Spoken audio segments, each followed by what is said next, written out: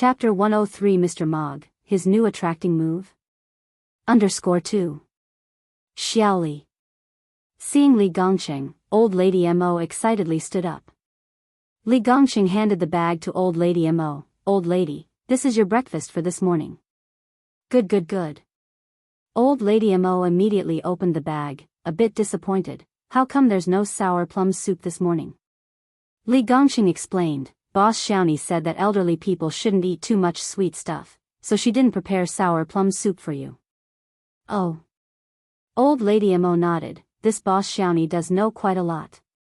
Strangely, old lady Mo felt a warmth in her heart. It was fine that there was no sour plum soup. After all, boss Xiaoni's cooking skills were top-notch. Old lady Mo now was surely Ni Yang's #1 fan. Li Gongqing continued, old lady, you eat first, I'll be going now. Yep, go ahead with your work. As soon as Li Gongqing left, old lady Mo opened the thermos box. The thermos box and yesterday's are in pairs. In total, there were 3 layers. The first layer was jujublangan porridge. The second layer was sour and spicy ear mushrooms. The third layer contained 2 items wrapped in oil paper. It was unclear what they were. Old lady Mo was curious. As she unwrapped the oil paper layer by layer, a fragrant sweet milky aroma immediately hit her face. What met her eyes was a golden, glistening bread. The crust was crispy and the inside fluffy and delicate. As she gently broke it apart, steam could be seen emanating from inside. It smelled delicious. Old lady Mo took a deep breath. This Xiaoni really did surprise her every morning. Old lady Mo had eaten buns and steamed buns, as well as bread bought from outside, but this was the first time she had eaten such tasty bread. The taste, it was simply amazing. Why was she so fond of Xiaoni? Unconsciously, old lady Mo developed a fondness for this Xiaoni whom she had never met before. Not long after, Mo Baichuan came down from upstairs. He actively greeted old lady Mo. Good morning, Grandma. Chuan, come here, join your grandma for breakfast. Old lady Mo waved at him. Mo Baichuan did as she said and walked over. Old lady Mo handed the remaining bread to Mo Baichuan. Mo Baichuan refused lightly. I don't have an appetite in the morning, Grandma. I'm just going to watch you eat. No appetite? Old lady Mo laughed. Chuan, I guarantee after you eat something Xiaoni made, you will immediately get your appetite back. Xiaoni? Ni Yang? This was made by Ni Yang? Mo Baichuan subtly squinted his eyes. Ni Yang, you really have overreached yourself. Despite being indifferent to him, she managed to make his family so happy behind the scenes. Wasn't this a classic case of playing hard to get? Old lady Mo continued, Chuan, why don't you take a bite? I was just like you before, didn't have much of an appetite. But ever since I started eating food prepared by Xiaoni, it got much better. Who wants to eat something made by a woman with ulterior motives? Mo Baichuan hid all his displeasure at the bottom of his eyes, then said, Grandma, I really can't eat. Oh right, I have something else to do, I have to go now. Before old lady Mo could react, Mo Baichuan's figure had already disappeared outside the door. This damned kid. Old lady Mo sighed helplessly. The Zhao family had 2 sons and 1 daughter. The daughter, Zhao Jingrong, had been spoiled from a young age. Zhao Jingrong was 3 years younger than Mo Qishan, 24 this year. 24-year-old Zhao Jingrong had an excellent reputation in Beijing's circles of wealth. Not only was she beautiful, but she was also a talented student who studied abroad in France. If it wasn't for her engagement with Mo Qishan, her doorstep would probably have been worn out by suitors. Early in the morning, everyone in the Zhao family was gathered in the living room, the atmosphere a bit heavy. Zhao Baoxing looked up at his beloved daughter, Jingrong. I heard that the youngest Mo lad has returned, what's your opinion on this matter? Zhao Jingrong carelessly replied while blowing on her freshly painted nails, he's back, what does it have to do with me? Zhao Baoxing continued, Jingrong, have you forgotten, you are still engaged to him? Zhao Jingrong chuckled lightly, engagement? Whoever agreed to this engagement can go ahead and marry. How dare that useless Mo Qishan dream of marrying her, a swan, just because he's a toad? In his dreams, Zhao Baoxing was left speechless by his precious daughter. This engagement, after all, had been arranged by them, the parents. The Mrs. Zhao on the side leisurely interjected, the engagement back then was just verbal, it doesn't really count for anything, right? Chapter 104 Mr. Mog, his new attracting move? _3. Zhao Baoxing lamented, but we have accepted the token from the Mo family. In the beginning, Mo Qishan was arguably an once-in-millennium genius. At the age of 3, Mo Qishan could recite all Tang and Song dynasty poetry. At 4, he could mentally calculate any addition, subtraction, multiplication, or division problem. At 5, he could discuss 5,000 years of Chinese history, even in more detail than historical records. At 6, he started first grade, and at 7 he skipped to third grade. The Zhao family would not have arranged a marriage with the Mo family so early on if it weren't for this. The Zhao family was certain that Mo Qishan's future was beyond measure. Who could have expected that they had overestimated him, making the wrong gamble? They all had high hopes for Mo Qishan, but to their surprise, Mo Qishan lost his genius, becoming gradually a mere ordinary person. He even became less than an ordinary person. At the very least, an ordinary person knows to work and earn a living to support the family, whereas Mo Qishan was capable of nothing but idleness. Madame Zhao was dismissive, so what if we accepted a token? We can just return it. This isn't a big deal. Zhao Baoxing sighed, but one should not be so fickle in life. Besides, we have decades of friendship with the Mo family. How can we maintain this relationship if we break off the engagement? Madame Zhao cried out, not break off the engagement. So are you suggesting that our Jingrong be married to that good-for-nothing? Is friendship more important than our precious daughter? Mom is right. I'd be the first to object if we marry our sister to Mo Qishan. Zhao Zijuan, the oldest son of the Zhao family, clearly expressed his opinion. Zhao Zi, the second son, echoed, I also object to marrying our sister to Mo Qishan. That good-for-nothing Mo Qishan is absolutely unworthy of their precious sister. Their sister deserved the world's best man.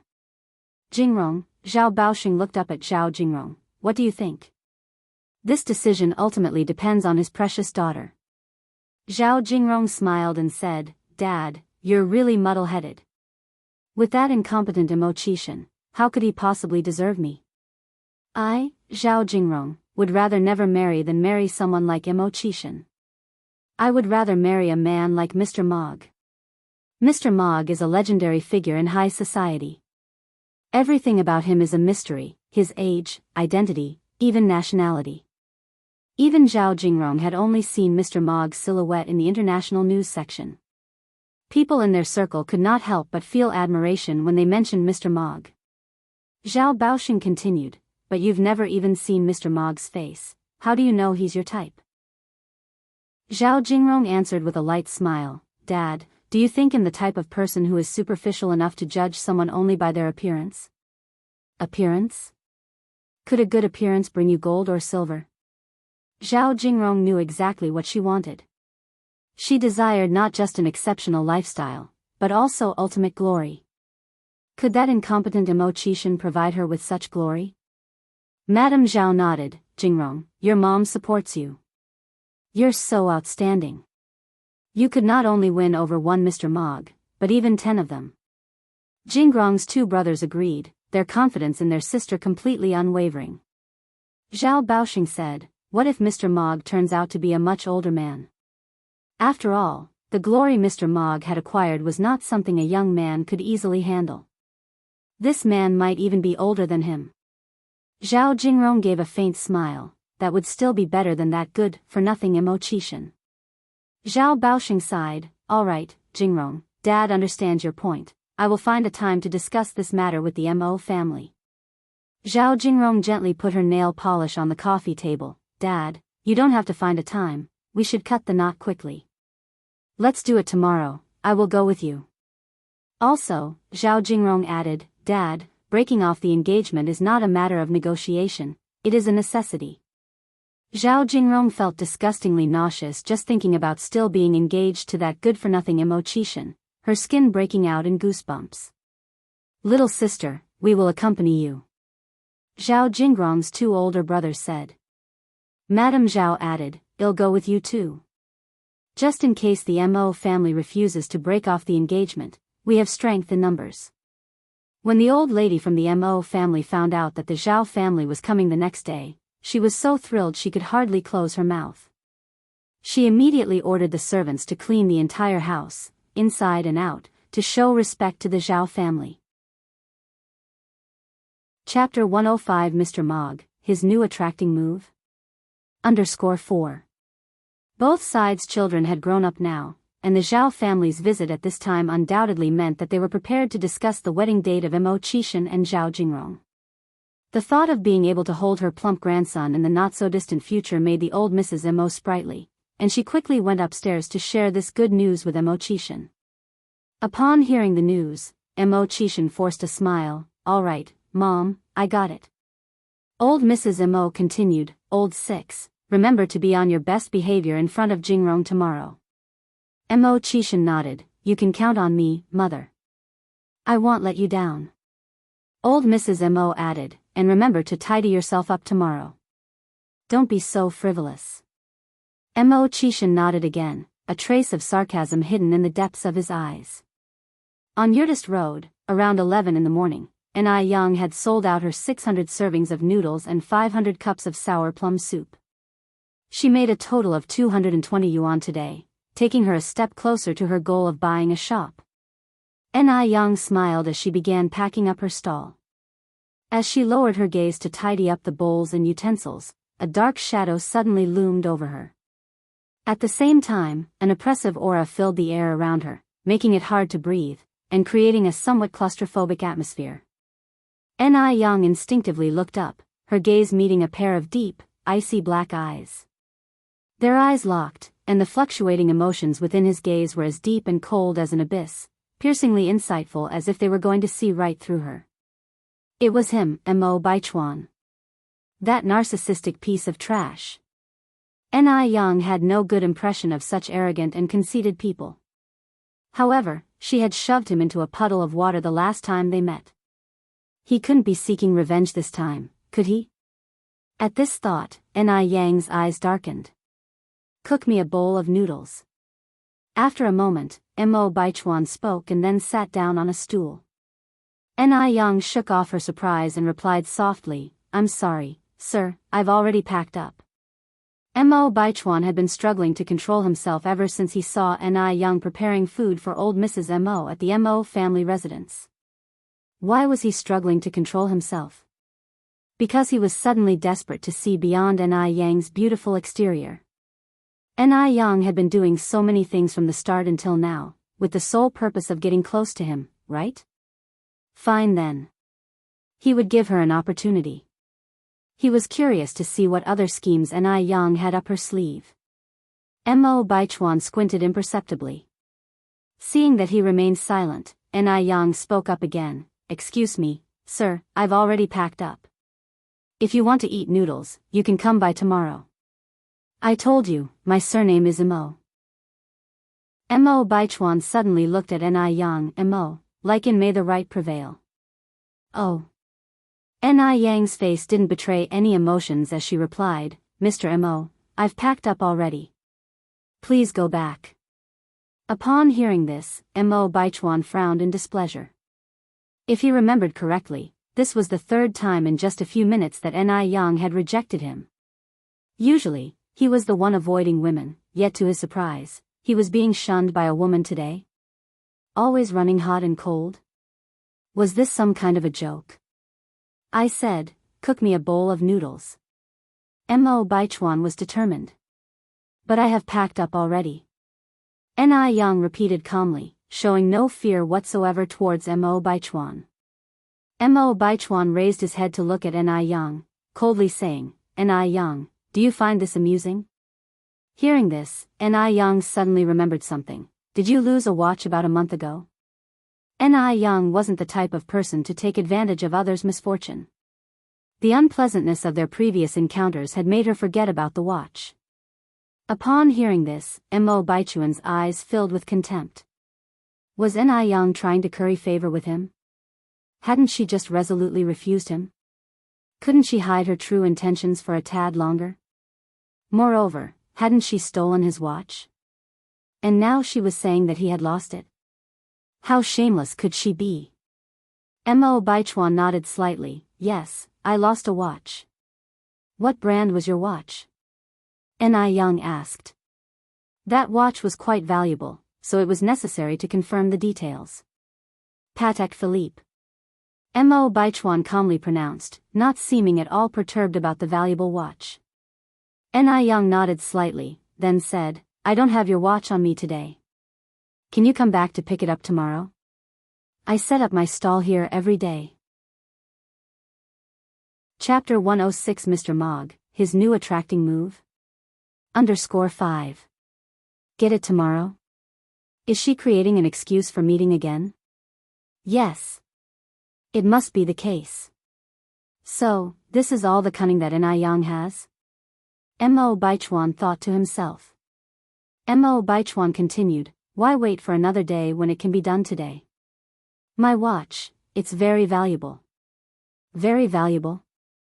As if suggesting that she has some kind of ulterior motive. Ni Yang frowned slightly and lightly said, but I don't have it with me today. I'll definitely bring it tomorrow, you can come and get it tomorrow. She couldn't always carry such a valuable item with her. What if she loses it? Where did you put it? Mo Baichuan slowly lifted his gaze. It's at home. Niyang replied. Let's go. Mo Baichuan stood up from the bench. Go? Go where? Niyang frowned. Where to? To your home. Mo Baichuan said with an indifferent tone, and then added 3 more words, to get the watch. Go to her home? Niyang frowned slightly. The social climate wasn't that open yet. What would it mean if she brought back a man to her house for no reason? Seeing her reaction, Mo Baichuan continued, you don't want to return it to me? Are you serious about going? Niyang raised an eyebrow slightly. Mo Baichuan maintained a calm expression, of course, I am. Okay. Niyang nodded, since you insist on going, then wait for me. I need to clean up here before I can go home. Mo Baichuan nodded slightly, concise in words. With Mr. Mo Baichuan standing there, the air around him seemed inexplicably colder. Consequently, the number of passers-by turning their heads back increased. Niyang distinctly remembered that the Missy in bell-bottoms and sunglasses had passed by here more than 5 times. After tidying up, Niyang began moving the tables and chairs into Li Dongliang's shop. The shop wasn't far from here. From Mo Baichuan's perspective, he could clearly see the young man in white standing at the door, laughing and talking with Niyang. It seemed like he even handed something to Niyang. Most importantly, Niyang actually accepted it. Seeing this, Mo Baichuan's face darkened involuntarily. A girl from a good family, chatting so happily with a man under the bright daylight. And wasn't Niyang playing hard to get with him just now? Why did she turn around and flirt with someone else so quickly? Seeing this, Mo Baichuan became even more restless and strode towards Niyang. Mo Baichuan had a tall and straight figure, and came from a distinguished background, so he emanated an imposing aura that was hard to ignore. This strong aura quietened Li Wei, who was in the midst of a conversation. He instantly stopped talking, looked behind Niyang, and whispered, who is he? Last time it was Song Beicheng, now it's Mo Baichuan. Li Wei felt, the men appearing next to Niyang were not simple characters. Who? Niyang turned around with a curious look. As she turned around, she saw Mo Baichuan with an imposing look. A customer who came for noodles. Niyang turned her gaze slightly and said casually. A customer who came for noodles? Mo Baichuan's expression remained the same, but his dark eyes slightly lifted, deep and inscrutable. He disliked the term customer somewhat. He turned his eyes to Niyang and asked in a slightly cold tone, when should we go? We? Catching on to the word, Li Wei looked at Ni Yang with a scrutinizing gaze. It seemed that Ni Yang had a more than normal relationship with this man. If not, he wouldn't use the word we. For a moment, Li Wei felt a hint of unspoken bitterness in his heart. Ni Yang, with her head bowed, said, "Wait a little longer." However, Ni Yang didn't intend to bring Mo Baichuan back home. After packing up everything, she said, "Wait here, I will quickly return the wristwatch." Having said that, she hopped onto her bicycle and quickly rode away. Mo Baichuan was left standing there, a little slow to react. Why did Ni Yang just leave? Wasn't she supposed to use this chance to bring him to her home and get him acquainted? What was Ni Yang trying to do? Was she trying to entice him with a new strategy? Mo Baichuan narrowed his eyes. A new strategy, eh? He wouldn't let her succeed. Ni Yang had good physical stamina, so her bicycling speed was extremely fast. Less than an hour had passed when she returned. However, when she arrived, Mo Baichuan was nowhere to be found. She is crazy. Ni Yang couldn't resist muttering under her breath. Even though they both were part of the Mo family, his actions were far from those of Mo Qishan. Ni Yang was so angry she felt like kicking Mo Baichuan to death. What a piece of junk. Ni Yang took a deep breath, trying hard to calm herself down, tucked the wristwatch back in her pocket, and headed for the nearest Xinhua bookstore to pick out some books. Ni Yang selected beginner-level books, annotated storybooks with pinyin, and a few books with models for calligraphy.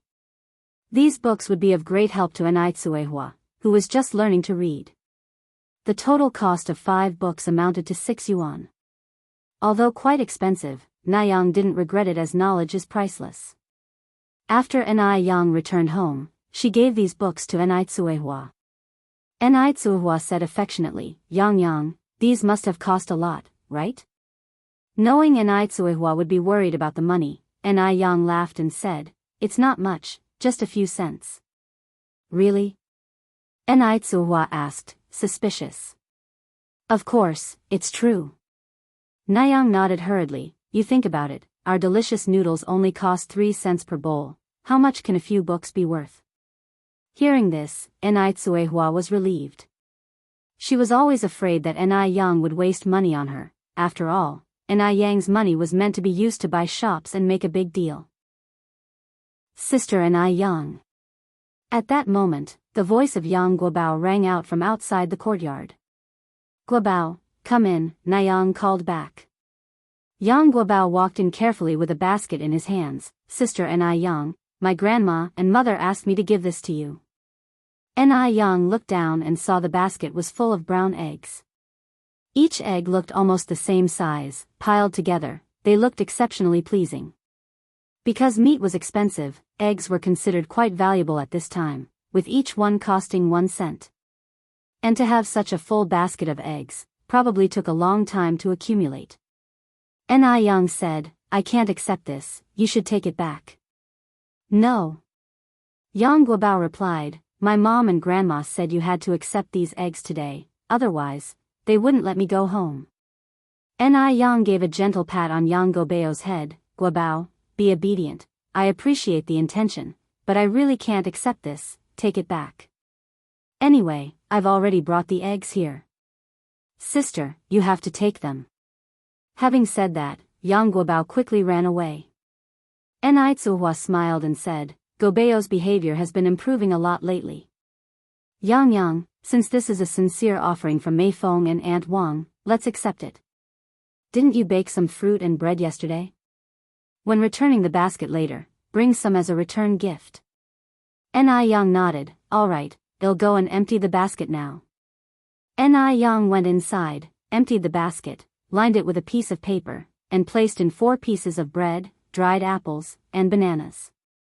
Remembering that Aunt Wang had 2 grandsons and a granddaughter, Ni Yang added a good handful of candies and finally covered the basket with a piece of cloth with blue floral patterns.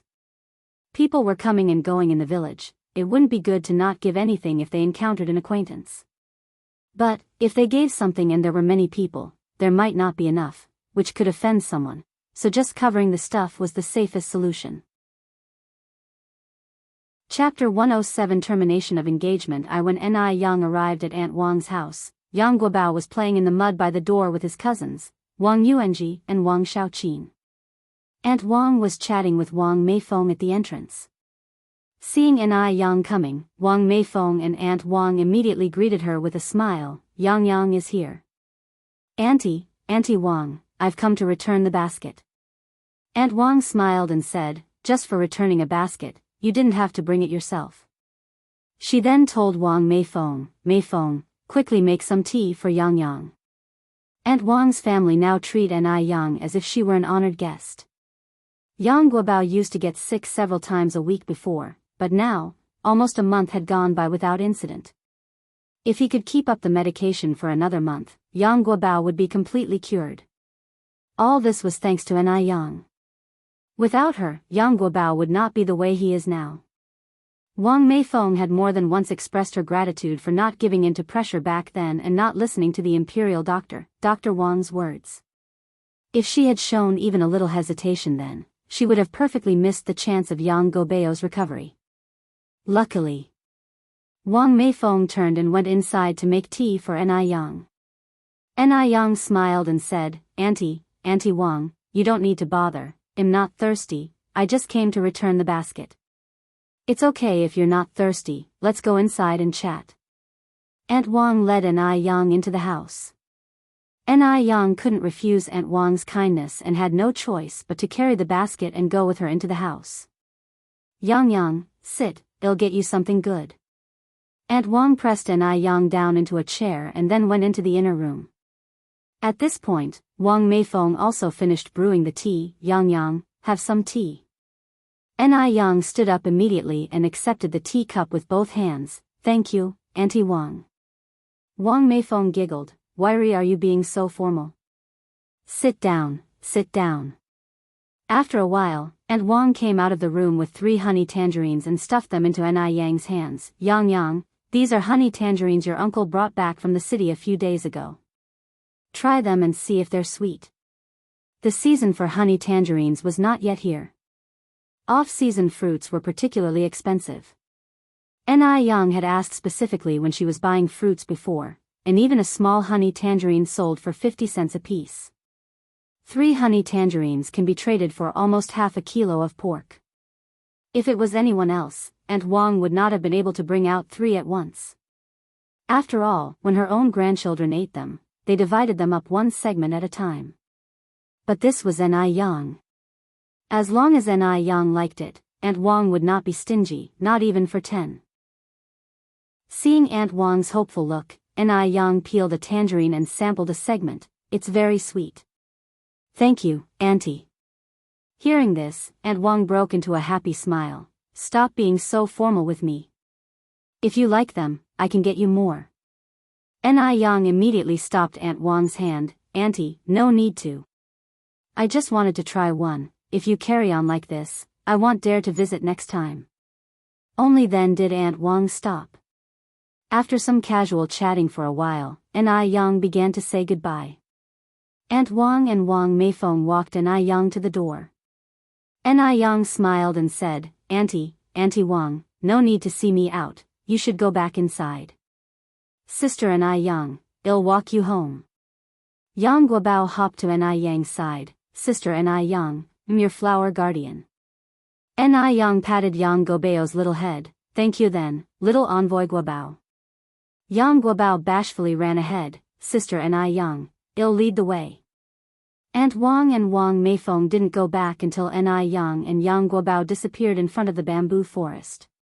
Just then, the excited voices of Wang Yuanji and Wang Xiaoqin could be heard from inside the house. Grandma, Auntie. Are these the delicious treats that Sister Ni Yang just brought?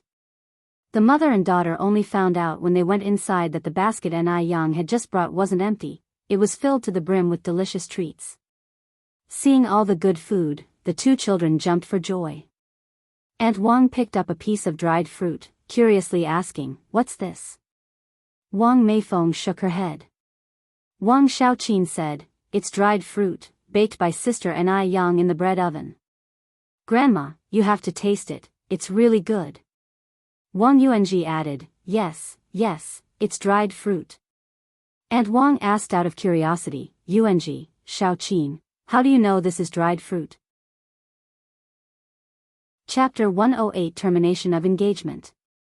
I Wang Yuanji said, because we have eaten at Sister Ni Yang's house plenty of times.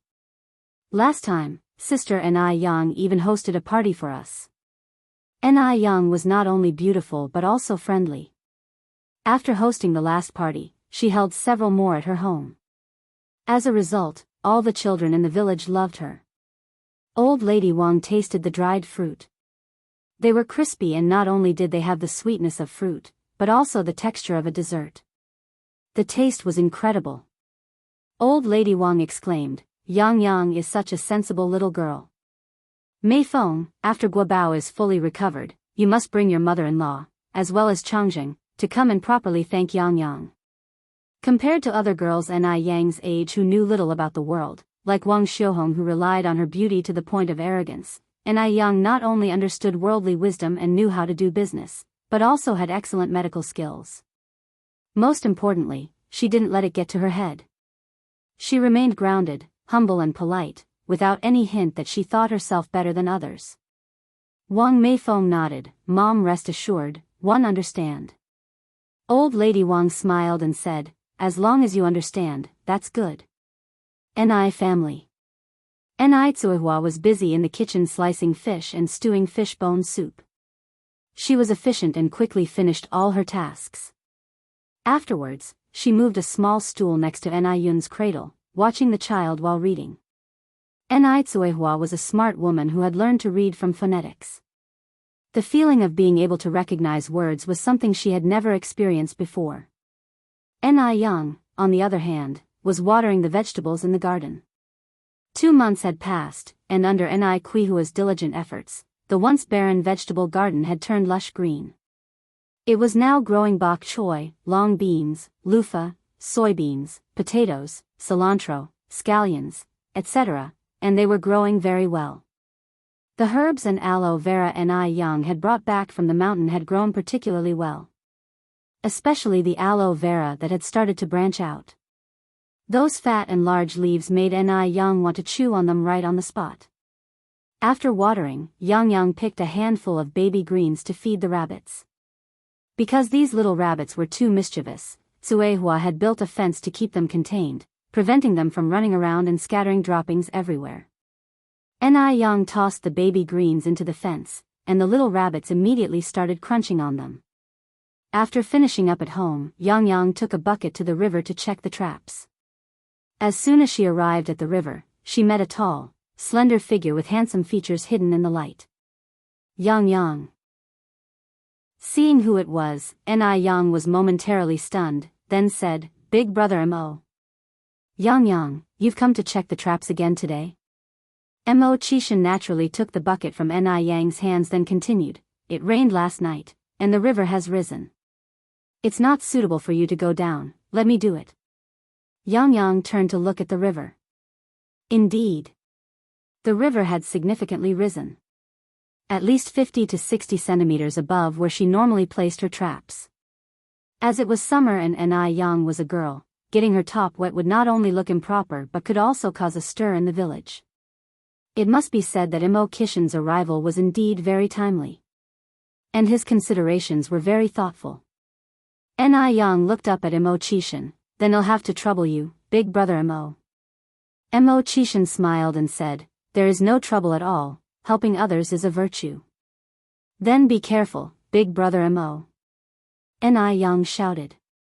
Hearing her call him big brother Mo was sweeter to Mo Qishan than any honey. How could a little girl's words be so pleasant to hear? He was truly lucky to have met such a treasure of a girl. Don't worry, Mo Qishan patted his chest, your big brother Mo is a good swimmer. Having said that, Mo Qishan walked towards the river with the bucket. Because he had helped Ni Yang retrieve her traps once before, Mo Qishan was able to find the exact location accurately today. Mo Qishan was tall and had long legs, so the water only reached a bit above his waist, but for Ni Yang, it would probably reach her chest.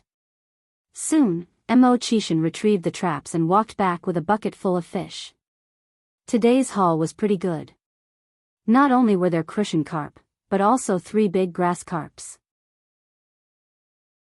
Chapter 109 Termination of Engagement. Sini Yang reached out for the bucket. Thanks, Brother Mo. No need for formalities. Mo Qishan didn't hand the bucket directly to Ni Yang, but said, "This bucket of fish is quite heavy, let me take it home for you." The fragmented remains of fish, along with shells and other things, weighed at least 15 to 20 kilograms. With him around, how could she, a young girl, be asked to do such heavy labor? Ni Yang smiled and said, "No need, I can handle it." "It's all right." Mo Qishan stepped ahead, saying, "I consider it physical exercise." Mo Qishan, tall and striding, soon left Ni Yang behind. Having no choice, Ni Yang quickened her pace to catch up. As she walked with Mo Qishan, they chatted idly. "Brother Mo, is your injury healing?" She was most likely referring to the bite mark she had left on his collarbone last time. Mo Qishan's face inexplicably turned red. "It's fine now." "Have you been to the hospital?" Ni Yang asked further. Mo Qishan replied, "Yes, I have. The doctor said it's nothing serious." Upon hearing this, Ni Yang was relieved. "That's good." Ni Yang initially thought Mo Qishan would accompany her all the way home. Unexpectedly, just before they turned the corner to her house, Mo Qishan stopped, placed the bucket on the ground, and said, Yang, I want go inside. I'm heading off first." After all, during this time, social conduct between men and women was strictly monitored. He and Ni Yang were not real cousins, and he did not want to cause unnecessary trouble for her. Now it was daytime, unlike during that past night. Ni Yang was surprised at his sensitivity, smiling, "Wait for me here for a moment." Not only was Ni Yang pretty, but her teeth were also especially white when she smiled. Like rows of neatly arranged tiny pearls, they were brilliant and eye-catching. Mo Qishan was mesmerized looking at her. In a short while, Ni Yang returned with a run. But this time, Ni Yang held a bag made of oily paper. She stuffed the oily paper bag into Mo Qishan's hands. "This has some dried fruit that I made. You can try them, Brother Mo." Last time it was bread, now it was dried fruit. Was this young girl subconsciously considering him as a servant to serve him snacks? "Thank you." Mo Qishan continued, "You should go home, Yang. You don't want anyone to see us and get the wrong idea." Ni Yang nodded and turned towards her home. Mo Qishan also started walking toward the river, whistling along the way. Upon returning home, Ni Yang began preparations for dinner. What to cook for tonight's meal? Ni Yang pondered, chin in hand, and her eyes landed on the 2 cucumbers and a bunch of cilantro in her basket. Suddenly, she had an idea. She could make cold skin noodles for dinner. Not wasting any time, Ni Yang began kneading and washing the flour. Making cold skin noodles was neither too simple nor too complex. The main difficulty lay in washing the flour, where she had to wash a whole dough ball in water until it turned into a small ball of gluten. The washed dough water, after settling, could be used for steaming. Cold skin noodles originated from the northwest and were quite rare in Beijing at that time. Seeing Ni Yang washing dough, Ni Tsuhua curiously asked, Yang, what are you making?" Ni Yang explained, "I'm washing dough to make cold skin noodles." "Cold skin noodles?" Ni Tsuhua continued, "Can we eat them?" "Yes." Ni Yang nodded. Ni Tsuhua then asked, Yang, can one help with something?" Ni Yang replied, "How about you slice the cucumbers and cut the cilantro and spring onions into segments, then crush some garlic." "All right." Ni Tsuhua straightaway started washing the vegetables efficiently. The mother-daughter duo cooperated superbly, and as soon as Ni Yang finished washing the dough, Ni Tsuhua had already chopped all the ingredients. So, Ni Tsuhua started the fire under the stove, while Ni Yang took her place by the pot to steam the noodles. Cold skin noodles were very filling and were great for the spleen and appetite when eaten in the summer, so Ni Yang prepared a few extra plates for Granny Mo's breakfast the next day. Before long, the cold skin noodles were ready. Ni Yang sliced the cold skin noodles and put them in a large bowl, added spring onions, cilantro, minced garlic, cucumber strips, and finally poured sesame oil, vinegar, and chili on top. The enticing aroma wafted even before she started mixing everything. Worried that the cold skin noodles alone wouldn't fill their stomachs, Yang also boiled 6 tea eggs with the eggs Yang Guobao had brought. Except for the tea leaves, Yang mixed all the marinades herself. In no time, the delicious aroma filled the entire courtyard. Chapter 110 Termination of Engagement. After boiling the tea eggs, Yang halved them and arranged them on a porcelain white plate. They were garnished with a few slices of tomatoes, providing a pleasing feast for the eyes which was delightfully ceremonial. Additionally, Yang stir-fried 2 small dishes beneficial for beauty and nourishment. Tsuhua served all the dishes onto the table, waiting for Chingue to return and start the meal. The cold noodles were pleasant with a sour taste and a smooth texture.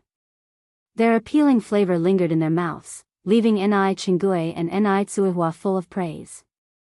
The 3 of them cleaned out all the dishes, leaving only 2 eggs behind. Seeing the popularity of her cold noodles, Yang had a new idea in mind. However, this idea could only be implemented after buying a shop. After finishing the meal, Yang went into the kitchen to make sour plum soup. As the weather was hot, this soup was extremely popular. It often sold out before the pickled vegetable noodles each morning, hence Yang decided to brew more sour plum soup to take along. She prepared 500 servings yesterday, so she planned to prepare 1,000 servings today. With a price of 1 cent per cup, 1,000 cups of sour plum soup would total 2 yuan. In this way, she would be another step closer to her plan of buying a shop. With this in mind, Yang was filled with a renewed vigor. She reckoned she could endure being a bit tired, as good days are always made out of tough ones. The next day, Mo family's house. Because the Zhao family had promised to visit today, old lady Mo woke up early. However, instead of the Zhao family, she was first greeted by Li Gongqing. Li Gongqing had come to bring her breakfast.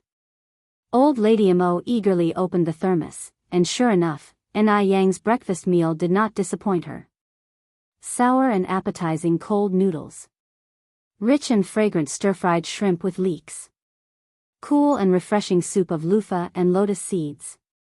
The food delighted old lady Mo's palate, but what she did not know was that all these dishes that Yang prepared were health-promoting.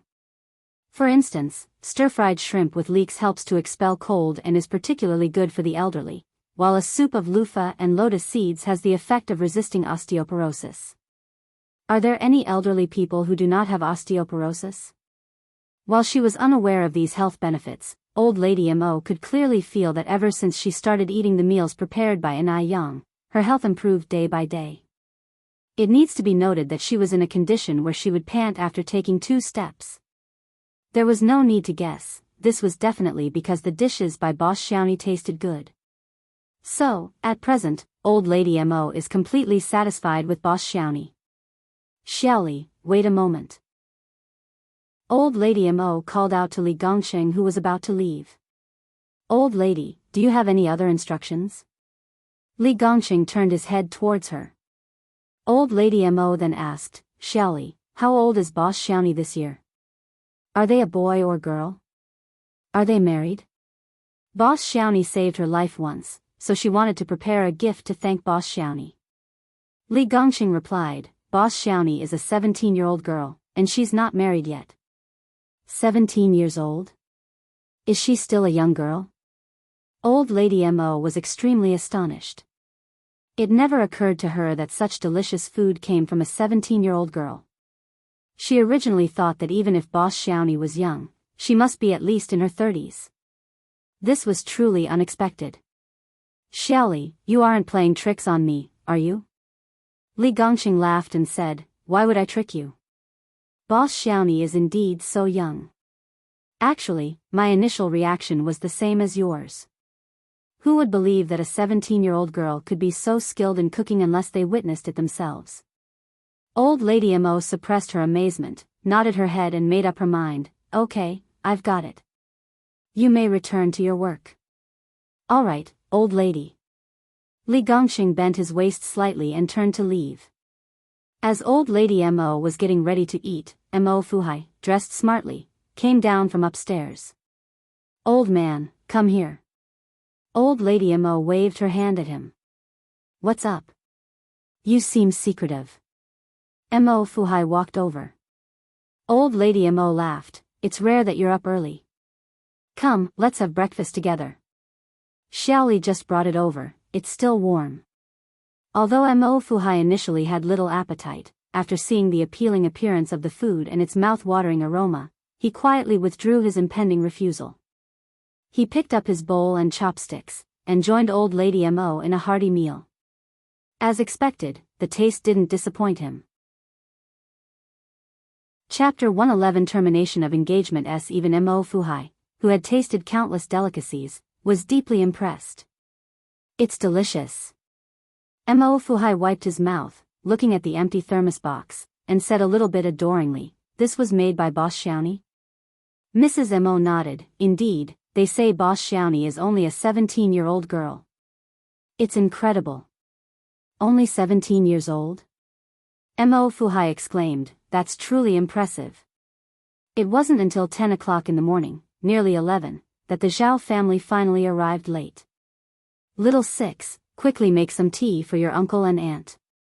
Mo Fuhai hinted at Mo Qishan with his eyes. Mo Qishan nodded, "Okay." Zhao Jingrong may have an engagement with Mo Qishan, but because one was studying abroad and the other was loafing around, the two hadn't seen each other for over a decade. She never expected that such a loser could turn out to be so good-looking. From every angle, there was not a single unfavorable feature on Mo Qishan's face. He was way more handsome than any pretty boy on TV. He's quite handsome, indeed. But it's a pity. Physical appearance was the most useless thing in the world. If a woman was beautiful, she might have an opportunity to climb to higher social status. But as for men, being handsome only makes one a pretty boy. At this moment, Mo Qishan handed the steeped tea to Zhao Jingrong. "Be careful, it's hot." "Be careful, it's hot." Was Mo Qishan trying to please her? Well, she was beautiful and outstanding. It was impossible that any man wouldn't be charmed by her. "You don't have to flatter me." Zhao Jingrong snorted coldly, "Because I'm here to dissolve the engagement." At her words, the lively living room immediately fell silent. Zhao Baosheng, who was at the top of the family hierarchy, chuckled nervously. "Jingrong, what kind of joke are you making?" Mo Fuhai and Mrs. Mo quickly tried to smooth things over. It's okay, young people like to joke." "I'm not joking, Uncle Mo, Auntie Mo, you should be very clear about my conditions." Zhao Jingrong stood up directly from the sofa and pointed at Mo Qishan and asked, "What makes you think that this man is worthy of me?" Since she had decided to dissolve the engagement, Zhao Jingrong wasn't planning to maintain relations with the Mo family in the future. Since the truth was eventually going to be revealed, there was no sense in beating around the bush. Once she married Mr. Mog, all of Beijing would have to give her due respect. What did the Mo family count for? As soon as her words were spoken, the faces of Mo Fuhai and Mrs. Mo turned extremely awful. Even if Mo Qishan was not competent, he was still their precious son. How could they tolerate someone insulting him like this? Moreover, the person doing this was the girl they had always liked for their daughter-in-law. They had never dreamed that the smart and cute little girl from those days would become what she was today. Mo Qishan smiled and said, "Miss Zhao is right. I, Mo Qishan, am idle and incompetent. I am indeed not worthy of the talented and beautiful Miss Zhao." Zhao Jingrong narrowed her eyes. What was up with this good-for-nothing Mo Qishan? How could he still manage to smile? Shouldn't he be sobbing and begging her not to break off the engagement at this moment? Was he too shocked? So, Mo Qishan continued, "It's not that Miss Zhao wants to dissolve the engagement with me, but I want to dissolve the engagement with Miss Zhao." Breaking an engagement and having an engagement broken off were two completely different things. Just like calling off a wedding differs from being dumped. If it were spread around that she was dumped by a loser, she wouldn't be able to save face. Hearing his words, Zhao Jingrong exploded, "You want to break off our engagement? On what grounds can you break off our engagement?" What right did a loser have to speak to her like that? Mo Qishan gave a faint smile. Are you saying that, Miss Zhao, you don't want to dissolve the engagement? It's not too late for you to change your mind. At least this loser had some brains. Zhao Jingrong finally understood that this loser was trying to goad her, with the aim of preserving the engagement. She knew, this loser wouldn't renounce the engagement easily. Of course not. Zhao Jingrong retorted. If that's the case, this is the dissolution agreement. Please keep it, Miss Zhao. Mo Qishan handed Zhao Jingrong an envelope. If I remember correctly, when our two families set this engagement, we also exchanged tokens? The thing from your house is in the envelope. Chapter 112 Termination of Engagement _6. A divorce letter. This good-for-nothing actually wrote a divorce letter. To Zhao Jingrong, this is an absolute humiliation. But on second thought, what if this is a strategy from the loser, feigning weakness to bait the enemy? I can't fall for his trick. Ending the engagement is the only way forward. With no other option, Zhao Jingrong had no choice but to accept the divorce letter and swallow this humiliation. Dad, give the jade pendant back to them. Let's go. Zhao Baoxing never expected things would turn out this way. This is far from how they imagined the divorce would turn out. They thought the Mo family would try to salvage the situation. However, not only did they not say a word of regret, but Mo Qishan also threw out the divorce letter. Just like the descendants of a military family, showing their impressive integrity. Zhao Baoxing placed the jade pendant on the table. Facing his old friend of many years, he expressed his regret. I'm so sorry, Fu Hai. After all, when the Zhao family fell on hard times, the Mo family helped them. Their actions today were completely ungrateful. Sigh. After thinking, Zhao Baoxing continued, Fu Hai, my old friend, one can't interfere with the children's matters. One hope you understand. Get out. Mo Fu Hai's face turned livid with rage. Just a while ago, he was saying the Zhao family would never break their promise. But before he could turn around, reality has slapped him in the face. He had misread the Zhao family. Dad! Zhao Jingrong shouted, why are you wasting words with them? Let's go. Mrs. Zhao swiftly pulled Zhao Baoxing away. Watching the departing Zhao family, Mo Qishan shouted, may Miss Zhao find a suitable husband soon. Safe journeys. The two Zhao brothers turned around. Rest assured, our little sister will surely marry the best man this world has to offer. She will never stoop to someone like you. Mo Qishan was not angered, but instead replied with a faint smile, I'm looking forward to seeing it. After the Zhao family left, the Mo family matriarch came to Mo Qishan's side with a heartbroken expression, my dear sixth child, you've suffered today. One never thought the Zhao family could be so horrible. Mo Qishan laughed and said, Mom, I'm not upset. It's a good thing to see their true faces early. Oh, my dear sixth child, a man can easily find a good wife, don't be too upset. Mo Fu Hai came over and patted Mo Qishan on the shoulder. I'm not upset. Mo Fu Hai took several bank cards out of his pocket. Dear sixth, don't force yourself too much. If you want to cry, just cry. Even without a wife, you still have money. As long as you have money, what kind of woman cannot be found? Mo Qishan helplessly said, Mom and Dad, I'm really not upset, and one don't want to cry. One also don't need these cards. I have money now, so you don't have to worry about me. He was really not upset, and he truly had money, why wouldn't his parents believe him? Just keep it. Mo Fu Hai patted Mo Qishan's shoulder, we are both men, I understand you. Mo Qishan thought to himself, no, you don't understand. Mo Fu Hai continued, you're always saying that you have money. If I may ask, where does your money come from? I earned it, Mo Qishan replied. Mo Fu Hai persisted, how did you earn it? Mo Qishan hesitated slightly, this is classified information. I can't tell you for now. Just know that your son is not lacking money now. Classified information? No lack of money? What big secret can a person who didn't even graduate from high school involve himself in? Looking at it this way, it seems this incident has really hit the kid hard, and now he's talking nonsense. Thinking of this, Mo Fuhai's eyes filled with worry again. Sixth, you can go wherever you want to go during this period. Don't worry, your mom and I won't push you, nor blame you. But remember my words, never ever consider any drastic actions. Mo Qishan was almost amused by what Mo Fuhai said. Dad, where are your thoughts going? I truly am not the least bit heartbroken. Mo Fuhai thought to himself not to upset his son any further, so he nodded in agreement. All right. One believe you. You're not heartbroken or sad at all, but you have to accept this money. Otherwise, I won't be at ease. Faced with no other choice, Mo Qishan could only nod in acceptance. Only then did Mo Fuhai breathe a sigh of relief. The next day, news of Mo Qishan's divorce with Zhao Jingrong spread across the entire upper-class society in Beijing. Zheng family.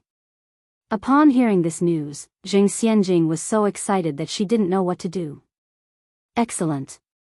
Mo Qishan finally severed the marital tie with Zhao Jingrong. That Zhao Jingrong really knows nothing about gems. Now that Mo Qishan has just ended his engagement with Zhao Jingrong, perhaps he's heartbroken. If she goes to comfort him now, perhaps she could take advantage of his vulnerability.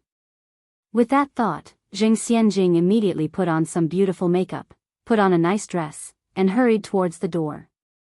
As soon as she ran into the living room, she bumped into Zheng Lingling, who was coming out of the kitchen. Zheng Lingling let out a scream. What's the rush? You spilt the chicken soup that I made for your grandma. Zheng Xianjing was startled. In her memory, Zheng Lingling had never lost her temper with her this much. Mom, what are you doing? You scared me. Isn't it just a bowl of chicken soup?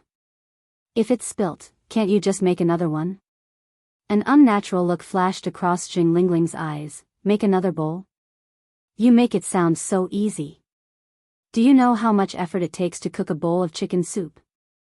Zheng Xianjing dismissed it. It's just a bowl of chicken soup. How hard can it be? Besides, don't we have maids? Lingling looked at the soup and shattered pieces on the floor, her eyes full of heartache. Your grandma hasn't been feeling well lately. Do you know how much tonic I put in this chicken soup? And you just wasted it all. Zheng Xianjing dismissed it. Mom, when did you become so thrifty? It's just some tonic and a bowl of chicken soup. Is it really worth it? Zheng Lingling subtly changed the topic. Xianjing, where are you rushing off to? Zheng Xianjing remembered her mission, turning to run out of the door. Mom, I can't talk now, one have to go. At this moment, a maid came with a broom to clean up the chicken soup and broken pieces on the floor. Zheng Lingling said, Mrs. Wu, leave this to me, you go do your other tasks. Zheng Lingling always treated the maids kindly, so Mrs. Wu didn't think much of it and handed the broom to her.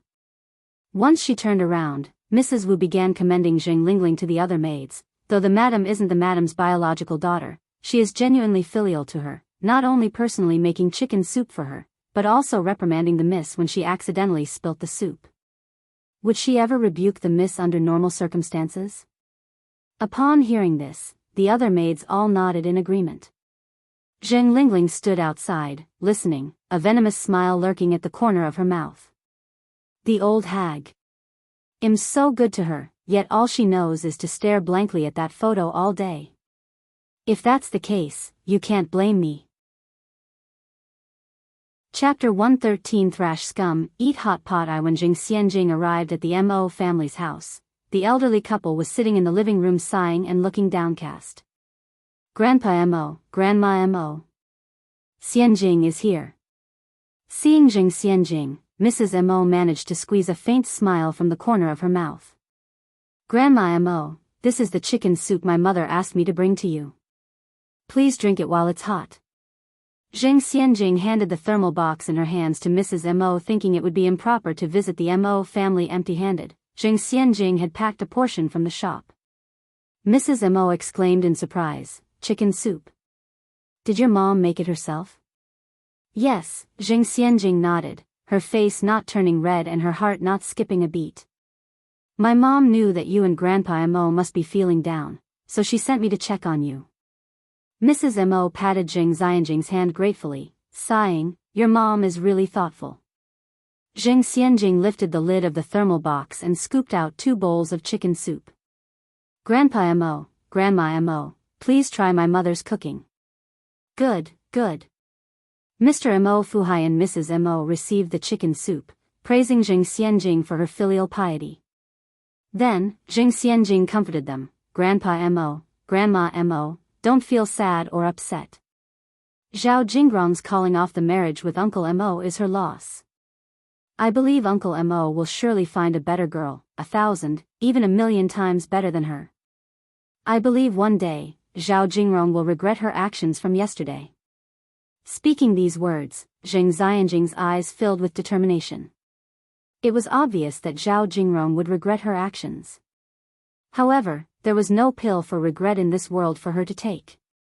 Only Jiang Xianjing knew a secret that others didn't, so she was determined to hold on to Mo Qishan.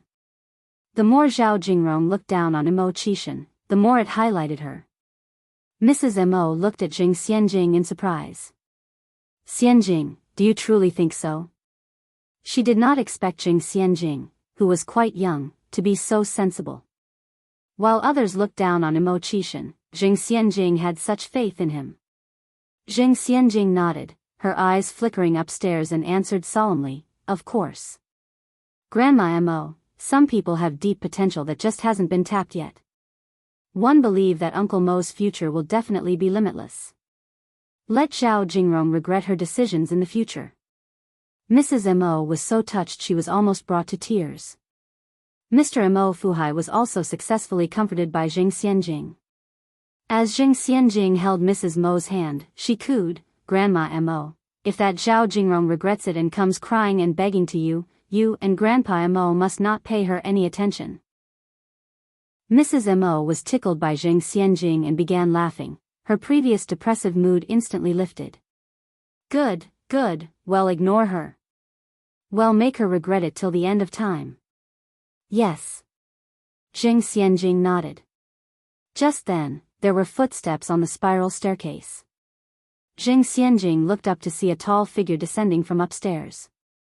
Fine brows, slightly upturned phoenix eyes, high nose bridge, thin lips, every feature was just the way Jiang Xianjing liked. Although the men of the Mo family were all handsome and had a pair of standard phoenix eyes, Mo Qishan was undoubtedly the most outstanding among them. He must have heard what she just said, hadn't he? Yes. He must have heard it. Perhaps Mo Qishan had started to see her in a new light. Jiang Xianjing suppressed the excitement in her heart, stood up politely and greeted, Uncle Mo. Mo Qishan gave a light nod and casually put on his suit jacket. Mom, Dad, I have a bit of an urgent matter to attend to and may not be able to come back home for a while. Alt? Leaving again? Mrs. Mo stood up reluctantly. Mr. Mo Fuhai also stood up immediately.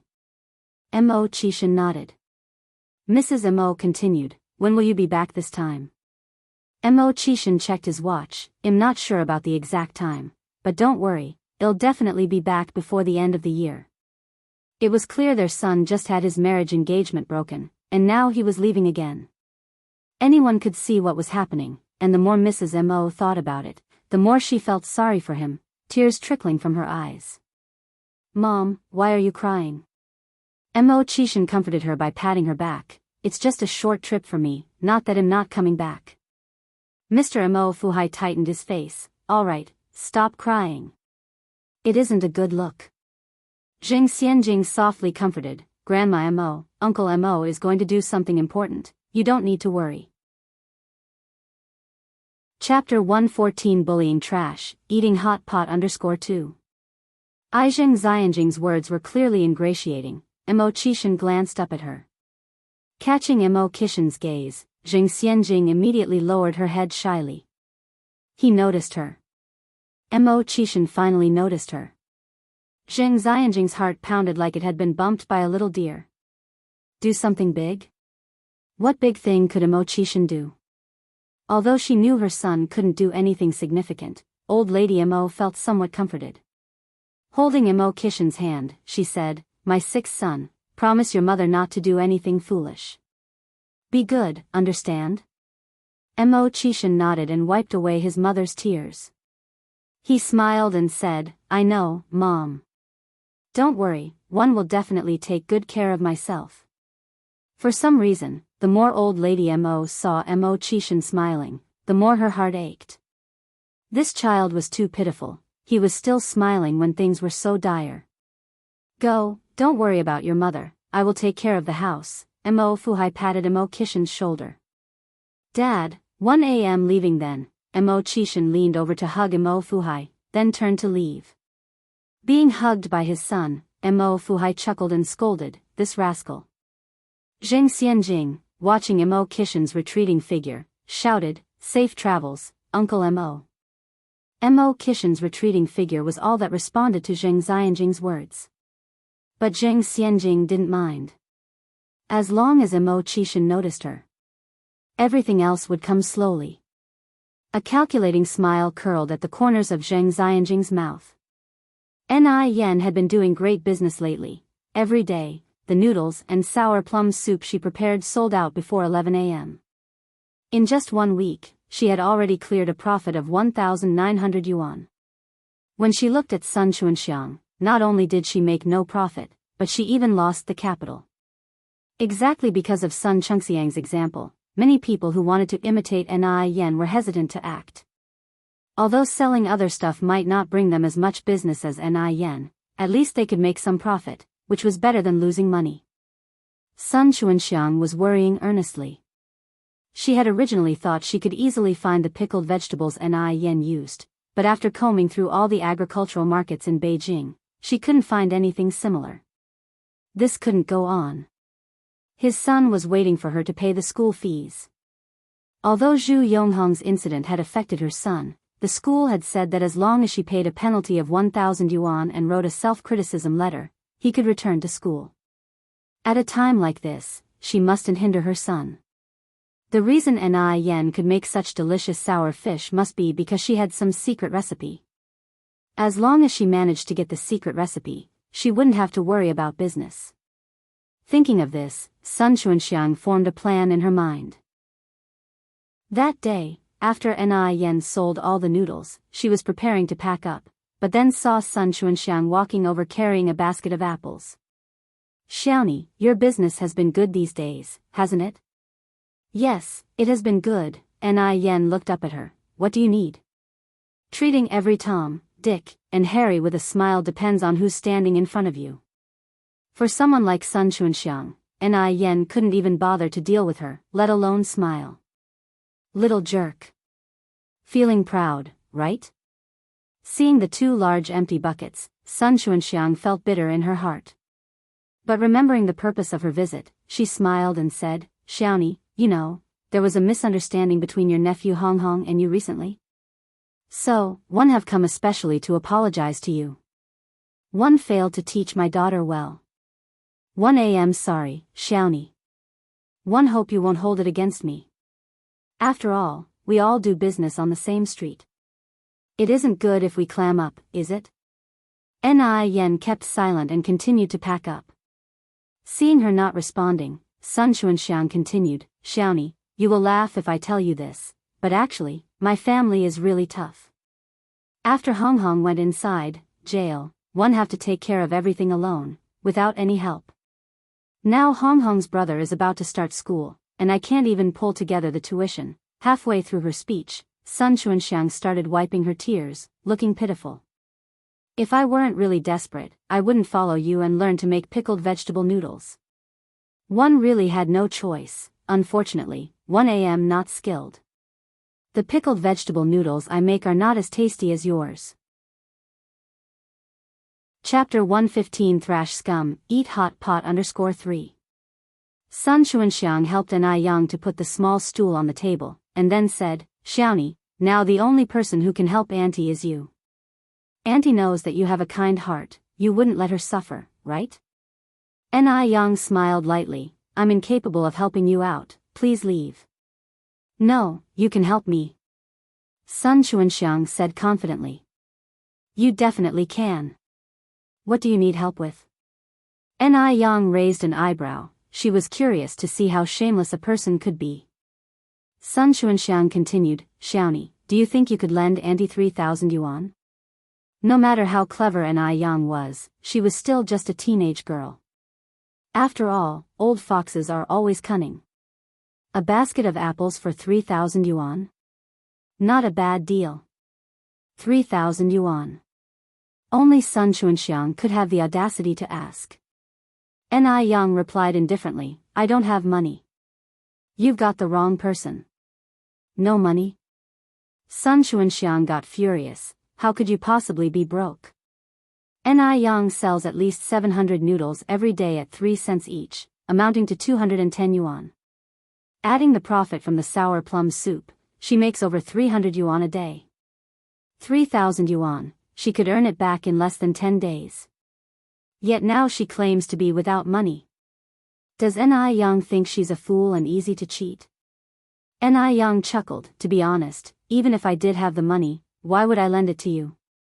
Sun Xuanxiang was taken aback and then said, Xiaoni, please help Auntie out. We all fall on hard times, don't we? You have so much money, a small loan wouldn't affect you. Besides, you're a girl, you'll get married someday, what do you need all this money for? Besides, it's not like I won't pay you back. There's no need for you to be so stingy. In her past life, Ni Yang had met countless people, but never had she met someone as shameless as Sun Xuanxiang.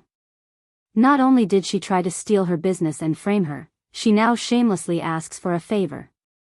How laughable. No wonder Zhu Yonghong could do such horrible things. The problem was with the parents. Ni Yang burst into laughter at Sun Xuanxiang. True, I am indeed that stingy. What a sneaky little brat. She deserves to die. Sun Xuanxiang wished she could strangle Ni Yang right there and then. If it weren't for this sneaky brat, would their family have all these problems? Sun Xuanxiang suppressed her anger and continued, Xiaoni, it's fine if you don't lend me 3,000 yuan, can you lend me 1,000 then? You know that Auntie can't make sour fish as well as you do or do as well in her business. We can barely make ends meet. Otherwise, Auntie wouldn't have to ask for a loan. In fact, Sun Xuanxiang didn't intend to ask Ni Yang for 3,000 yuan to begin with. 3,000 was merely a buffer, a starting point for negotiations. After all, 1,000 was 2/3 less than 3,000. There's no reason for Ni Yang to refuse to lend her it. Sun Xuanxiang was determined to get the 1,000 yuan today. Ni Yang had to lend her the money, whether she wanted to or not. Ni Yang raised an eyebrow and asked with a smile, do you think you're more privileged than others? Huh? Sun Xuanxiang was taken aback. No. Then why should I lend you money? She finished speaking and turned to leave. Sun Xuanxiang grabbed the corner of Ni Yang's clothes, forcing herself to shed some tears and pleading pitifully, Xiaoni, you can't just leave me to suffer. Take pity on Auntie, lend me some money, otherwise how can Auntie survive? Ni Yang smiled slightly and looked down at Sun Xuanxiang. Funny enough, I do like to watch others suffer. Xiaoni, Sun Xuanxiang laughed dryly, stop joking around, Auntie knows you're not that type of person. But I am that type of person. Ni Yang continued, also, my mother doesn't have a sister, so stop claiming family relationships here. Sun Xuanxiang was nearly choked with anger, unable to keep her smile. Xiaoni, are you really going to fight with Auntie? Ni Yang replied, I already said, my mother doesn't have a sister. Sun Xuanxiang dropped her pretense, revealing her true colors, and lowered her voice to say, you're just a teenager, while I'm almost 50, I've lived long enough. If you really anger me, there's nothing I won't dare to do. You're an outsider in Beijing, with no relatives around. If anything happens to you, there's no one to help you out. Is this a threat? Chapter 116 Thrash Scum, Eat Hot Pot _4. I sorry, but she really wasn't scared. She, Ni Yang, wasn't one to be easily frightened. Ni Yang casually picked up a bench nearby, looking like she was ready for a fight. Well, it's just too bad, I'm all alone in the world too. Worst comes to worst, we can risk our lives together. A seemingly nonchalant remark had scared Sun Xianxia quite a bit. Ni Yang was all alone, whereas she had a family to feed, including both sons and daughters. Originally, she just wanted to intimidate Ni Yang, but surprisingly, this little bitch wasn't persuaded by any means. Being so unafraid, nobody could even bully her a bit. Sun Xianxia was both furious and scared, frightened that Ni Yang might actually resort to violence. After all, she was the one who came to pick a fight this time, so if Ni Yang really fought back, she wouldn't be in the right ground. You're leaving me for dead, you'll regret this. Terrified, Sun Xianxia backed away several steps, trying to put on a brave front. What goes around comes around. I will wait for the day when you kneel and beg for my mercy.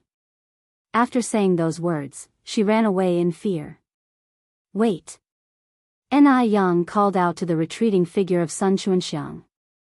Sun Xianxia shuddered in fear, scared that the bench held by Ni Yang would hit her forehead in the next second. She ran faster than a rabbit. How dared she stop for even a moment?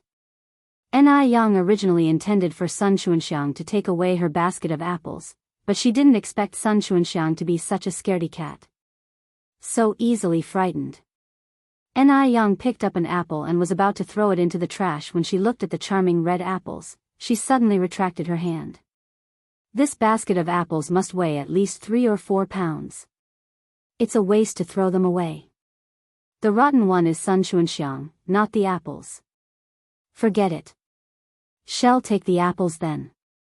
She can use them to make dried apples and apple cider vinegar later. Not only did she teach Sun Xianxia a lesson today, but she also got a basket of apples for free. This was not a bad deal. Ni Yang was in a good mood and hummed a little tune along the way as she delivered the tables and chairs. Ha!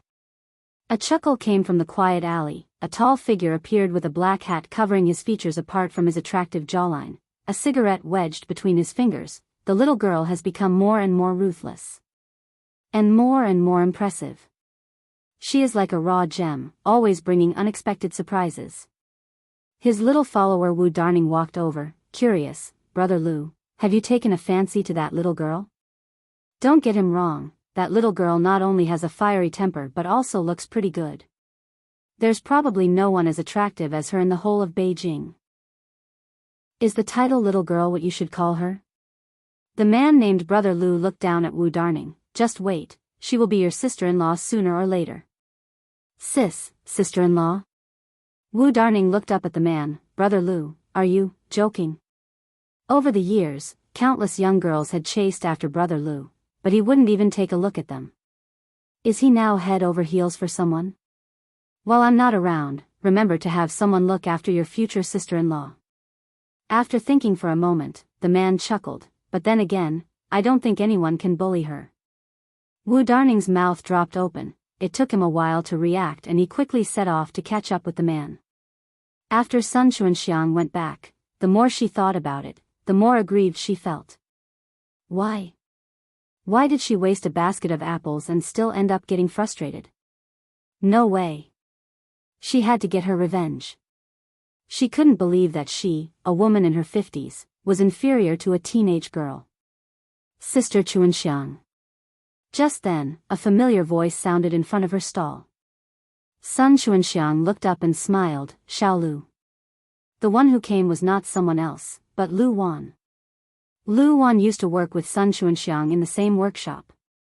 Later, when the factory laid off workers, Sun Xianxia was already older and decided to retire early. Since then, she had been operating a small stall to make ends meet. As the saying goes, birds of a feather flock together. Lu Wan and Sun Xianxia got along very well due to their similar characters. Sister Xianxia, how's business been these past few days? Don't even mention it, Sun Xianxia retorted unhappily. A little bitch came by recently and stole all of my business. Lu Wan's interest was piqued. She used to be envious when Sun Xianxia was making money by selling buns a few years ago. She even considered quitting her job in the factory to sell buns together. After hearing that someone stole Sun Xianxia's business, how could Lu Wan not be excited?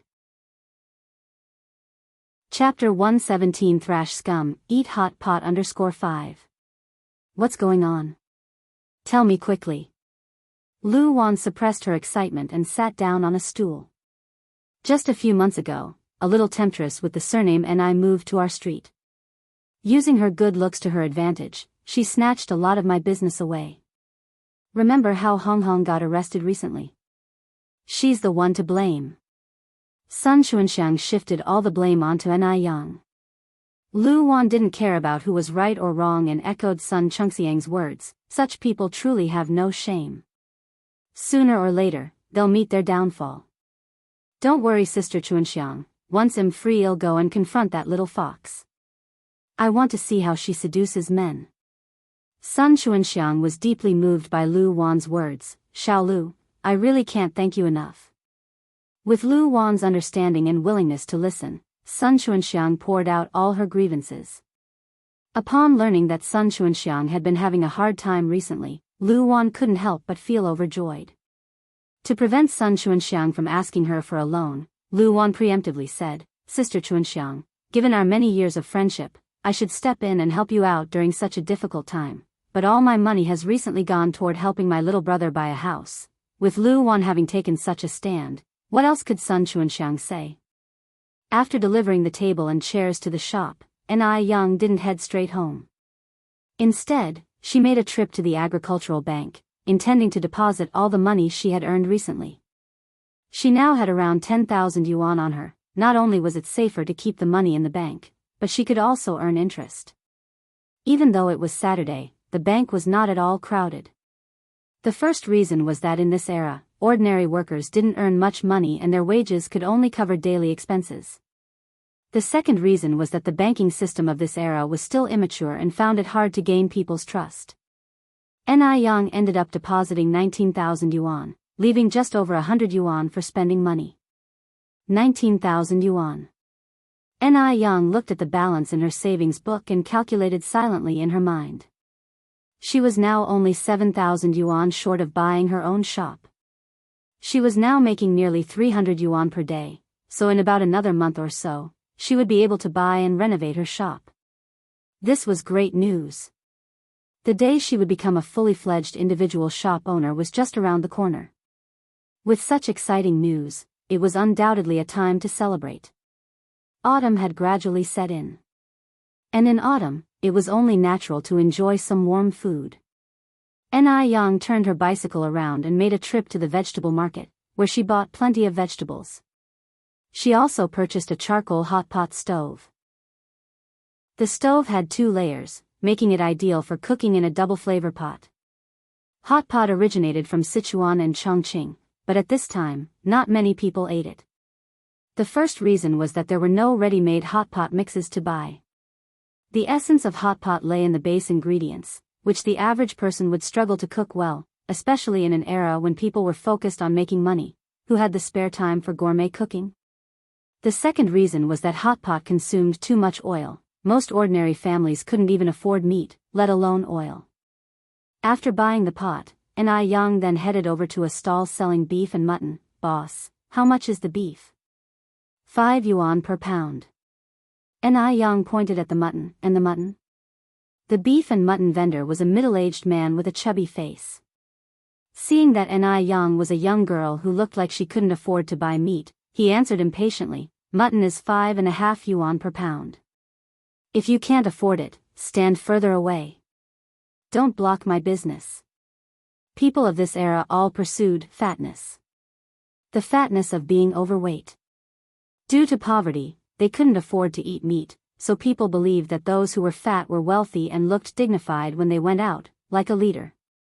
Only those who were wealthy could afford to eat meat, and only those who ate meat could become fat. That's why the rich and the minor leaders of this era all had beer bellies. To them, Ni Yang, who was so slender and tall, didn't look like a rich person. Undeterred by the middle-aged man's attitude, Ni Yang moved on to the next stall, and cheerfully pointed to the beef and mutton. Uncle, I would like a pound of each, please. The vendor at this stall was a friendly, Mediterranean-looking man. The Mediterranean uncle hadn't had any customers all afternoon, so he was surprised when he suddenly got a big order. He cheerfully replied, "Of course, young lady." "Wait just a moment." Because beef and mutton were expensive, people who came to buy it usually only bought a few ounces at a time. Who would buy a whole pound in one go? Chapter 118 Thrash Scum, Eat Hot Pots 6. Seeing Ni Young give the bald man 2 big Unity tickets, the middle-aged man instantly regretted so much that his intestines turned green. He slapped himself twice, silently, blinded by your dog eyes. Blinded by your dog eyes. Ni Young took the change from the bald man, her eyes fell on the cow bones on the counter, and asked, "Uncle, how much do you sell these cow bones for?" The bald man enthusiastically replied, "The cow bones cost 2 cents for a pound. If you want 111, give them to you for 1.5 cents a pound." Because the cow bones had no meat and people didn't know how to consume them, these bones basically went unsold. Who would have eaten their fill and bought a few bare bones home? But in Ni Yang's eyes, these cow bones were all treasures. Although there was no meat on the cow bones, they were extremely nutritious. The soup made from them was both fragrant and rich, and they even contained bone marrow. They were perfect for making hot pot broth. "I want 10 pounds. Okay." The bald man quickly weighed the beef bones, a little over 11 pounds, let's call it 10 pounds. "Thank you, uncle." Ni Young handed the bald man a 1 and 5 yuan note, and reached out to take the beef bones.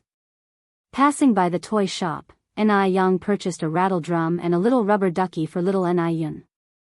Little Ni Yun was now over 2 months old, and it was a very active time for her. When Ni Young arrived home, Ni Tsuehua was sitting at the front door waiting for Ni Young while practicing her handwriting. After some practice, Ni Kuihua's handwriting had greatly improved on her initial attempts. She could now write many characters independently, without having to look at the textbook. "Mom, your handwriting is now really beautiful," Ni Young complimented sincerely. Ni Tsuehua responded with a smile, "That's all thanks to my little teacher over here." Ni Young said, "It's more that you're smart. If you were a dunce, no matter how good one taught, you wouldn't learn. Students under a teacher could be good or bad." Ni Tsuehua patted Ni Yang's head, all you know is how to please your mother. Speaking of, food is in the pot. Yang, you should go eat." Ni Young nodded and asked, "Mom, where's my little sister?" "She's sleeping in the back room." "Oh." Funnily enough, just as Ni Young stepped into the room, little Ni Yun woke up. Now she was gnawing on her white little feet. Seeing Ni Young come over, she started laughing happily. Yun. Ni Young went over to pick up little Ni Yun.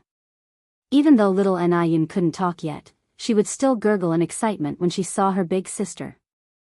Ni Young handed little Ni Yun the rattle drum and the rubber ducky. "Is Yun happy?" Little Ni Yun didn't know how to play with the ducky, but she shook the rattle drum, making it create a ruckus.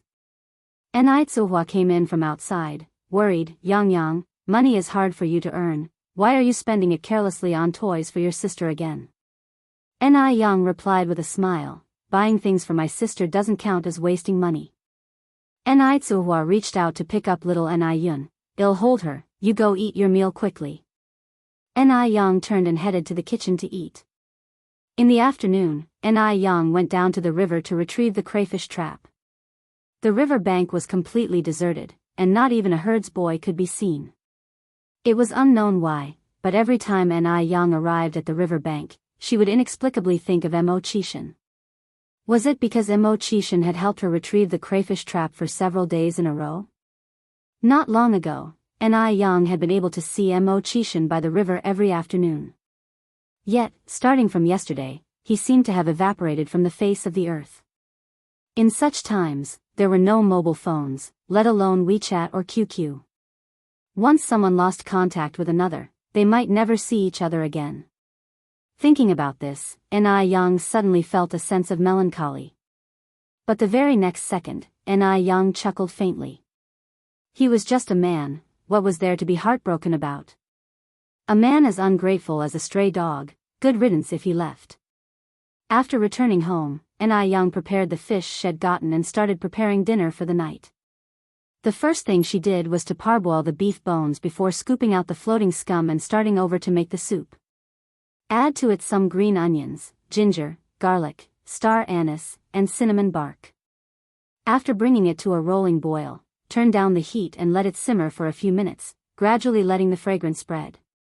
It somewhat resembled the flavor of the Lanzhou hand-pulled noodles from her past life. However, it was much more fragrant than that of the Lanzhou noodles. While the beef bones soup was simmering on the stove, N.I. Yang started preparing the hot pot base.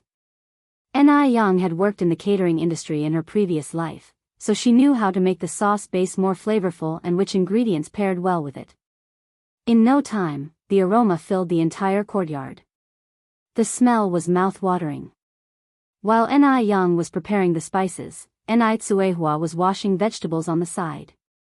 N.I. Yang bought a lot of vegetables. There was duck's blood, tripe, kelp, beef and lamb, bean sprouts, enoki mushrooms, and so on. Of course, no hot pot would be complete without fish balls and shrimp paste.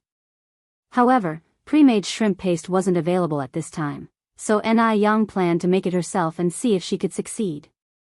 The fish and shrimp were just caught from the fish trap today, so there was no cost involved. N.I. Quihua's knife skills were impressive. In no time, she removed the bones from the shrimp and fish meat and minced them. That night, when N.I. Chengue saw the hot and steamy copper pot on the table with a layer of red oil floating on the surface, she couldn't help exclaiming, "Yang Yang, are we having hot pot tonight?" N.I. Yang came out from the back. "Yes, Auntie and I, we're having hot pot tonight." There was a hot pot restaurant in the city of Beijing. N.I. Chengue had gone there once with her boss, but because of the high price, she never went again.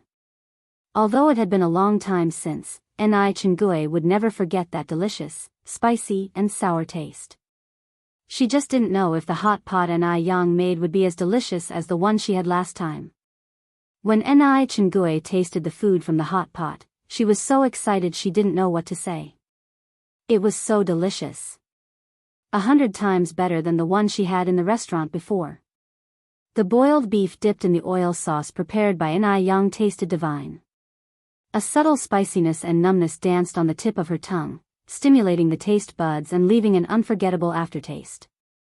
And with a glass of ice-cold plum juice, it was irresistibly delicious. N.I. Chengue picked up a humble-looking meatball, originally thinking that it was just a regular meatball, only to be surprised by its firm texture. One bite and it was smooth and chewy, mouthful of meaty flavor, satisfying and fulfilling, making one wish to swallow even their tongue. N.I. Chengue had never tasted such a meatball before, and curiously asked, "Yang Yang, what kind of meatball is this?"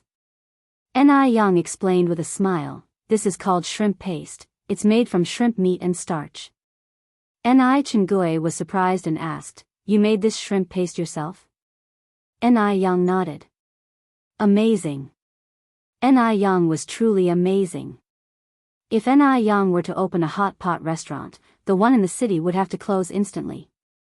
But N.I. Chengue couldn't bother praising N.I. Yang anymore, because the hot pot was so delicious that she just wanted to enjoy it fully. N.I. Tsuehua picked up a piece of tripe and said, "Yang Yang, this tripe is a bit tough to chew. Did it get undercooked?"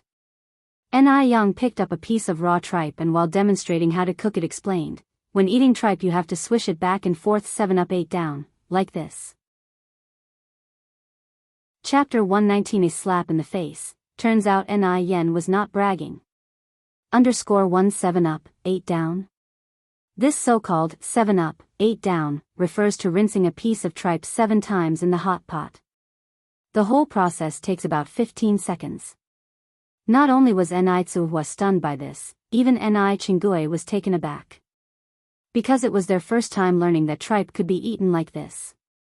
Was it really cooked just by scalding it a few times? Tripe usually has a very strong smell. N.I. Yang placed the scalded tripe on N.I. Quihua's plate. "Mom, please have a taste." N.I. Tsuehua stared at the tripe in the bowl, hesitated for 2 seconds, then picked it up and put it in her mouth, and began to chew. Her originally cold expression gradually turned into one of astonishment.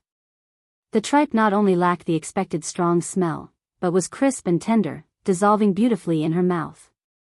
It was numbingly spicy, and biting into it released the flavors of sesame and crushed peanuts, whetting her appetite and complementing her meal so well it brought tears to her eyes. Having tasted something so delicious, Enai Tsuihua felt that even if she was asked to ascend to heaven to be an immortal, she might not agree. Seeing Enai Kuihua's reaction, Enai Chingue couldn't resist swallowing. Yang Yang's mom, how does it taste?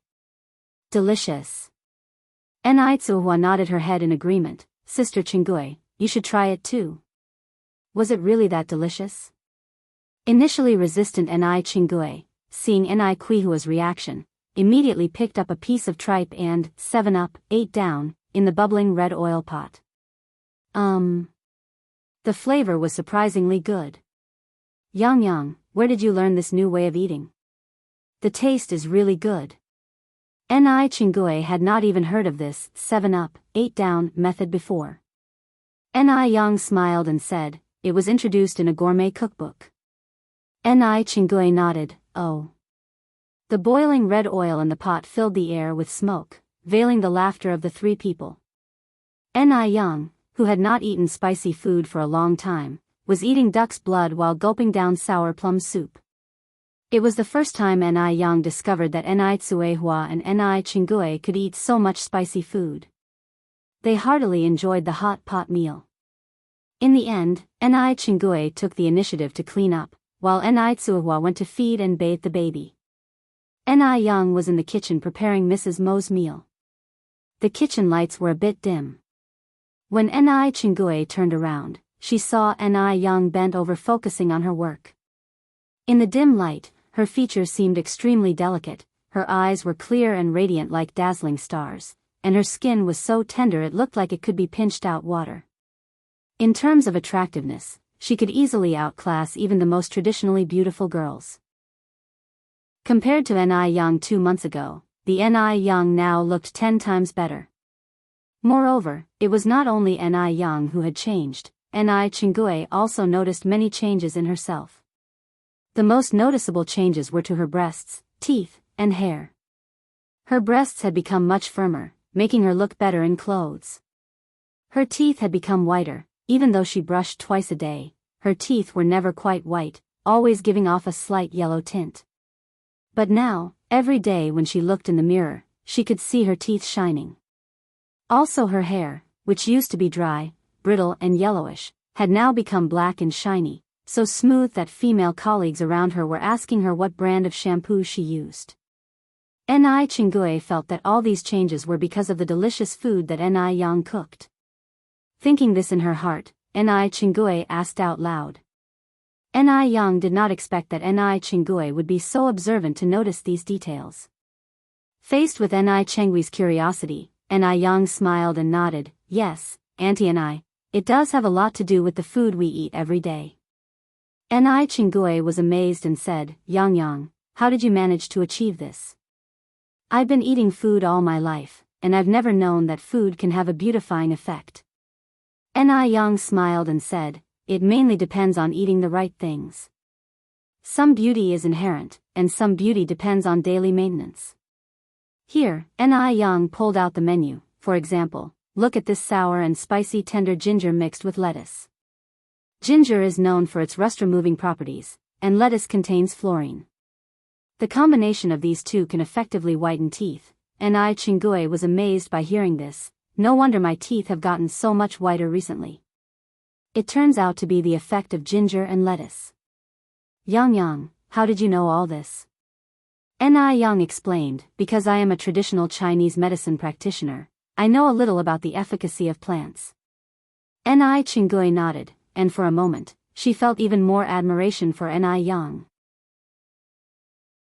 Chapter 128 Slap in the Face. Turns out Enai Yen was not bragging. This little girl is really incredible.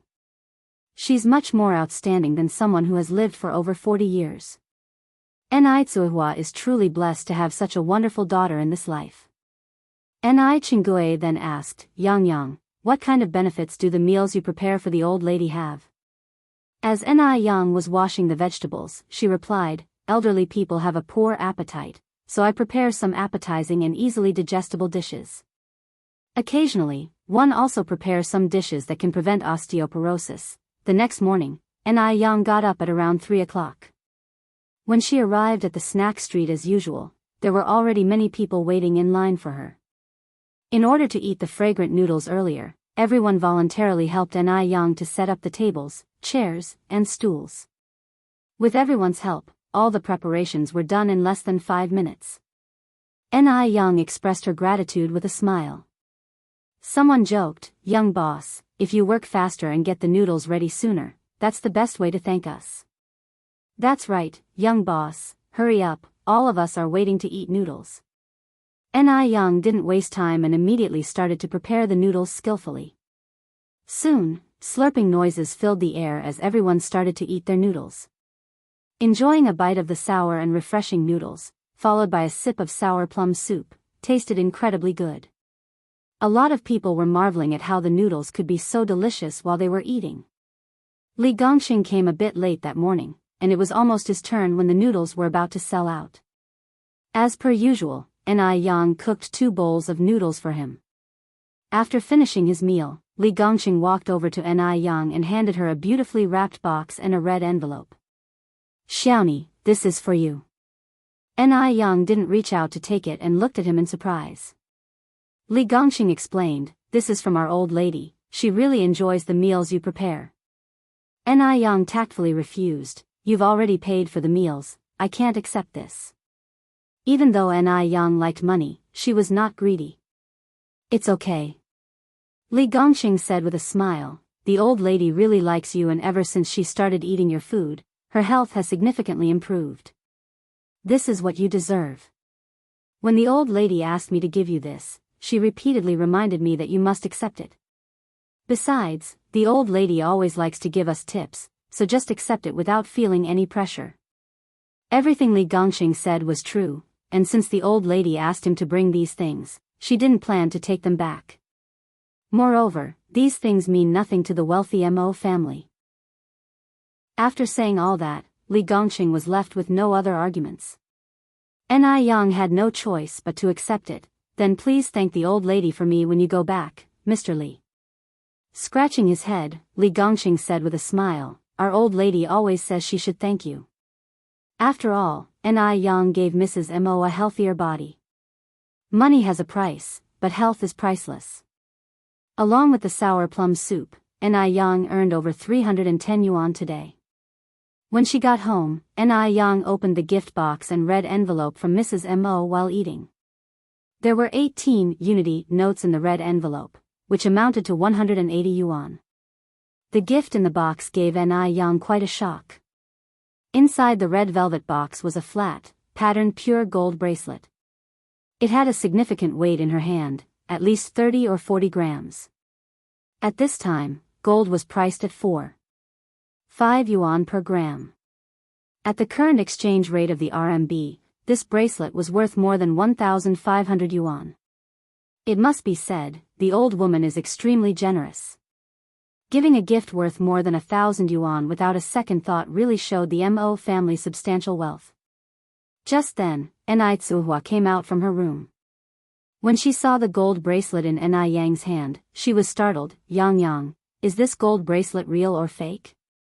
At that time, a worker could only buy 1 gram of gold with a month's salary, so gold was a particularly precious commodity. Yang recounted the whole story to Enai sighed. She couldn't imagine how wealthy the Mo family must be to give away a gold bracelet so casually. "Yang, since the old lady values you so much, you must be even more responsible in the future. Don't let down the old lady's trust and affection for you," Enai instructed. Yang nodded, "Yes, Mom, don't worry, I will." Chapter 077, A Slap in the Face. Turns out Yen was not bragging. This little girl is really incredible. She's much more outstanding than someone who has lived for over 40 years.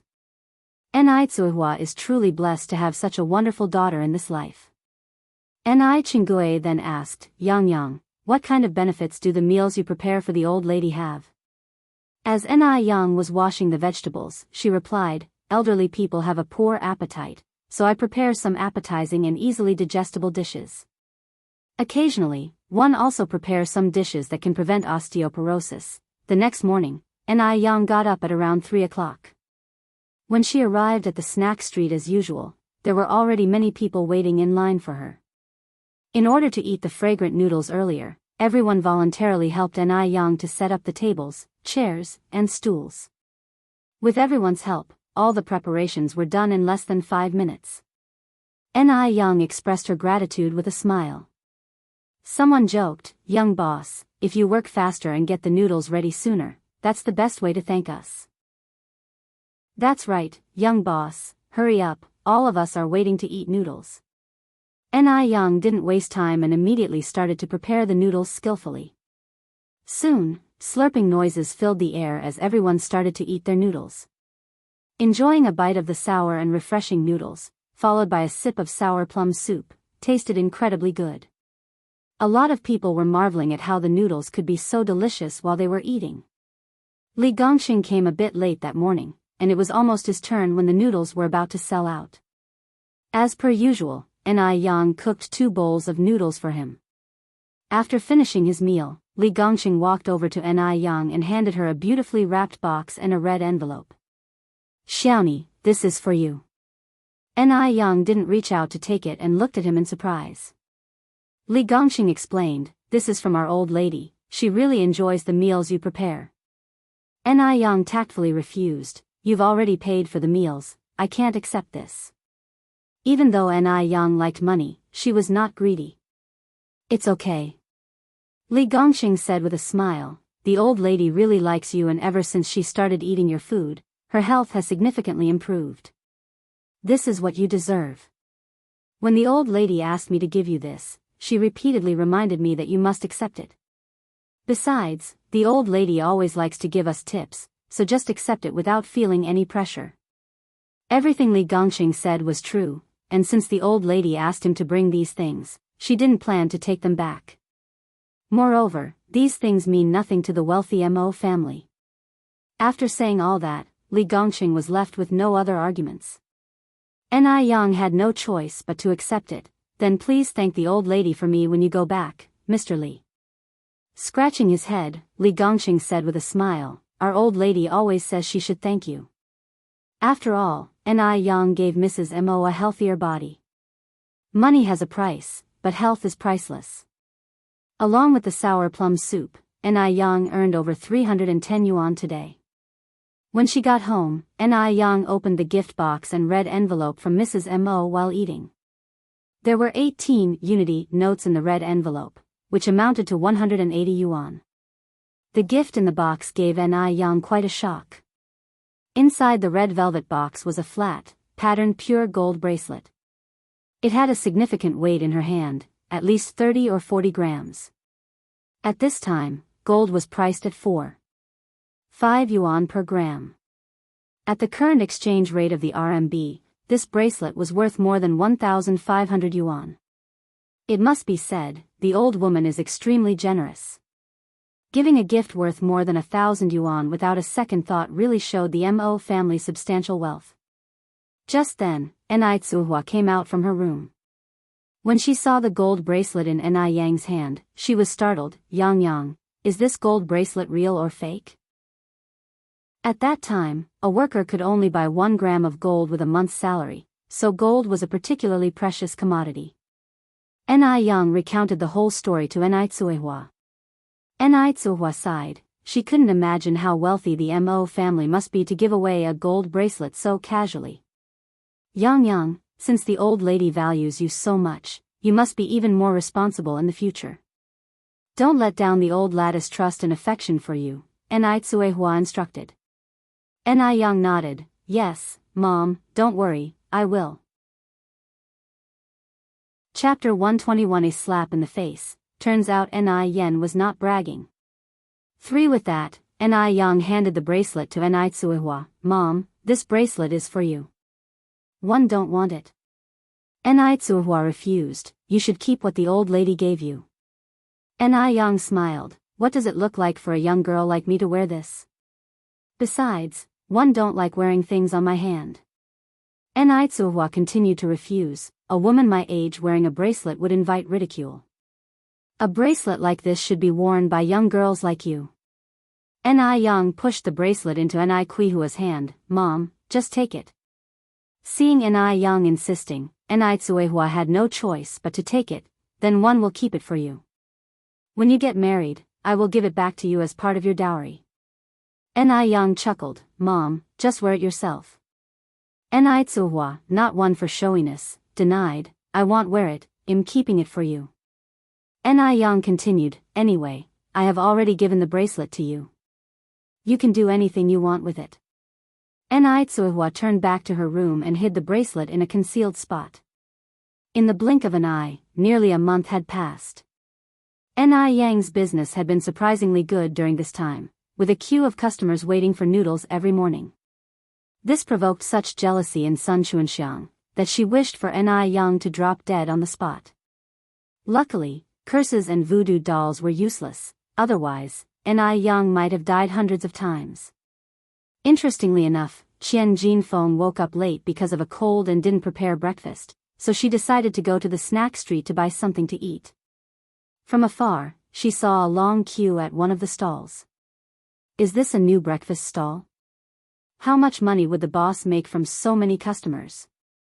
As Qian Jinfeng approached, through the smoke, she saw a profoundly familiar face. Is this Ni Yang? Yes, those stools, that table, that big bucket, that bicycle, they all certainly belonged to Ni Yang. Once she was sure she wasn't mistaken, Qian Jinfeng rubbed her eyes and refocused on Ni Yang. It was Ni Yang. Indeed, it was Ni Yang. My goodness. Turns out Ni Yang hadn't been bluffing. Her business was indeed booming. Isn't that horrifying? Qian Jinfeng counted and found almost 100 people waiting in line. And not only was Ni Yang selling noodles, but she was also selling drinks. How much money must she be making? Qian Jinfeng instantly became envious. She forced a smile and walked over to a middle-aged woman who was sitting by the roadside eating noodles. Big sister, how much did you pay for this bowl of noodles? The middle-aged woman replied with a smile, not expensive, it's quite cheap. Only 3 cents a bowl. Lady, if you want to eat, you should get in line quickly. If you queue now, you might still get a bowl. This young stall owner only makes 700 bowls a day, and once they're sold out, that's it. 3 cents a bowl and she can sell 700 bowls a day. After getting the exact answer, Qian Jinfeng began to calculate in her mind how much Ni Yang could earn in a day. She wouldn't know until she did the math, and once she did, it startled her. Ni Yang could make 210 yuan a day. That's 6,300 yuan a month. And this was just from selling noodles, she was selling drinks as well. Ni Yang must be earning at least 9,000 yuan a month. Realizing that the earning could be 9,000 yuan, Qian Jinfeng felt even worse than if she had eaten a lemon. She couldn't stop the bitterness welling up in her heart. She owned a small shop that only made about 100 yuan a day, while Ni Yang, who had set up just a stand, was making 3 times as much as she was. How frightening was that? Vigorously subduing her astonishment, Qian Jinfeng didn't even bother buying breakfast. She just wanted to rush home and tell all of this to Li Dongliang. Seeing Qian Jinfeng coming back empty-handed, Li Dongliang was somewhat indignant. Didn't you say you were going to buy breakfast? Where's the breakfast? Qian Jinfeng said, Old Li, guess who I saw on the snack street just now? Who? Asked Li Dongliang without even looking up. Ni Yang. Qian Jinfeng spurted out the 2 words. Unfazed, Li Dongliang said, so what if you saw her? She used to brag about her successful business. How is it? Did she look embarrassed and awkward when she saw you? What could a young girl like her know about doing business? She'll probably go bankrupt within a few days. Caught by Qian Jinfeng now, that young girl won't dare to even lift her head when she comes to their house to place things. Awkward? Why should she feel awkward? Qian Jinfeng bitterly said, her business is doing well. The queue almost reaches the entrance to our store. Chapter 122. A slap in the face. Turns out Ni Yen was not bragging. _4. No way. Are you running a fever or something? Li Dongliang reached out to feel Qian Jinfeng's forehead. Qian Jinfeng grabbed Li Dongliang's hand. Don't believe me? I'll take you to see for yourself. It wasn't until they arrived at Ni Yang's stall that Li Dongliang finally opened his eyes in surprise. He even slapped himself twice to see if he was dreaming. Then, Qian Jinfeng explained to Li Dongliang how much Ni Yang was making each day. What? After hearing this, Li Dongliang was totally shocked. She earns 9,000 yuan a month? Are you kidding me? Does she tell you how much she makes daily? Seeing Li Dongliang's disbelief, Qian Jinfeng made a calculation. Pickled fish noodles cost 3 cents per bowl. She sells about 700 bowls a day. Sour plum soup costs 1 cent per cup. She sells about 1,000 cups a day. You can do the math. Li Dongliang immediately began calculating with his fingers, and indeed, the result was no different from what Qian Jinfeng had calculated. At this moment, Li Dongliang was completely deflated. Just like Qian Jinfeng, he was so envious he almost wanted to overturn Ni Yang's stand. Why did their big store make less money than half of what Ni Yang earned? That was too bullying. The couple looked downcast as if someone owed them millions. They gave up on buying breakfast because the sourness in their stomachs was too much. They were already filled with sourness. After returning to their shop, the couple didn't even bother to do business and sighed to each other. Around 11 o'clock in the morning, after all her noodles were sold, Ni Yang brought her tables and stools to Li Dongliang's shop. Ni Yang still greeted Li Dongliang and Qian Jinfeng warmly as usual. Normally, Li Dongliang would ask smugly, Yang, how was business today? But today, after witnessing Ni Yang's business with his own eyes, did Li Dongliang still have the mood to poke fun at Ni Yang? Moreover, every time he saw Ni Yang's face, he would think about how much money she was making, and his heart would constrict with indigestion. It's so uncomfortable. Envy is a green-eyed monster. Ni Yang didn't think too much. She just arranged her tables and stools by herself. Just then, Li Wei came down the stairs with his textbooks. When he saw Ni Yang there, he took his books to ask Ni Yang for help. Ni Yang, could you help me with this English question? Ni Yang glanced back. Sure. An English question that seemed difficult to Li Wei was solved by Ni Yang in less than a minute. As it happened often, Li Wei was not surprised but calmly thanked her.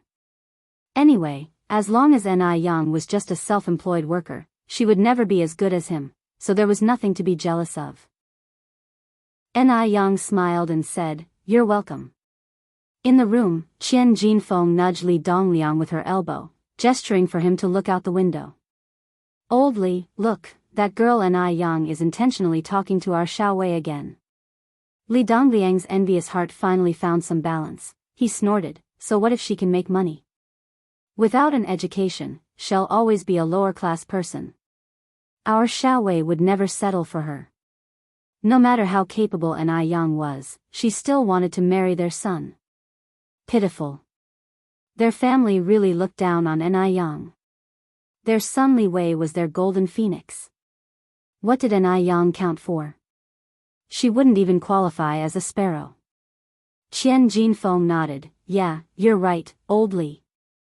I have to talk to Xiao Wei properly and make sure he doesn't get bewitched by this fox." Ni Yang went to the agricultural bank again today and deposited 7,500 yuan.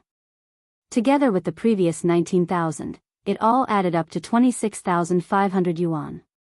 That was more than enough to buy a shop.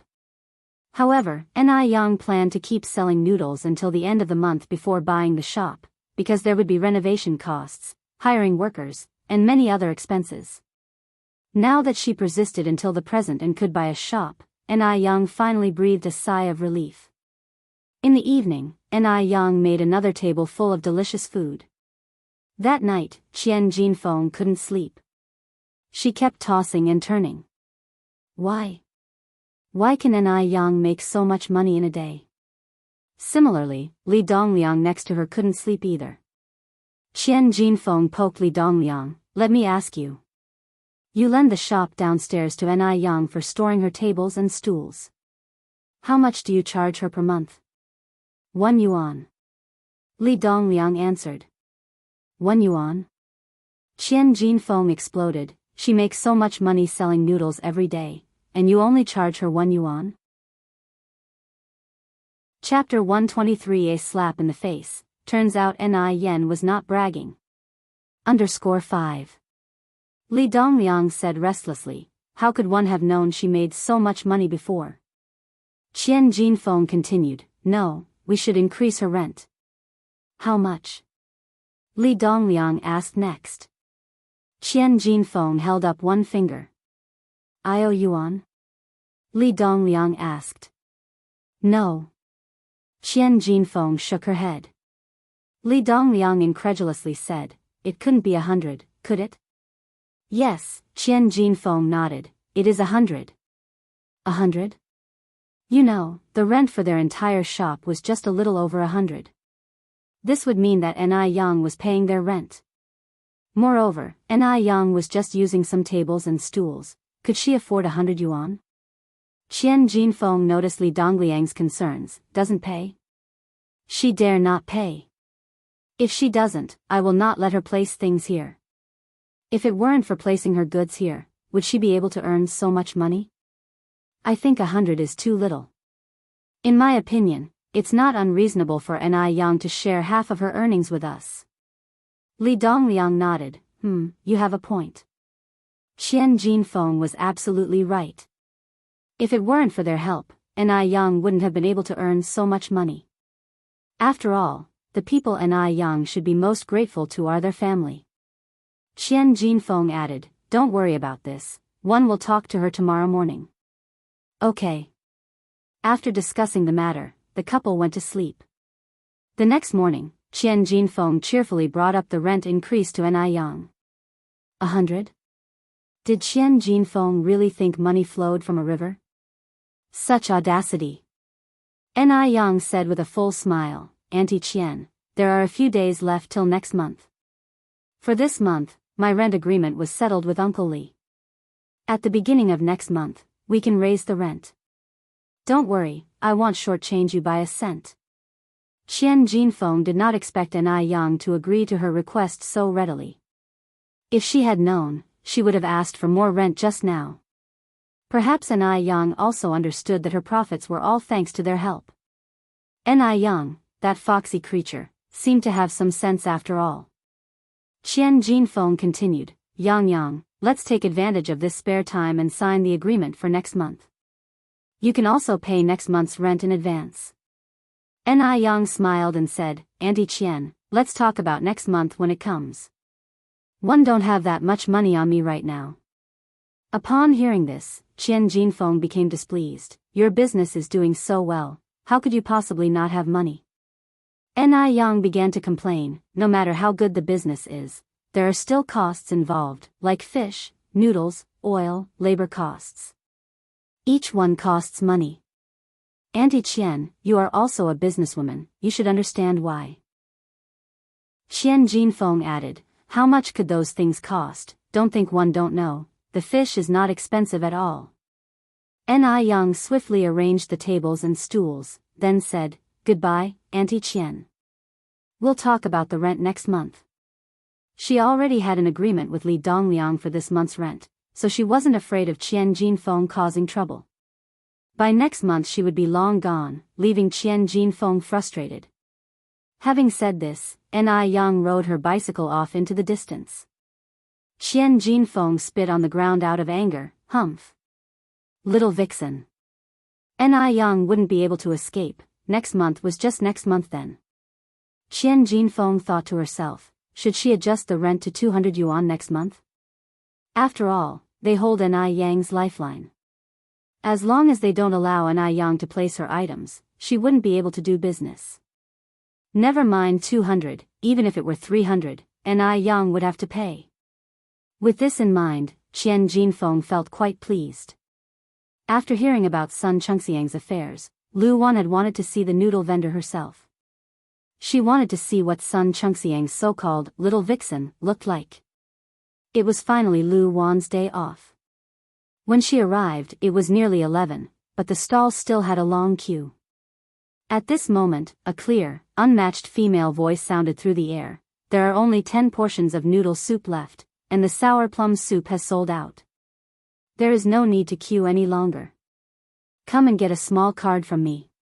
Tomorrow morning you can come and get a bowl of noodles for 5 cents cheaper. This voice, why did it sound so familiar? Lu Wan frowned slightly. She strode a few steps forward. Upon seeing the vendor, she was stunned. The person selling the noodles was no one else but Ni Yang. Chapter 124. A slap in the face. Turns out Ni Yen was not bragging. _6. Could this really be Ni Yang, the rustic bumpkin? Why would she be selling noodles here? Lu Wan felt her worldview slowly crumbling. How much did Sun Xuanxiang say this bumpkin could earn in a day again? Was it 300? 300. That's 300. She and Ni Daju worked in the factory, toiling to the point of exhaustion, only to earn 40 yuan a month. Together, they made 80 yuan a month. But good old bumpkin Ni Yang could make 2 months' worth of their wage in a day. Lu Wan was practically green with envy. At the same time, she deeply regretted not taking this country buffoon in initially. Maybe all the money this hayseed was making could have been hers. Just the thought of it made her heart ache. But it wasn't too late to realize this now.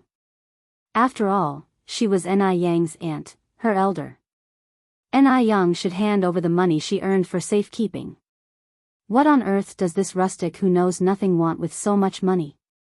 She probably doesn't even know how to put it aside, much less guard it. What if she loses it? Lu Wan took a deep breath, walked up to Ni Yang with a smile and affectionately greeted, Yang Yang. Ni Yang handed her last bowl of noodles to a customer, looked up, and saw Lu Wan's ingratiating face. A look of indifference crossed Ni Yang's face. Comrade, do I know you?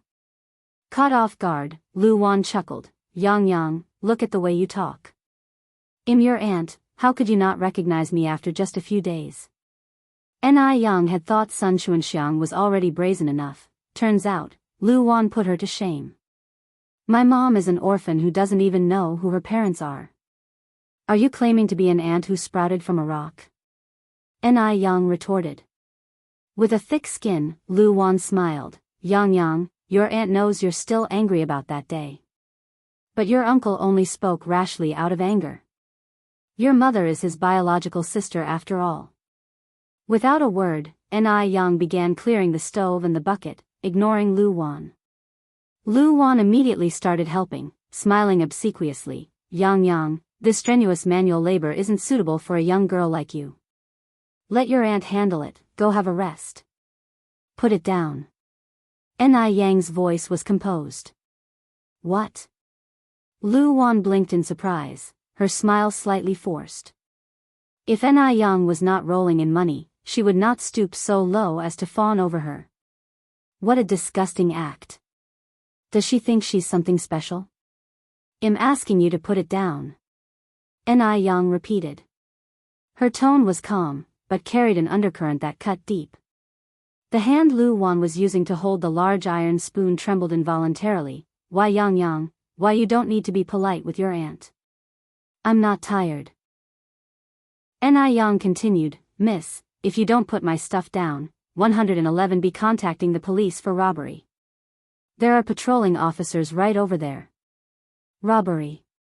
The word made Lu Wan turn white. It was a critical time with strict law enforcement. As a formal factory worker, even a tiny blemish could get her fired from the factory. Besides, Lu Wan cared a great deal about her reputation. If the police were really summoned here, in this great public spectacle, how could she save face? Yang Yang, don't be upset, your aunt will put it down, one will put it down. Lu Wan carefully placed the large iron spoon back into the bucket. Stay away from me.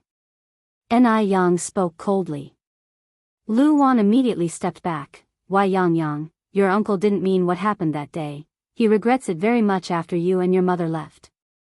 He was so worried that he couldn't sleep or eat well for several days. Your uncle is, after all, an elder.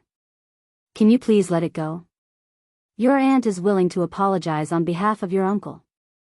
Lu Wan went on in a humble tone, saying many nice words to Ni Yang, but Ni Yang did not respond at all. Yang, we were wrong, really wrong. Please stop being angry. Even if Ni Yang was highly temperamental, she was only a teenage girl after all. Teenage girls were easily influenced, and maybe she could easily call her aunt, with a smile after a while, Lu Wan idealistically thought. After clearing up, Ni Yang finally had time to look at the fawning Lu Wan.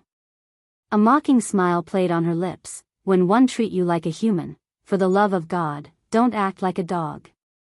A dog? Was Ni Yang insulting her? Lu Wan was a bit slow to react. What do you mean? Ni Yang mildly smiled. I'm just asking you to act like a human. Lu Wan was almost spitting with fury, yet she managed to force a smile. Yang, stop joking around. Ni Yang raised an eyebrow. Oh, so being called a dog now affects your understanding of human speech?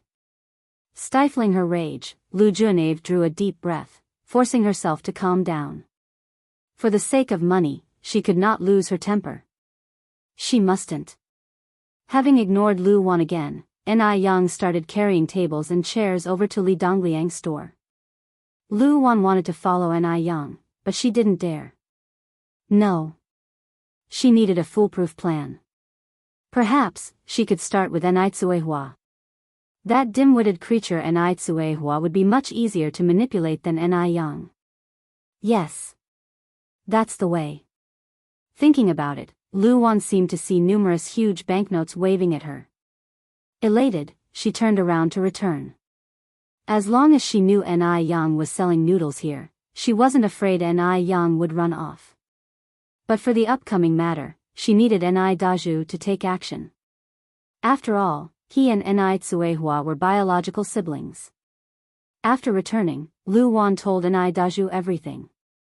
Upon hearing this, Ni Daju was shocked. Really? You didn't see it wrong? Is that bitch actually that rich now? Could I have seen it wrong? Lu Wan continued, I even talked to her today, but her words, her tone. It seems like she may not want to acknowledge us. Enraged, Ni Daju spat. I'm her biological uncle. She dares to disavow us. Lu Wan nodded, so let us go to their house tomorrow. That bitch makes a lot of money now, but you're her uncle. Her money should naturally be under your care. Having put on airs in front of Lu Wan for the first time, Ni Daju was quite pleased with himself, definitely. After all, I'm her uncle. If she doesn't give it to me, who else would she give it to? Hearing his words, Lu Wan narrowed her eyes into a smile, attentively massaging Ni Dazu's arms and legs, serving him well. Ni Daju, who had always been henpecked, was finally able to sit back and reap the rewards. His face was all smiles. Lu Wan continued, I think that bitch must have at least a small 10,000 yuan on her hands by now. You must get it all tomorrow. Our girl Chuanxiang has long wanted new clothes, but they're too expensive in the mall, so one didn't have the heart to buy them. Chapter 125 Tortured to the point where not even dregs remain. _1 Even the cheapest clothes in the mall were over 30 yuan a piece, close to Lu Wan's monthly salary, so how could she afford to buy them? But now it's different, their family has money. They could afford not just one, but even 10 items. Early the next morning, Lu Wan woke up Lu Xianxia. As the only daughter in the family, Lu Xianxia was pampered and loved at home. She responded angrily, can't you let me sleep in a bit? Are you summoning spirits? Lu Wan laughed, don't be upset. Get dressed, we are going to your aunt's house. Aunt?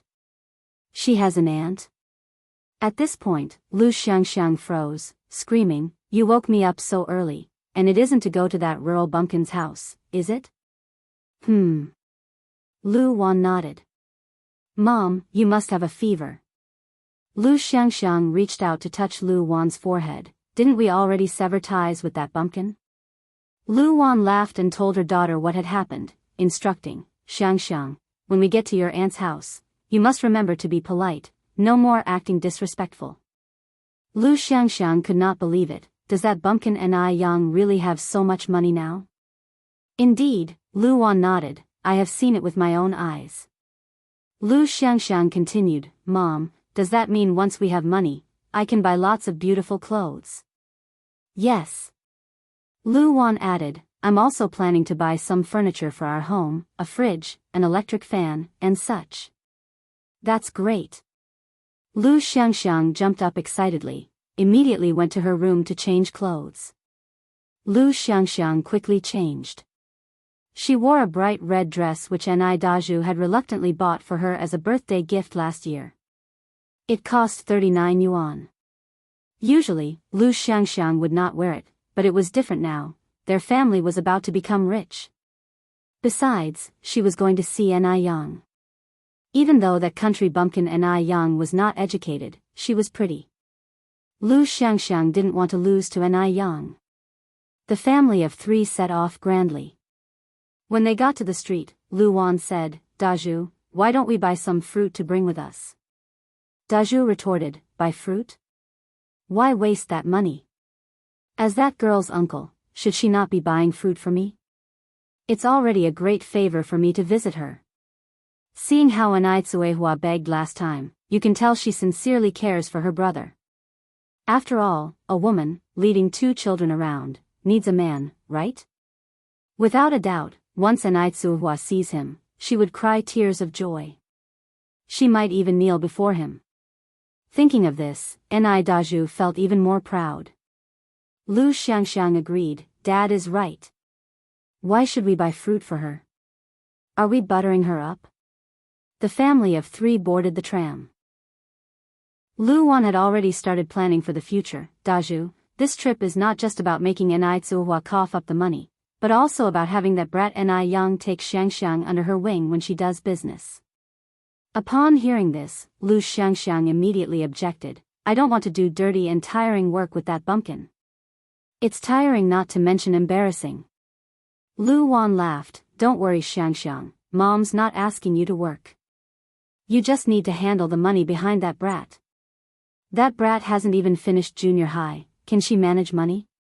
She makes 300 yuan a day, and you just have to hand over 200 yuan to your dad and me, and save the remaining 100 yuan for yourself to spend however you want. Upon hearing this, Lu Xianxiang's eyes lit up, and she nodded in immediate agreement. Okay, Mom, I will listen to you. That's 300 yuan. My God. She had never seen that much money before. With money, she could buy not only clothes but also perfume, snowflake cream. She wants to completely surpass that country bumpkin Ni Yang.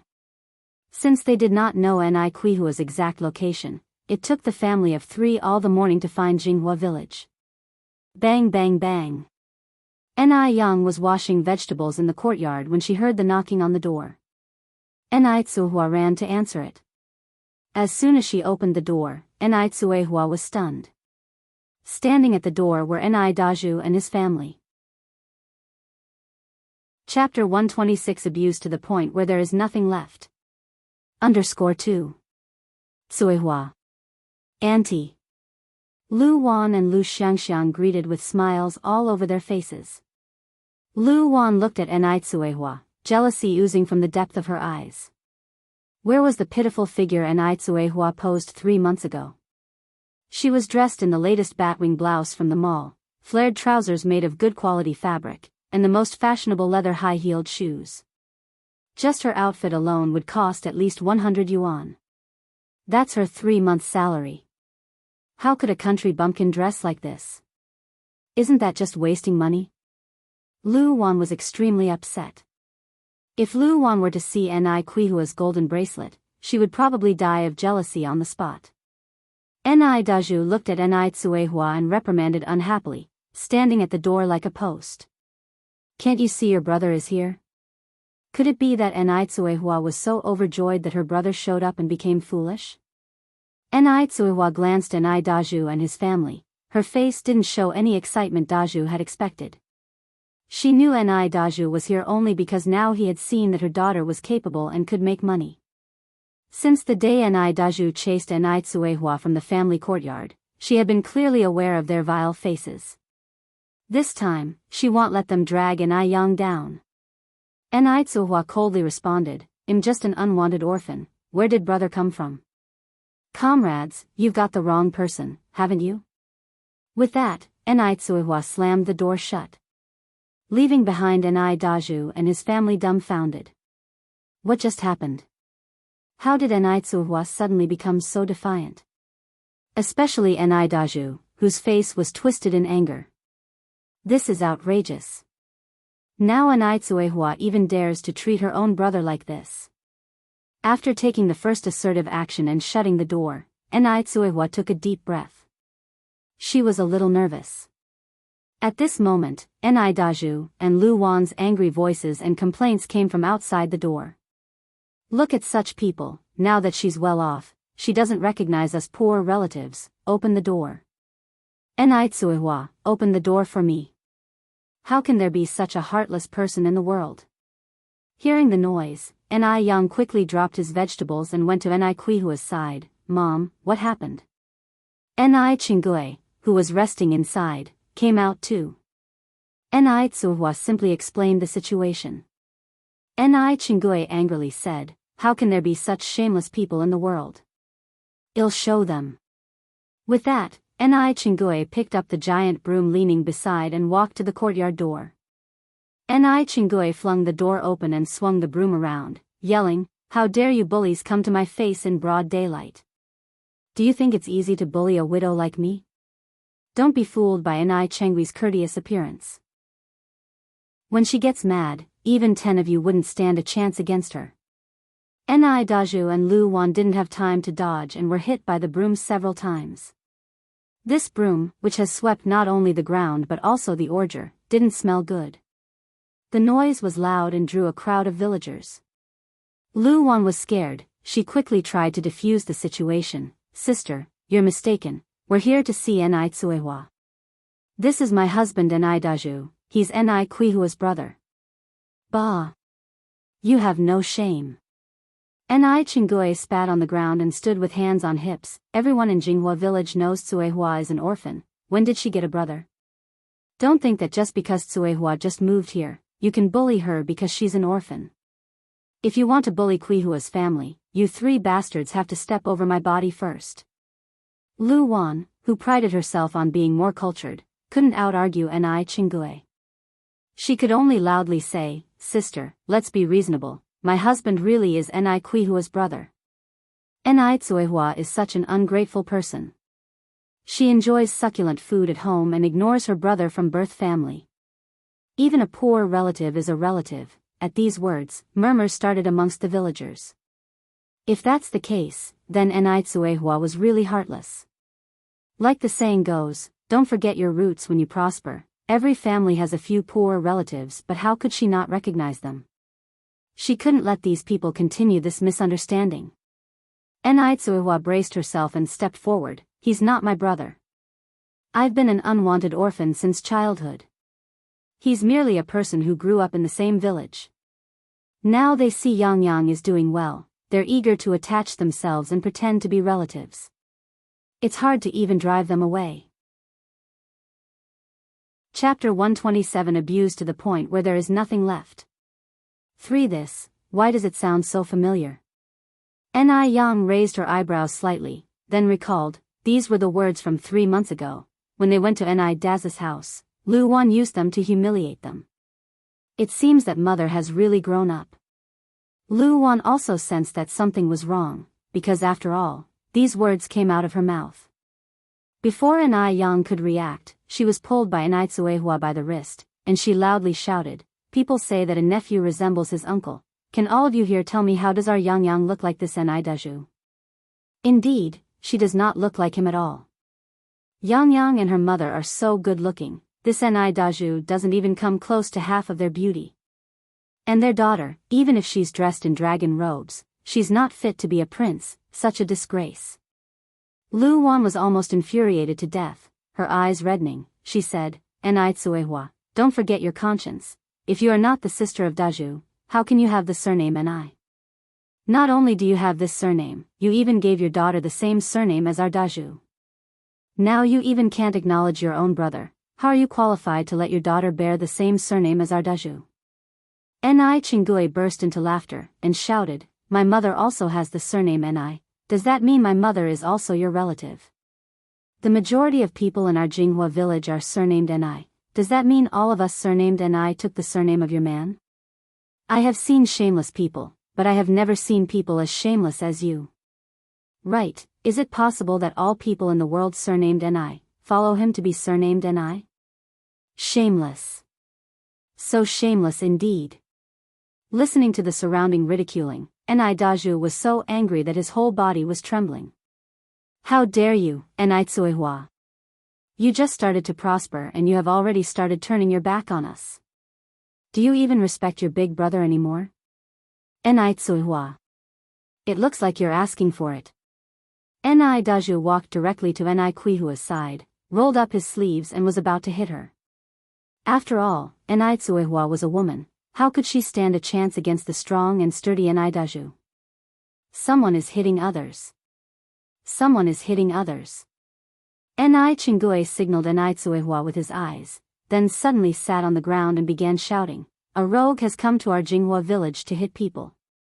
Ni Tsuehua quickly caught on, and followed suit by sitting on the ground, starting to make a fuss, help. Someone's killing me. The two of them played off each other, totally dumbfounding Ni Daju. He hasn't started attacking yet, and these two women are already sitting on the ground? What's the meaning of this? Are they playing dirty? They are actually playing dirty. Have they no shame? Do they really think I wouldn't dare to do something? Quickly. Let's go quickly. There's a bad guy bullying Sister Ni Yang. Gooden and Guabao led a group of small companions running this way. Sister Ni Yang, don't be afraid. We're here to protect you. Charge. Defeat the little devils. Ni Daju was about to make a move, just when a bunch of little bastards swarmed into the yard, armed with weapons in their hands, and started hitting Ni Dazu's family indiscriminately. Those with rocks were throwing rocks. Those with sticks were holding sticks. Some even simply went straight to bite them.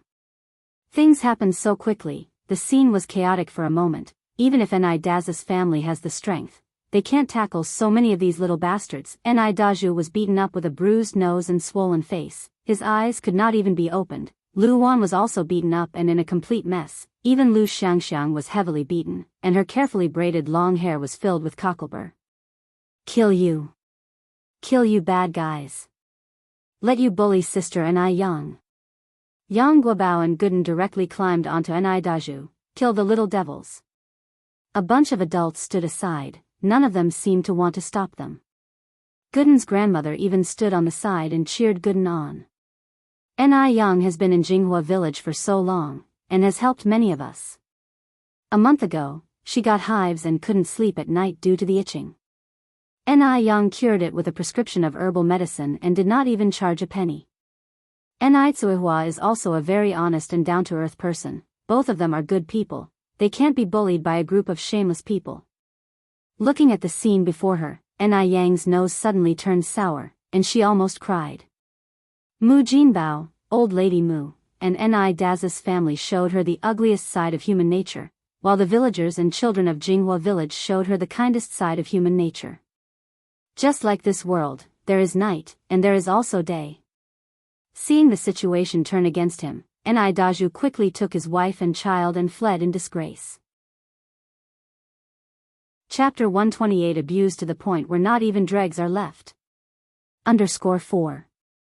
But these little rascals had no intention of letting them go easily, continuing to chase after them with rocks in their hands. Yang Guabao, like a little military strategist, walked up to Gooden. Gooden, it's not wise to chase a desperate enemy. One Gooden, holding the last stone in his hand, aimed at Ni Dazu's head, and threw it while yelling, bastard. If you dare to bully Sister Ni Yang again, it'll make your head bloom. Ni Dazu's head instantly swelled up with a lump. It was thanks to everyone today that Ni Daju and his gang had to sneak away with their tails between their legs. Ni Yang, not an ungrateful person, immediately pulled Ni Tsuehua to express her gratitude. No need to thank us, you and your daughter are now part of Jinghua village. We actually didn't do much. It was mainly thanks to the children.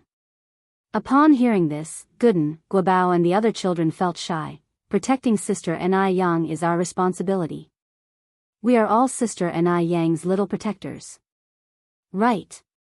We are all little protectors. Slowly, people dispersed, and the children ran off. Ni Yang watched everyone's retreating figures, her eyes full of determination. She is the kind to return even a small favor with great kindness. She would definitely find a way to repay everyone for today's events. One shouldn't be ungrateful in life. Ni Yang turned to Ni Qinggui, Aunt Ni, thank you for today. Alt. There's no need for thanks. Ni Qinggui continued, Yang, Aunt Ni scared you just now, didn't she? Thinking of her own shrewish behavior earlier, Ni Qinggui felt somewhat embarrassed. Ni Qinggui used to be truly gentle in fact. Ever since her husband's car accident, she had changed. As the saying goes, a widow's doorstep is much trodden. Without a gritty personality, she couldn't have protected herself. No, Aunt Ni, you were very brave. Today's Ni Qinggui really impressed Ni Yang. Because sometimes, to deal with evil people, you should be like Ni Qinggui, fight evil with evil. Mom, you were great today too. Ni Yang turned and looked at Ni Tsuhua. Ni Tsuhua shyly replied, really? Yang? Mmchum. Ni Yang nodded. Ni Tsuhua continued, don't worry, Yang. I'll keep being strong so you don't have to worry. The 3 members of the Ni Daju family who came to Jinghua village not only didn't benefit but ended up feeling bitter for having been beaten. Unfortunately, they had no leg to stand on. Although Ni Daju is Ni Qihua's brother, they do not have a blood relationship, and Ni Qihua's household registration has also been transferred out. Their relationship was not legally recognized at all. Moreover, they brought this beating upon themselves. Both Ni Daju and Lu Wan were fine with just some minor scrapes. Applying some medicine and resting for a few days would do the trick. But Lu Xianxia was a different story. Her long hair was full of burdock, and couldn't be removed no matter how hard she tried. Lacking any alternatives, they could only cut her hair short. Lu Xianxia had spent 4 whole years growing her beautiful long hair. Losing it in this way would definitely look awful. The crying Lu Xianxia was on the verge of fainting, as she pounded and slapped Ni Daju and Lu Wan. I don't want to cut my hair. One don't want to cut my hair. It's all your fault. If you hadn't gone to find that country bumpkin, would I be in this state? Lu Wan, heartbroken, soothed her, Xianxia, don't cry. Mom will buy you a beautiful hat. As long as your nourishment is in order, your hair will grow back soon. I don't want, Ni Daju interjected, Xianxia, don't worry. Dad will definitely avenge you. You dare to speak. Lu Wan slapped Ni Dazu's face, angrily berating him, you're the most useless. You couldn't even beat a few kids. If it weren't for you, would Xianxia be like this? Why do I have to suffer such misfortune?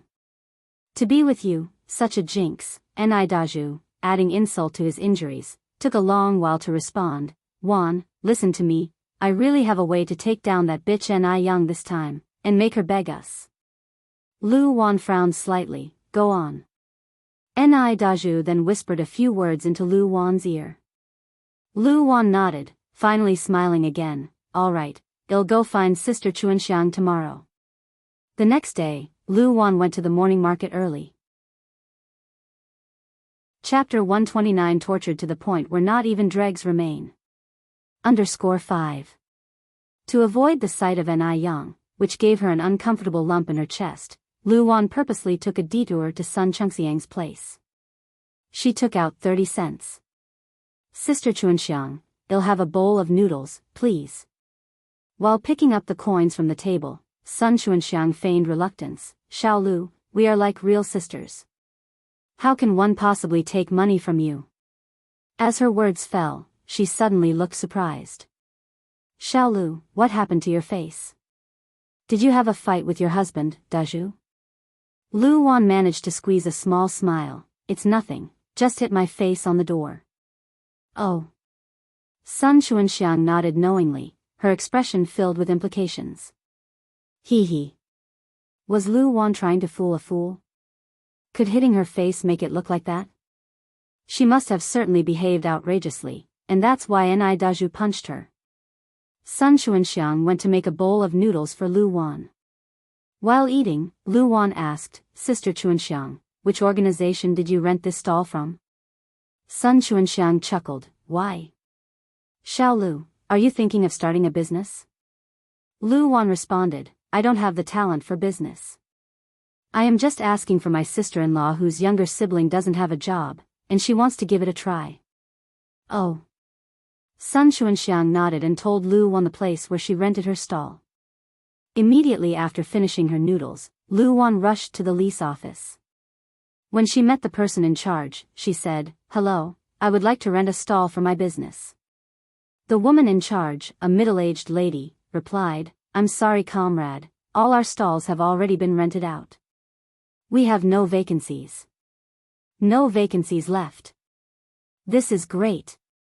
Lu Wan then took out a stack of money and eagerly said, one would like to rent the one Ni Yang has at 3 times the price. She was going to make it impossible for Ni Yang to run her business. Ni Yang would come begging to her. 10 times the price? The woman pondered for a moment and checked the lease contract.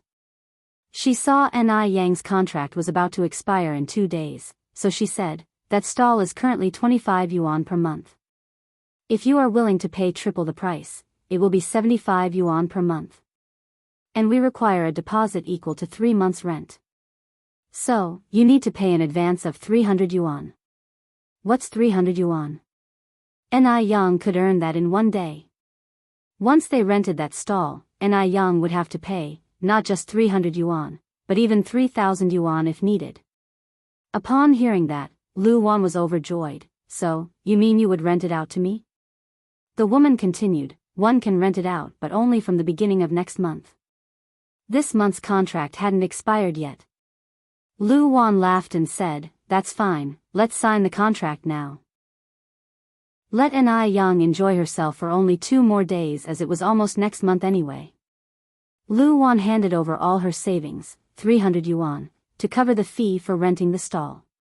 On the way home, Lu Wan felt like she was walking on air. She could already picture all the money waving at her. The instant she arrived home, her husband Ni Daju anxiously asked, how did it go? Did you get it done? Done. It's done. Lu Wan nodded eagerly. Lu Xianxiang walked over and asked, Mom, Dad, can you avenge me now? Yes. Lu Xianxiang went on, then I will cut Ni Yang's hair off completely. I want her to kneel and apologize to me. Every time she thought of her beautiful long hair, Lu Xianxiang wished she could bite Ni Yang to death. Lu Wan laughed, just wait, in 2 days, Ni Yang will be begging us. Then we will show her how it feels. The money had been paid, the contract had been signed, and now the stall was theirs. If Ni Yang wanted to do business, she had to beg them. Lu Xianxiang asked next, can I still go there to collect money? Yes, of course. Lu Wan boasted, all the money that wicked girl makes will be yours. While Ni Daz's family was dreaming of getting rich, Ni Yang went to the tram station after closing her stall for the day. At the station, Ni Tsuehua was already there with her child, waiting expectantly. Yang, over here. Ni Yang parked her bicycle beside Ni Tsuehua. Mom, get on. I'm taking you to see our shop. Okay. Ni Tsuehua got on, holding her child, with a smile that never left her face. This was probably the most joyful day Ni Tsuehua had had in a long time. Chapter 130 Abused to the point where not even dregs are left. _6. Unlike her first time in the streets, Ni Quihua's mental state had undergone significant changes. Her transformation involved not just her clothes, but also her manners and deportitude. If not told otherwise, no one would have guessed that just over 3 months ago, she was an illiterate rural woman. The location where Ni Yang bought her shop was excellent, located in a bustling urban area, surrounded by schools, libraries, and a community. For a moment, Yang seemed to glimpse through the present and into the future's prosperity. Although her current shop only cost her 25,100 yuan, in 2 to 3 years, its price would definitely shoot up by 10, 100, 1,000, or even 10,000 times more. Therefore, she had to take advantage of the present, when housing prices have yet to rise, and buy several more properties to keep. If one day she doesn't want to do business anymore, she can just sit at home and collect rent. By then, she'd probably tire out from collecting all the rent. Yang took out the key and opened the door to the shop. Inside the shop was bare, without any decorations. It was over 50 square meters, excluding the kitchen and bathroom. Yang roughly calculated and noted that if she put normal two-person tables inside, she could fit at least 20. Tsuehua, holding her child, stood in the middle of the shop and incredulously said, Yang, is this shop really ours now? The echo of her voice bounced around the empty shop. Yang nodded, of course it's ours. Look, this is the property deed. Tsuehua took the deed, her excited eyes reddening. She was not dreaming. She really wasn't dreaming. Don't cry, Mom. Yang reached out to wipe the tear stains on Quihua's face. Our good days are just beginning. Yang's career was also just starting. The bright future was still ahead. Tsuehua nodded. To celebrate the purchase of the shop, Yang took Tsuehua to the vegetable market to buy more ingredients for a delicious dinner. The Mediterranean vendor who sold beef and lamb already recognized Yang. Xiaoni, what would you like today? Yang smiled and said, the usual. All right then. The Mediterranean vendor quickly weighed the meat then asked, Xiaoni, is this woman your mother? Yes. Yang nodded. The Mediterranean vendor was inwardly amazed. No wonder Yang was so beautiful, her mother wasn't an ordinary person. From her clothes and demeanor, she was definitely from a well-educated background. As it was now autumn, Yang decided to take Tsuehua to the mall after leaving the vegetable market, planning to buy some clothes for autumn and winter. Unlike their first trip, because both mother and daughter were now impeccably dressed, the salespeople were much more enthusiastic and flocked around them. Again, this made Tsuehua realize the importance of money and status. Yang, hold your sister for a moment. I need to use the restroom. Tsuehua handed the child to Yang.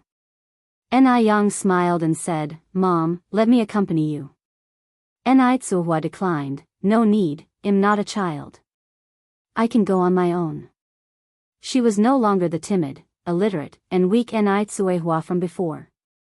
Knowing that her mother's transformation over this period of time was quite apparent, Yang wasn't worried. Then go ahead, I'll wait for you here. Cough, cough, cough.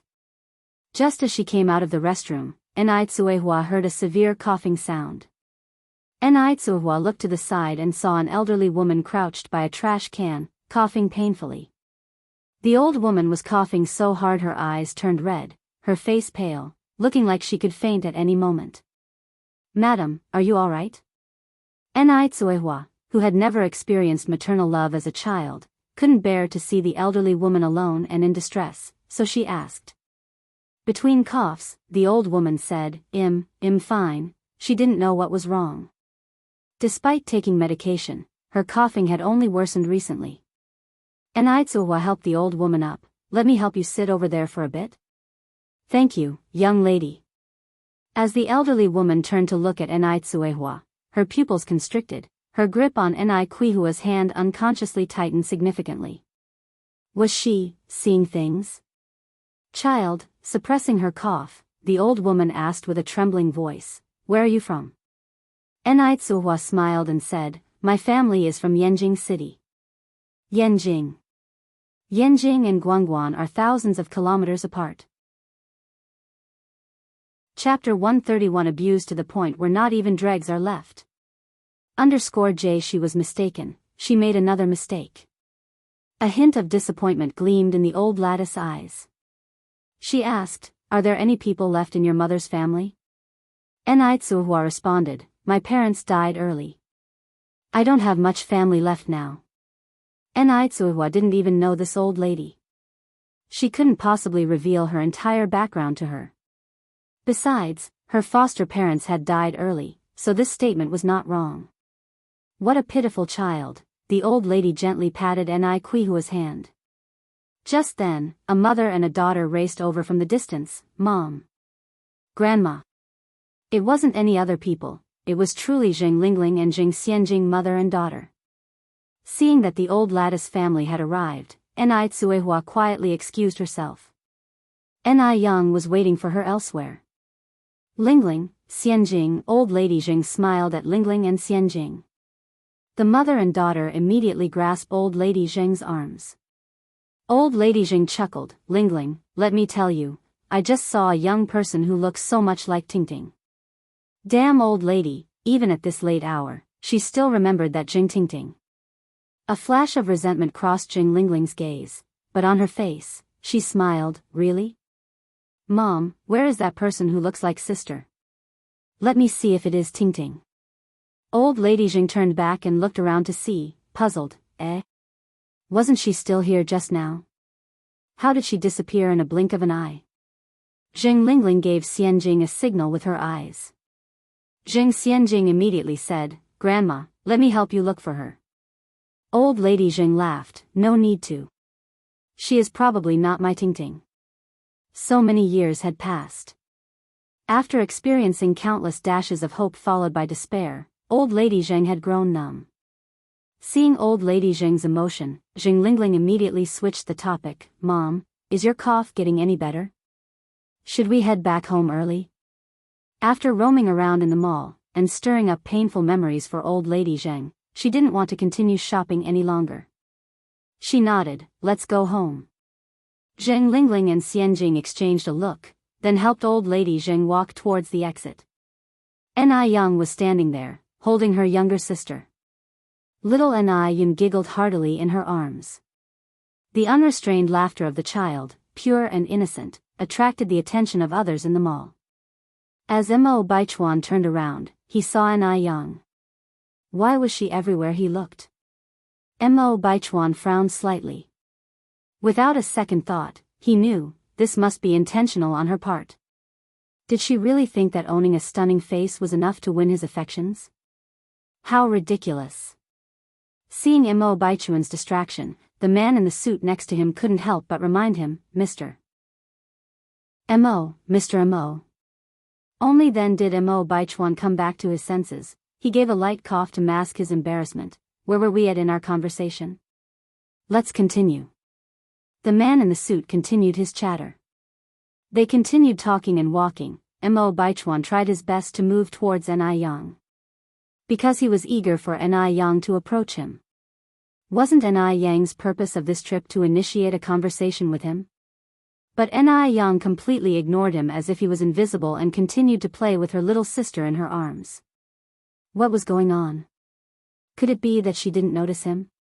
Mo Baichuan unconsciously raised the volume of his voice. Finally, Ni Yang turned her gaze towards him. Those eyes, like the stars in the sky, and a faint smile on her lips. She indeed had a face that could entrance one's heart. Mo Baichuan's heart started throbbing uncontrollably for several beats. And not only did Ni Yang cast a glance towards him this time, but she also walked towards him, with the child in her arms. He knew, it must be that Ni Yang was coming for him. So calculating. As Ni Yang's distance from him grew shorter, Mo Baichuan's heartbeat began to quicken.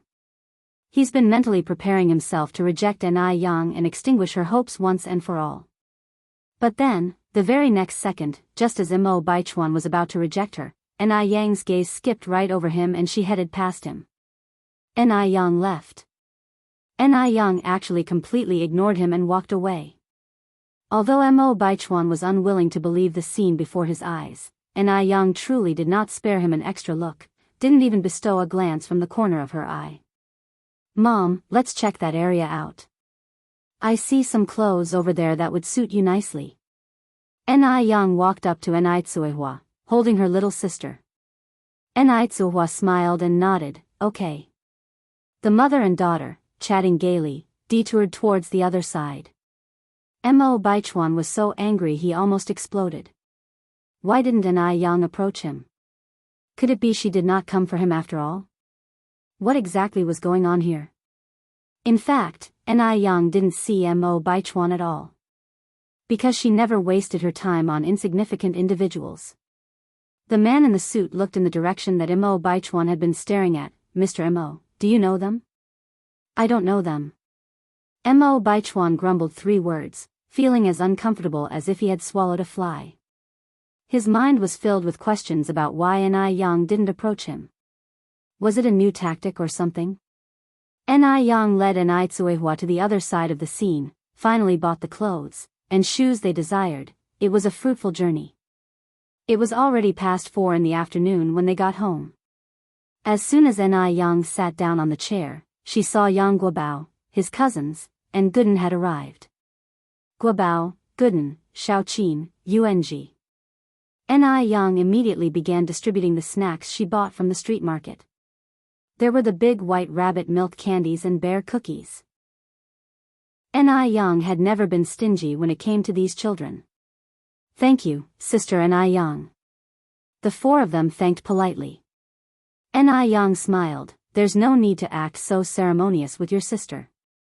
Guobao munching joyfully. By the way, Sister An Yang, I have something I want to tell you. An Yang nodded. Go on.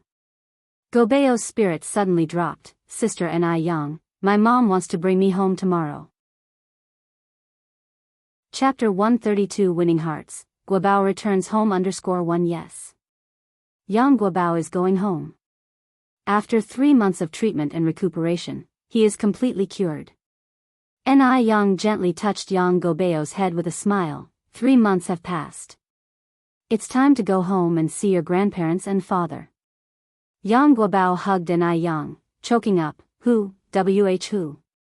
Sister An Yang, I'm gonna miss you, silly Guobao. An Yang laughed. We will see each other again. We will have many chances to meet in the future. Gooden scorned. Guobao, are you a man or not? Like us men of the Go generation, we don't cry. Guobao?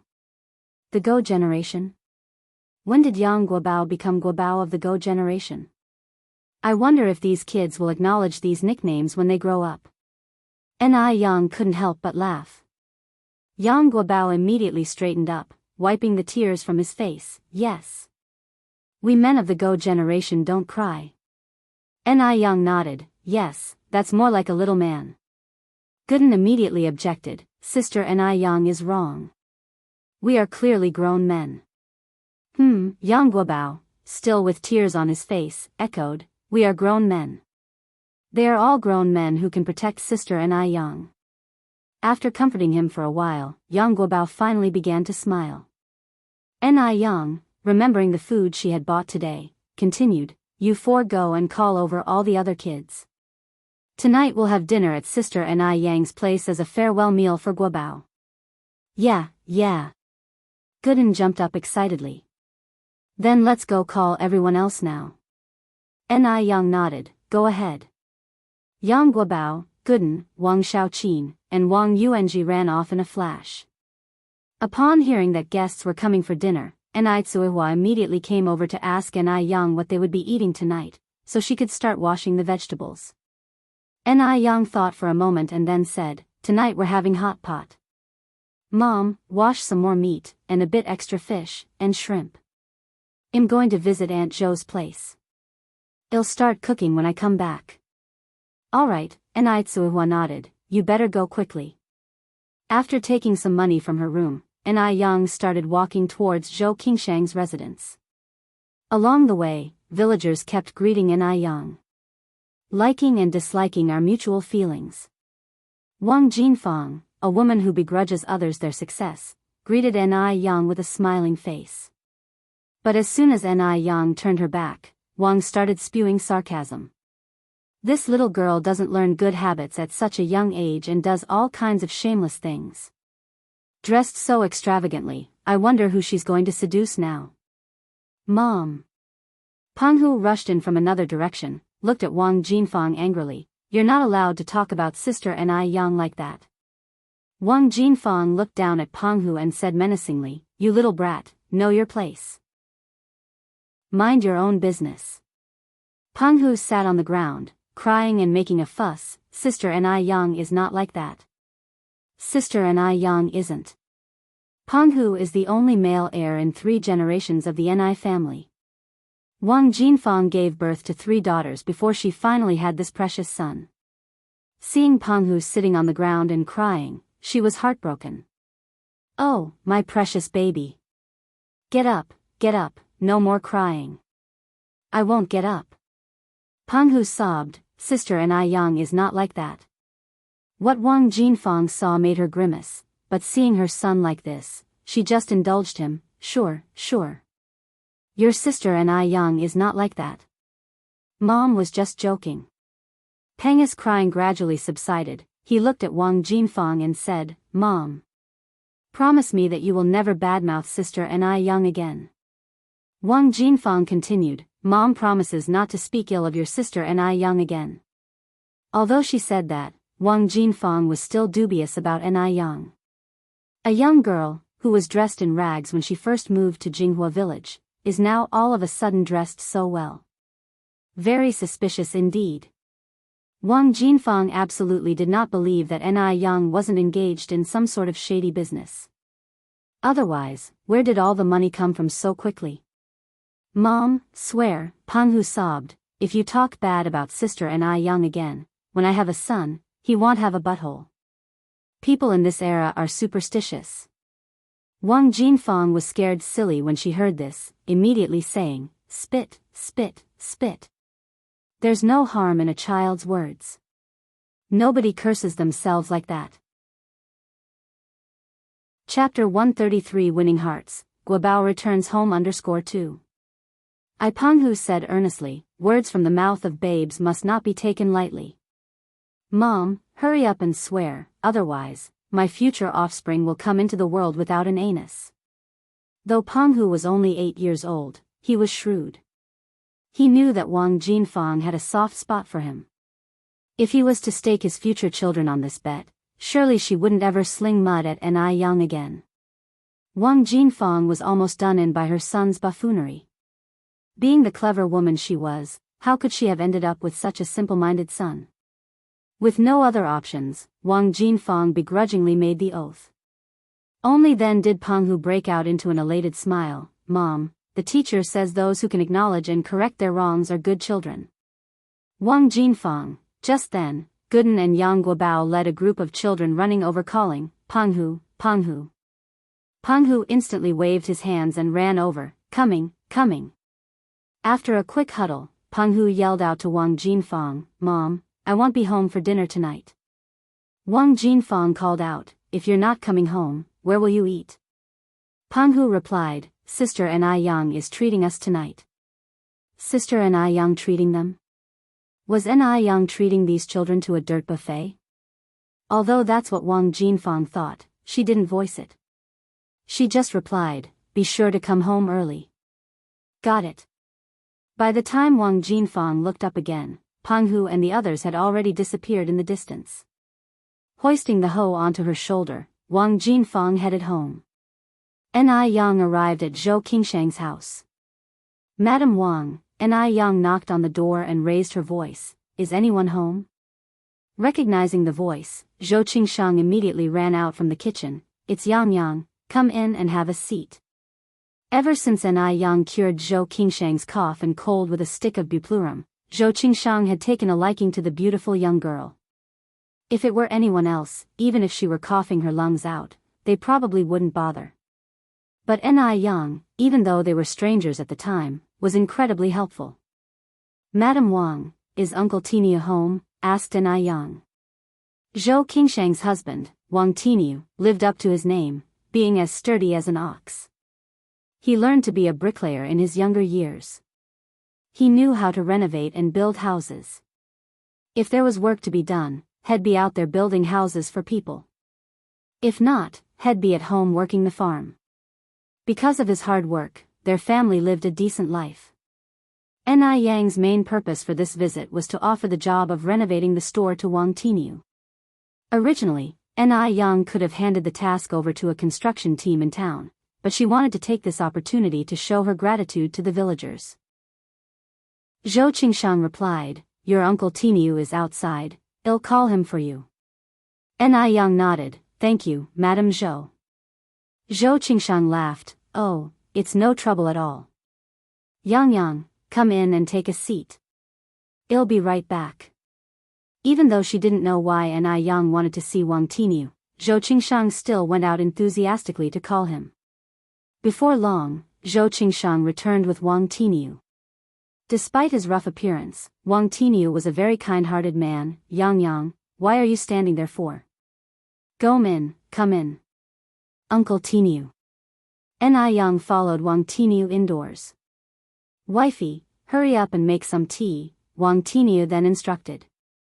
Ni Yang laughed, "Uncle Tinyu, you don't need to fuss over me. One will leave in a moment." Before Ni Yang finished speaking, Zhou Qingshang had already prepared the tea. "Thank you, Madame Wang," Ni Yang said, as she politely took the teacup with both hands. "No need to be so polite with me." After taking a sip of tea, Ni Yang proceeded to discuss business with Wang Tinyu. "Uncle Tinyu, my shop is about 50 square meters. Adding the kitchen and bathroom would make it about 65 square meters. Please bring 10 laborers from the village." Ni Yang did the math and concluded that excluding the elderly and children there were roughly 10 laborers in Jianghu village. Besides the heavy work, the job at the construction site didn't require much skill. It just needed some good old-fashioned hard labor. Wang Tinyu listened, bewildered, and struggled to believe what he heard. Yang, are you pulling my leg? You genuinely have a shop and you want me to renovate it?" After all, Ni Yang was just a teenage girl. It was only natural for Wang Tinyu to be skeptical.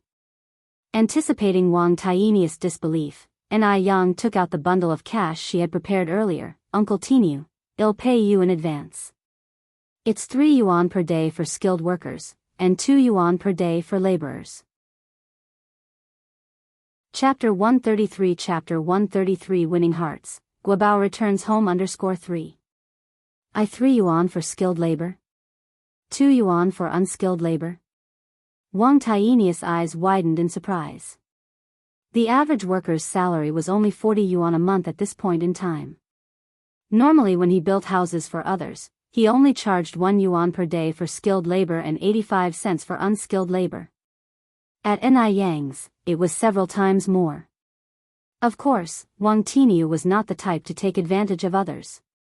Moreover, as Ni Yang was just a young girl, he certainly couldn't take advantage of her. Yang, you don't need to pay this much. Just give the market rate, 1 yuan for skilled labor and 85 cents for unskilled labor, he said. Ni Yang smiled and said, "No change is needed, but Uncle Tinyu, I have a request."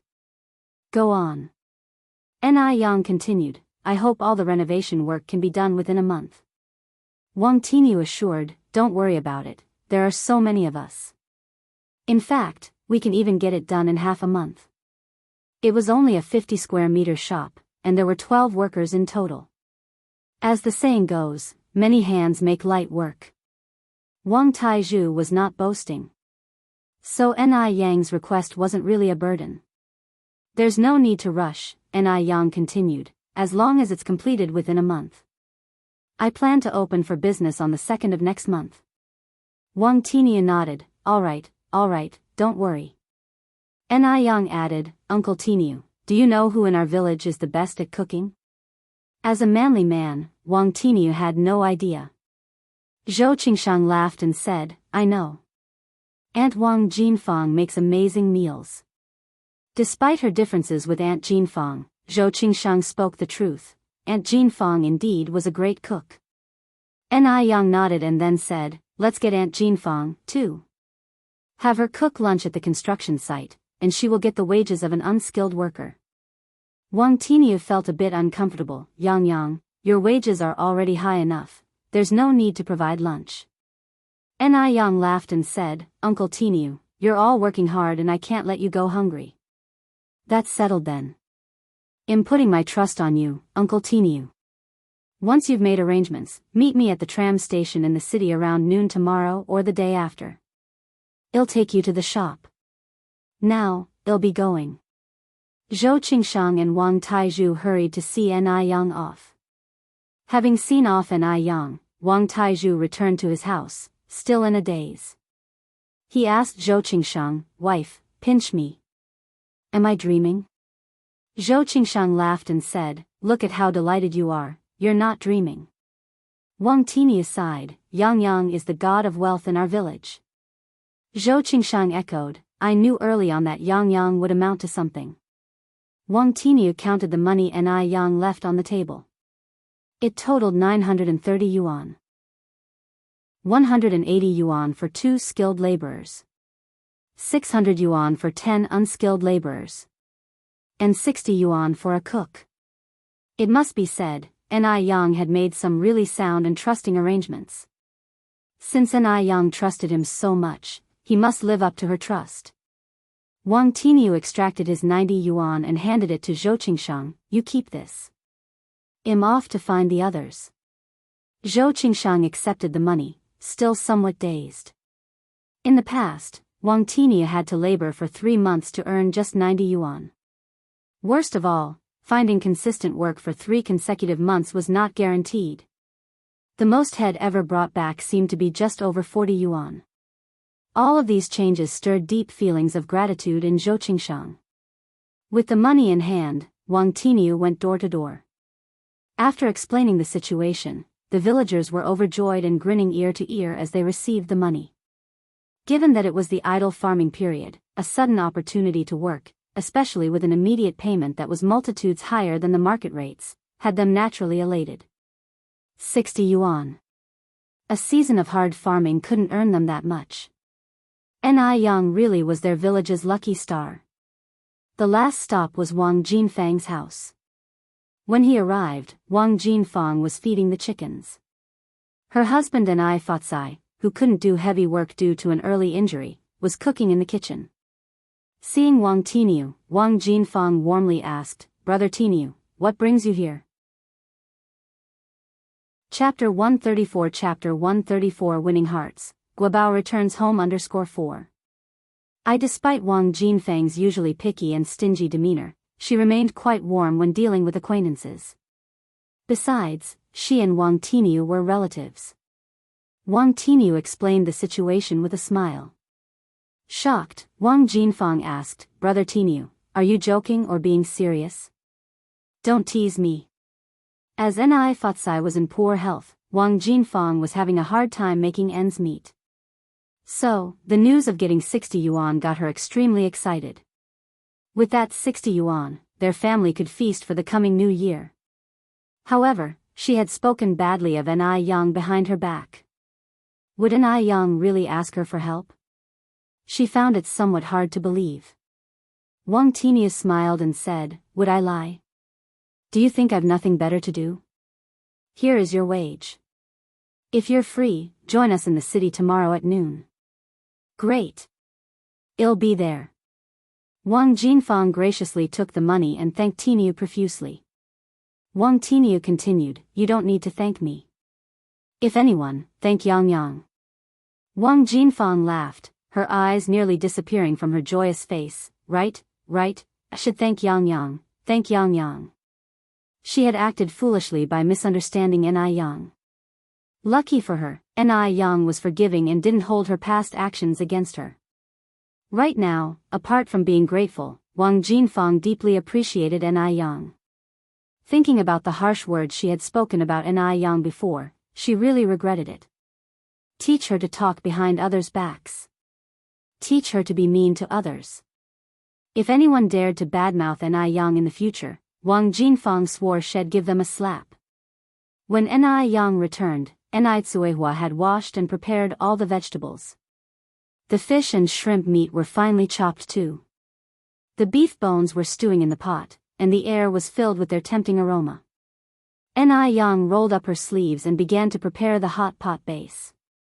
Everyone in Jianghu village, from the elderly to toddlers as young as 3 years old, loved spicy food, so she didn't need to worry about making a mild hot pot for the children. However, she still prepared a non-spicy base, just in case any children couldn't handle the heat. The copper pot for the hot pot was layered, ideal for a double-flavor hot pot. After preparing the hot pot base, Yang started making fish balls and shrimp slides. Having done it successfully once before, she made quicker progress this time. Fish balls and shrimp slides were not only a treat for the taste buds, but they also had high nutritional value and low cost, so Yang made extra. The rest was the handling of beef and lamb. After prepping the hot pot ingredients, Yang cooked 3 side dishes that were good for skin health and beauty. Additionally, she also prepared a big jar of chilled sour plum soup. The combination of piping hot pot and iced sour plum soup was simply perfect. Once all the dishes were on the table, Gooden and Yang Guobao brought all the children to the table. There were 15 children of different ages, the oldest being 13 and the youngest around 5 or 6 years old. Seeing so many children, Yun laughed with joy. Little Yun was fair and chubby, which attracted the kids' attention, and they all gathered around to play with her. After a short while, Chingue returned from work. At first, she was stunned to see the house filled with people, then laughed and said, Yang, are you throwing a party at home again? Yang replied, Guobao is leaving tomorrow, we're having a farewell party. Auntie and I, go wash your hands, and we can start eating. Chingue immediately went to wash her hands. The children were well behaved and took their seats around the table. The spicy, red oil base. The fragrant, white soup base. The boiling base teased their taste buds with its inviting aroma, and without even starting to cook the food in it, everyone already started salivating. Chingue walked in from the outside after washing her hands, and said with a smile, enjoy your meal, don't wait for me. Yang distributed small plates of oil-dipping sauce to each child and said, make yourselves at home. Here, at Sister Yang's, you can eat as much as you like. Everyone immediately dug in. Soon after, the air was filled with delightful exclamations. This is delicious. Sister Yang is so talented. Penghu took a bite of the shrimp slide, turned to Yang, and said unclearly, Sister Yang, you're awesome. Your cooking is way better than my mom's. It's even better than my mom's cooking. Chapter 135 Winning Hearts, Guobao returns home _5. The boiling hot red chili oil in the pot accentuated the satisfied faces of the children. Observing this was enough for Yang to feel satisfied, even if she herself didn't eat anything.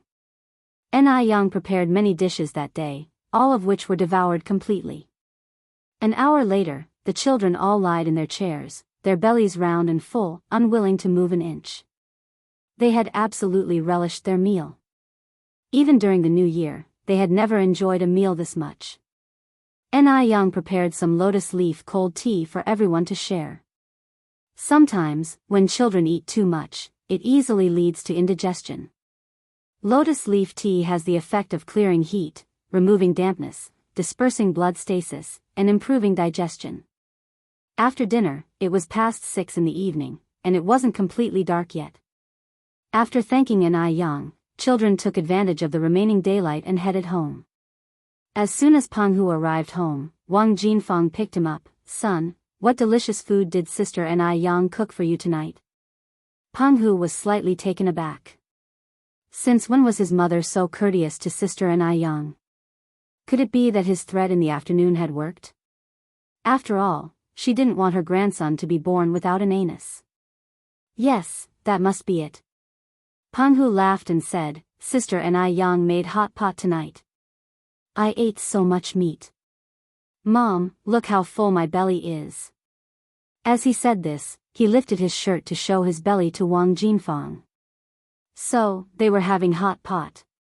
No wonder it smelled so good. Yang must indeed be a talented cook, otherwise, how could she manage a restaurant in the city? She used to judge others by herself, even thinking ill of Yang. Whenever Wang Jinfeng thought about this, she was overwhelmed with regret. Seeing Wang Jinfeng lost in thought, Peng Hu continued, Mom, Mom, Mom. Look at my belly. One tell you, Sister Ni Yang's food is even tastier than yours. Wang Jinfeng finally reacted, showering Peng's face with kisses. My son is wonderful. Peng Hu was dumbfounded at being praised. Had he done something praiseworthy? A moment later, Wang Jinfeng put Peng Hu down and brought out eggs and pomegranates that had been stored at home for a long time. Peng Hu, tomorrow, you take these things to Sister Ni Yang. Make sure she accepts them, okay? Although Wang Jinfeng can be a bit tricky, she reciprocates kindness with kindness.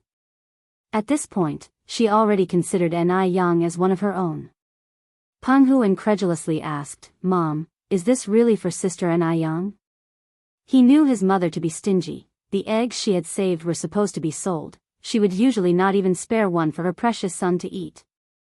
Yet, now she planned to give this whole basket of eggs to Ni Yang. Additionally, there were 2 large, red pomegranates. These pomegranates were given stealthily by his grandmother during the last visit. She had given only 3. Peng Hu had eaten 1, and the remaining 2 were hidden away by Wang Jinfeng, to be eaten gradually. It was too incredible to be true. When had Wang Jinfeng become so generous? Seeing Peng's reaction, Wang Jinfeng asked with a smile, What, you don't want to give these to Sister Ni Yang? Peng Hu immediately shook his head, Not at all. I want to give them to Sister Ni Yang. Afraid Wang Jinfeng would change her mind, he grabbed the basket and said, I'll take them to Sister Ni Yang right now. Wang Jinfeng held Peng's hand, It's dark now and unsafe, go in the daylight tomorrow. Don't worry, I will stand by my word and won't retract it.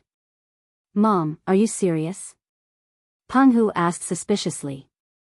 Of course I am. Wang Jinfeng nodded affirmatively. Still doubtful of Wang Jinfeng, Peng Hu held out his little finger with a solemn oath. Then let's make a pinky promise. If you break your word, my son will be born without an anus. Wang Jinfeng laughed and lightly swatted Peng's head. You little rascal. Always threatening your mom with that line. Immediately, Peng Hu said earnestly, Mom, make a promise. Promise. Wang Jinfeng extended her hand to make a pinky swear with him. Ni Yang's place. Ni Yang is busy preparing pickled fish noodles, and dinner for Grandma Mo.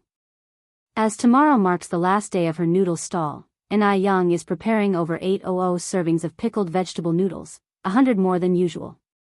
She also prepared lots of small cards, which she had started preparing a couple of months ago. Since she has decided to move her noodle stall, she needs to lay out her plans in advance.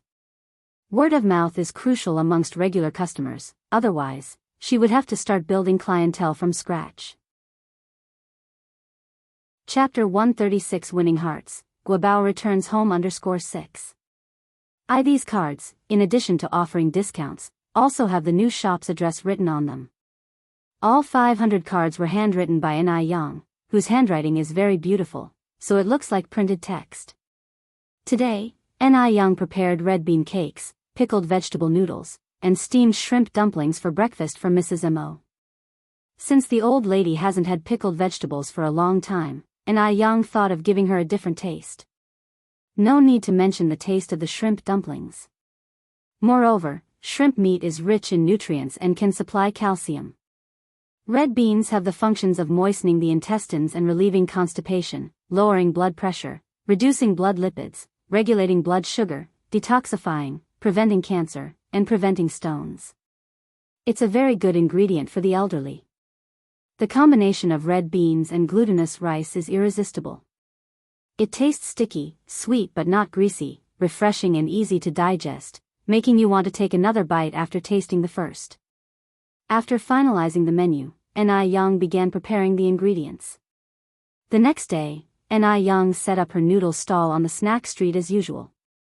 When she told everyone that she would no longer be selling noodles the next morning, a look of disappointment appeared on everyone's faces.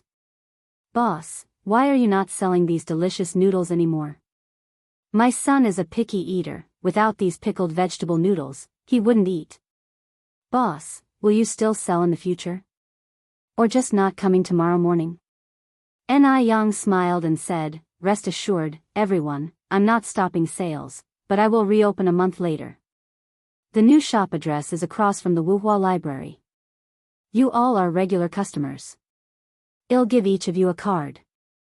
There's a discount of 5 cents a bowl on the opening day. Plus, you get a cup of sour plum soup.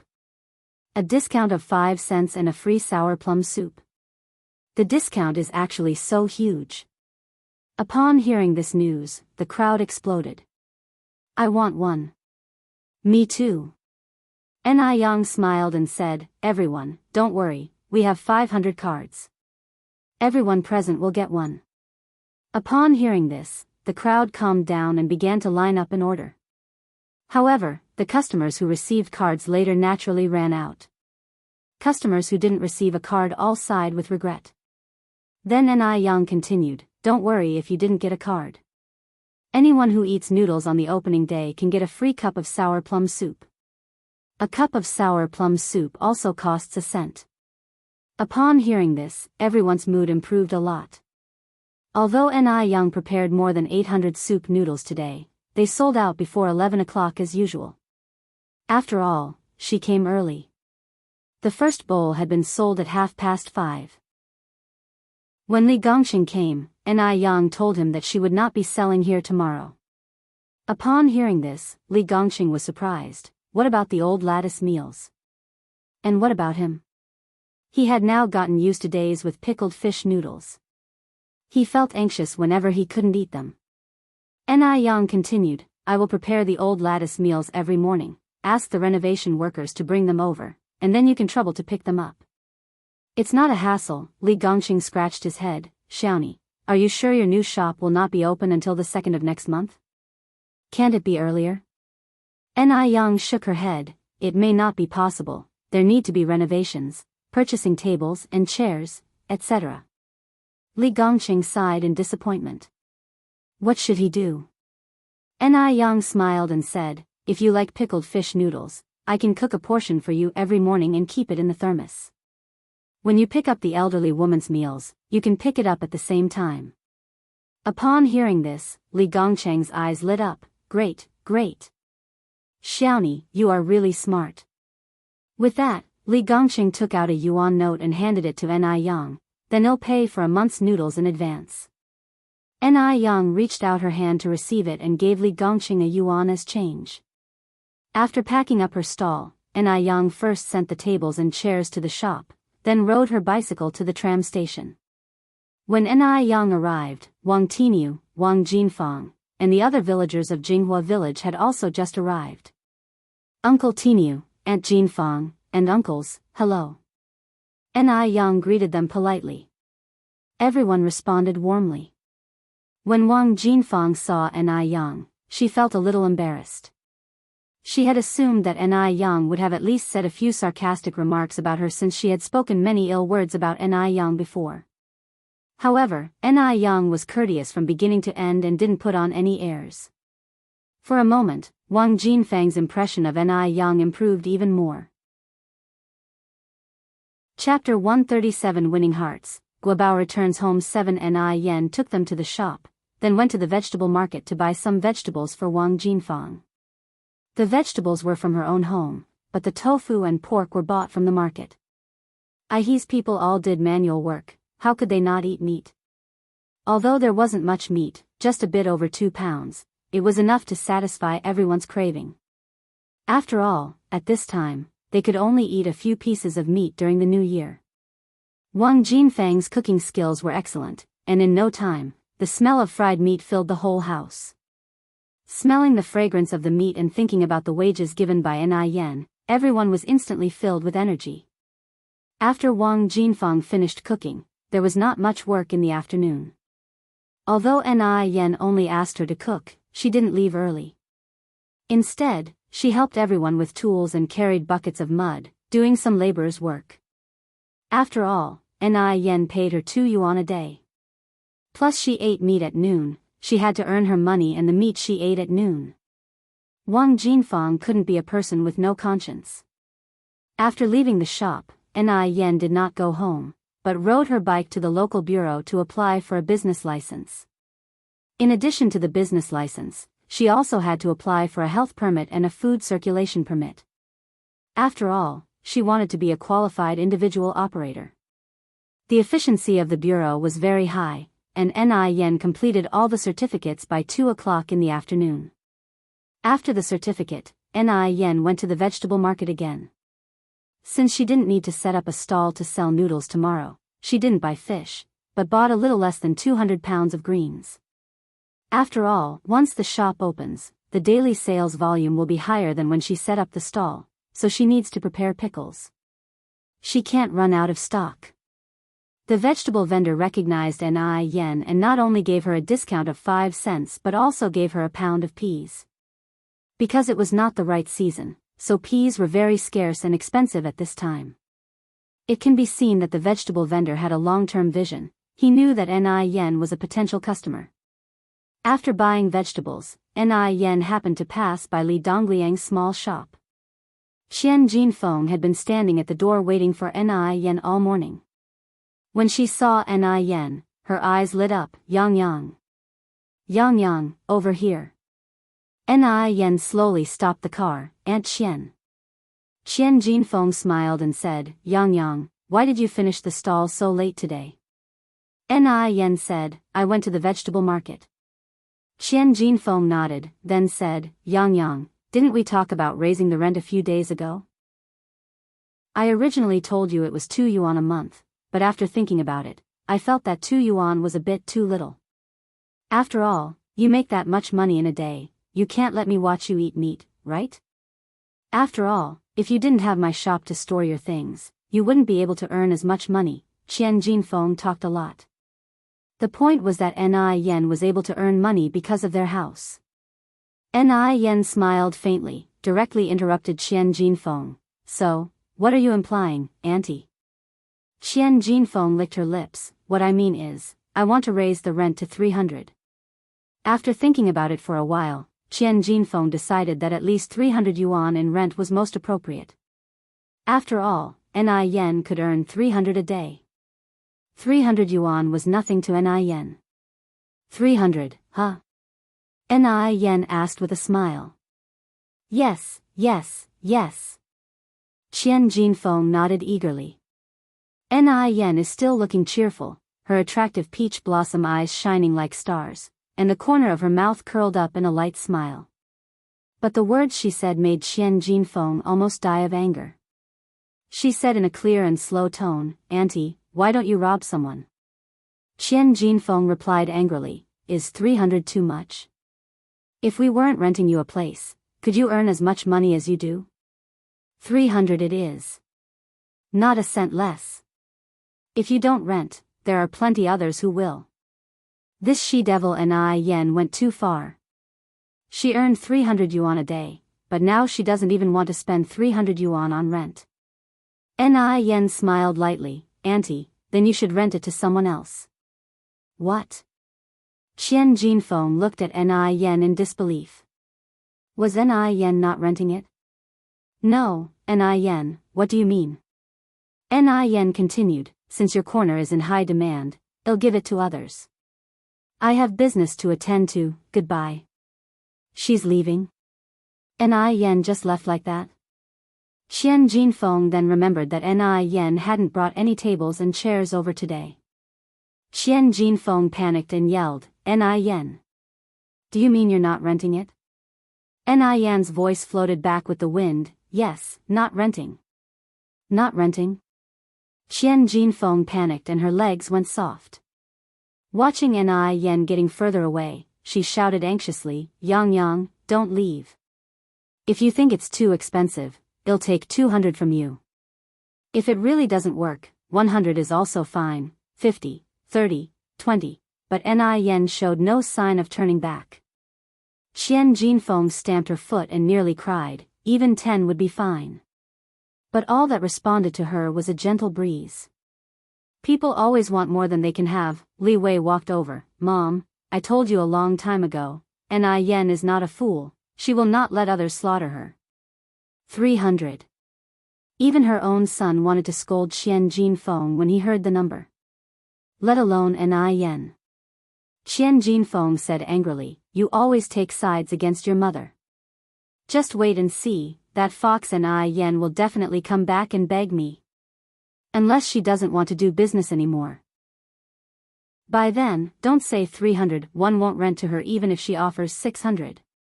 Li Wei said, what if Yen has already found another place? Mom, don't forget, we are not the only ones who run a shop on the street. And Yen was just storing some tables and chairs, and it didn't take up much space. A rent of 1 yuan a month is already quite high. Upon hearing these words, Qian Jinfeng drooped completely. Yeah. Why didn't she think about these things? Wang Meifeng took Yang Guobao back to the city. When Yang Changjing was about to open the door after hearing the knock on the courtyard, Zhou Suhua stopped him. Wait, let me see who it is first. When she lifted the curtain and saw Wang Meifeng leading Yang Guobao, Zhou Suhua's face immediately sank. No one is allowed to open the door today. I must make Wang Meifeng admit her mistake. Zhou Suhua sat on the sofa in the living room, angry. I told her long ago that the 3-0 barefoot doctor in the countryside was no good. She didn't listen to me. Now there's a problem, she knows to come back, huh? What was she doing before? Chapter 138 Making Skincare Products. Visiting to say thanks. Zhou Suhua was on the brink of being enraged to death by Wang Meifeng. What a wasteful woman. Even though she went to college, she was fooled by a naive girl. This is a total disgrace to her. Is the divine doctor inferior to a naive girl? The more Zhou Suhua thinks about it, the angrier she gets. Torn between his wife and his mother, Yang Changjing is caught in a dilemma. Mom, now that Meifeng has realized her mistake, please forgive her. Realized her mistake? Zhou Suhua snorts coldly. Does she look like she's sorry? First, she wants to leave without saying a word, and now she wants to come back just like that. Does she think our Yang family's doors are that easily accessible? This time, if one don't make her suffer a little, she will never understand who is the mother-in-law and who is the wife.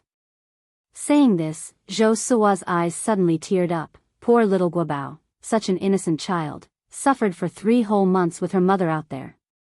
Guobao's health was already bad, yet he was tormented by Wang Meifeng. Without a doubt, Yang Guobao's condition has now worsened, hence Wang Meifeng must have brought Yang Guobao back home.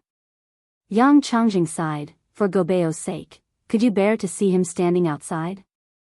Yang Guobao is the eldest grandson of the Yang family, of course Zhou Suhua couldn't bear it. Yet, she was just so angry. Every time she thought about Wang Meifeng not listening to her elders, she became even angrier. She is Guobao's grandmother, would she harm Guobao? If it weren't for Wang Meifeng's stubbornness, would Guobao have to go through all this sufferings? Zhou Suhua picked up her cup and sipped some tea. Let's wait a bit more, standing outside for a while won't kill them.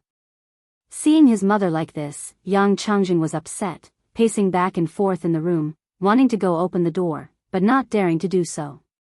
Outside, Yang Guobao was peeping towards the inside, anxiously saying, Mom, why is no one opening the door?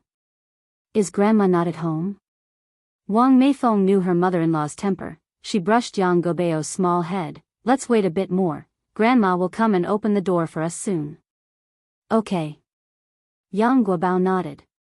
Mother and son waited outside for 10 more minutes, still no one came to open the door. Some acquaintances passed by, called out, Meifeng's back, what's the matter, no one at home or you're being denied entry? Wang Meifeng's mother-in-law was notoriously dominating. And this time Wang Meifeng was in the wrong too. She was wrong to take Yang Guobao away regardless of anyone else's opinion.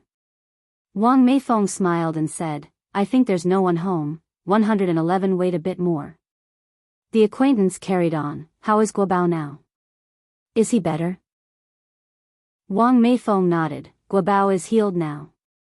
Yang Guobao immediately puffed up his chest, that's right, Aunt Zhou, I'm all healed now.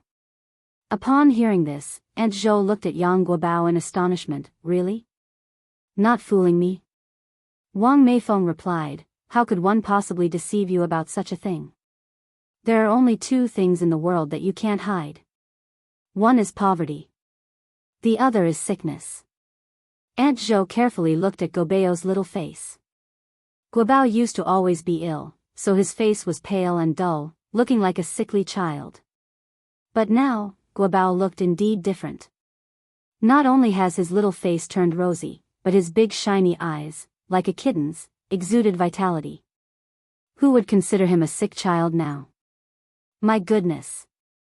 Aunt Zhou couldn't help exclaiming, that barefoot doctor really is something, so talented. A disease that doctors in the city couldn't cure was healed by a barefoot doctor.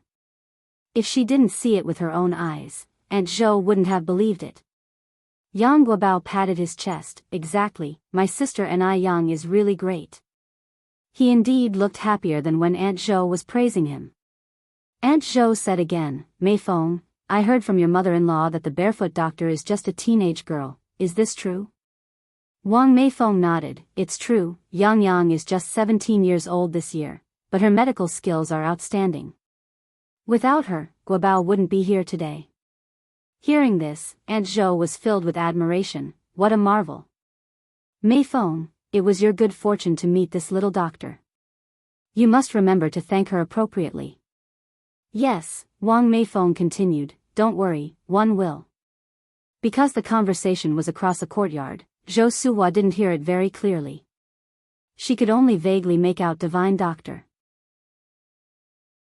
Chapter 139 Making Skincare Products, Door-to-Door Gratitude _2. A divine doctor?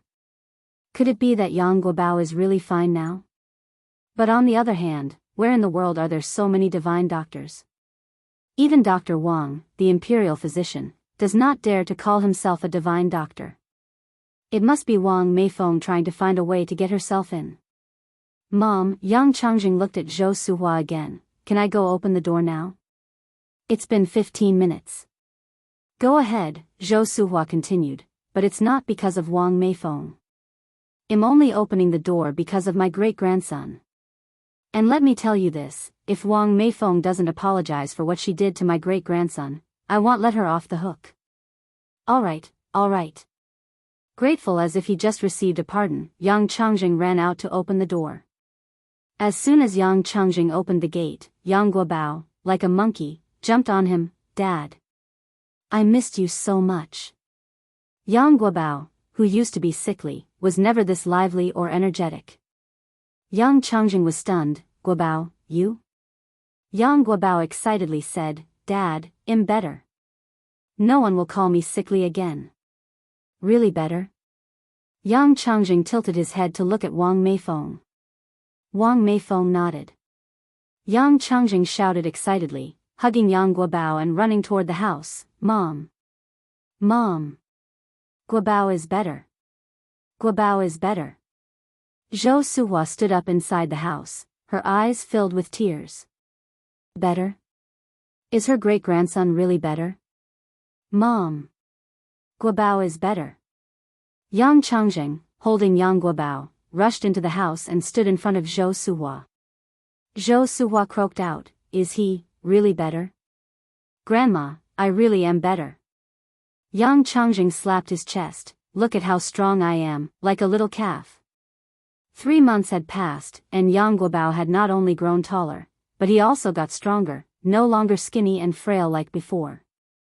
Zhou Suhua stretched out her hands, her voice trembling. Come, let grandmother hug you. Yang Guobao reached out and threw himself into his grandmother's arms. Yang Guobao used to weigh only 30 pounds at 7 years old, light as a feather when lifting him, but now he was heavy.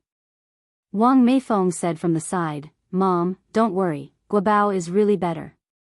He hasn't had an episode for over 2 months while staying at my mom's house, and Ni Yang also checked him and said that Guobao will have a healthy body just like a normal child in the future.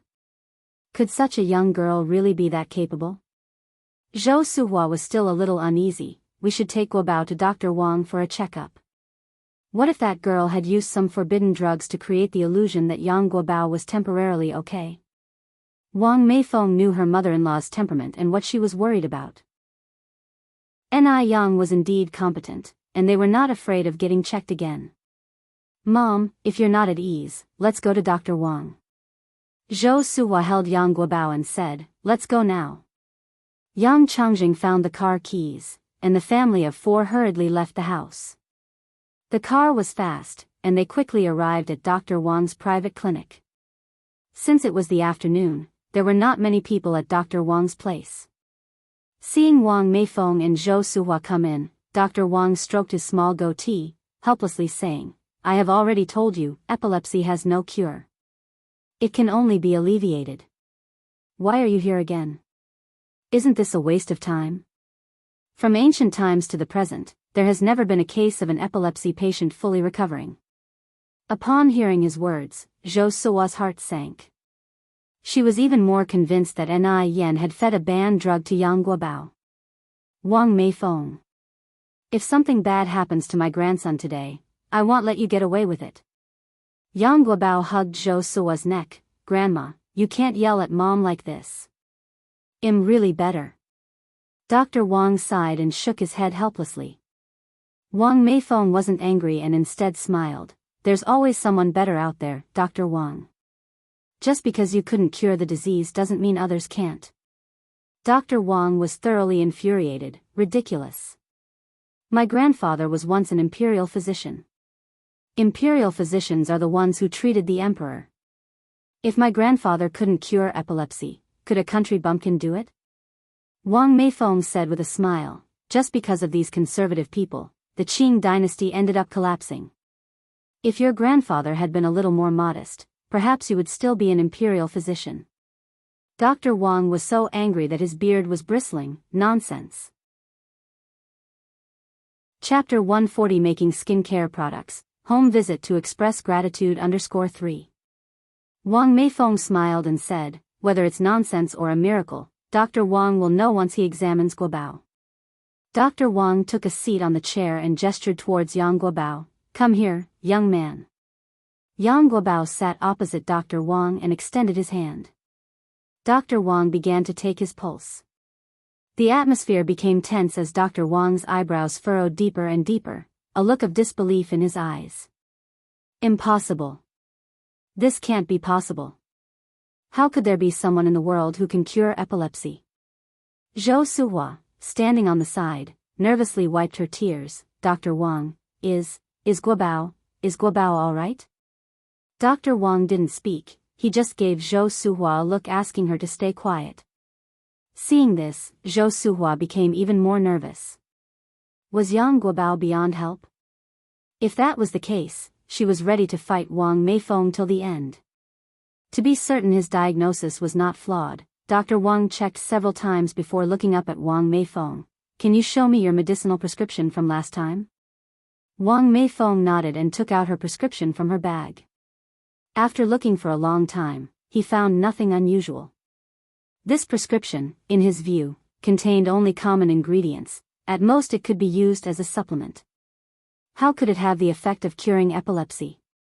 Dr. Wang took a deep breath, looking at Wang Meifeng. He steadied his voice. "Are you sure your child wasn't taking any other medicine while he was taking this?"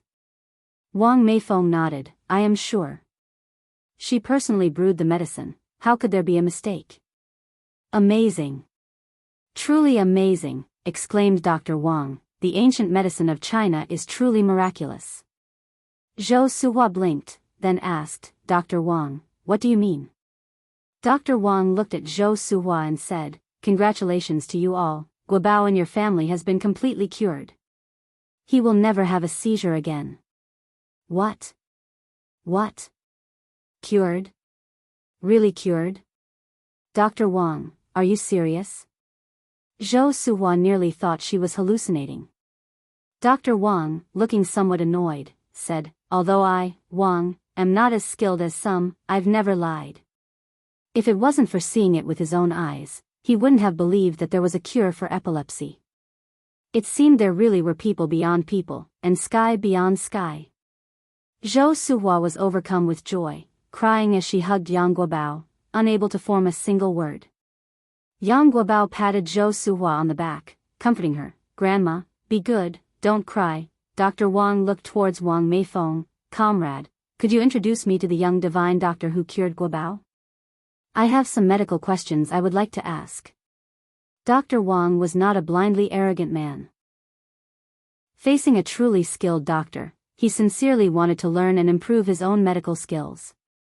Wang Meifeng smiled and said, I can't make the decision on her behalf. When I get the chance, I'll ask her for you. This matter still had to be agreed upon by Ni Yang. Otherwise, what would it mean to bring Dr. Wang to Ni Yang's home uninvited? Wang Meifeng was not someone who was inconsiderate. Dr. Wang nodded, expressing his understanding. Then what's your phone number? I'll make a note of it. Wang Meifeng wrote her number down for Dr. Wang. After leaving Dr. Wang's clinic, Zhou Suhua was still tear-streaked. She had never imagined that Yang Guobao's disease would truly be cured.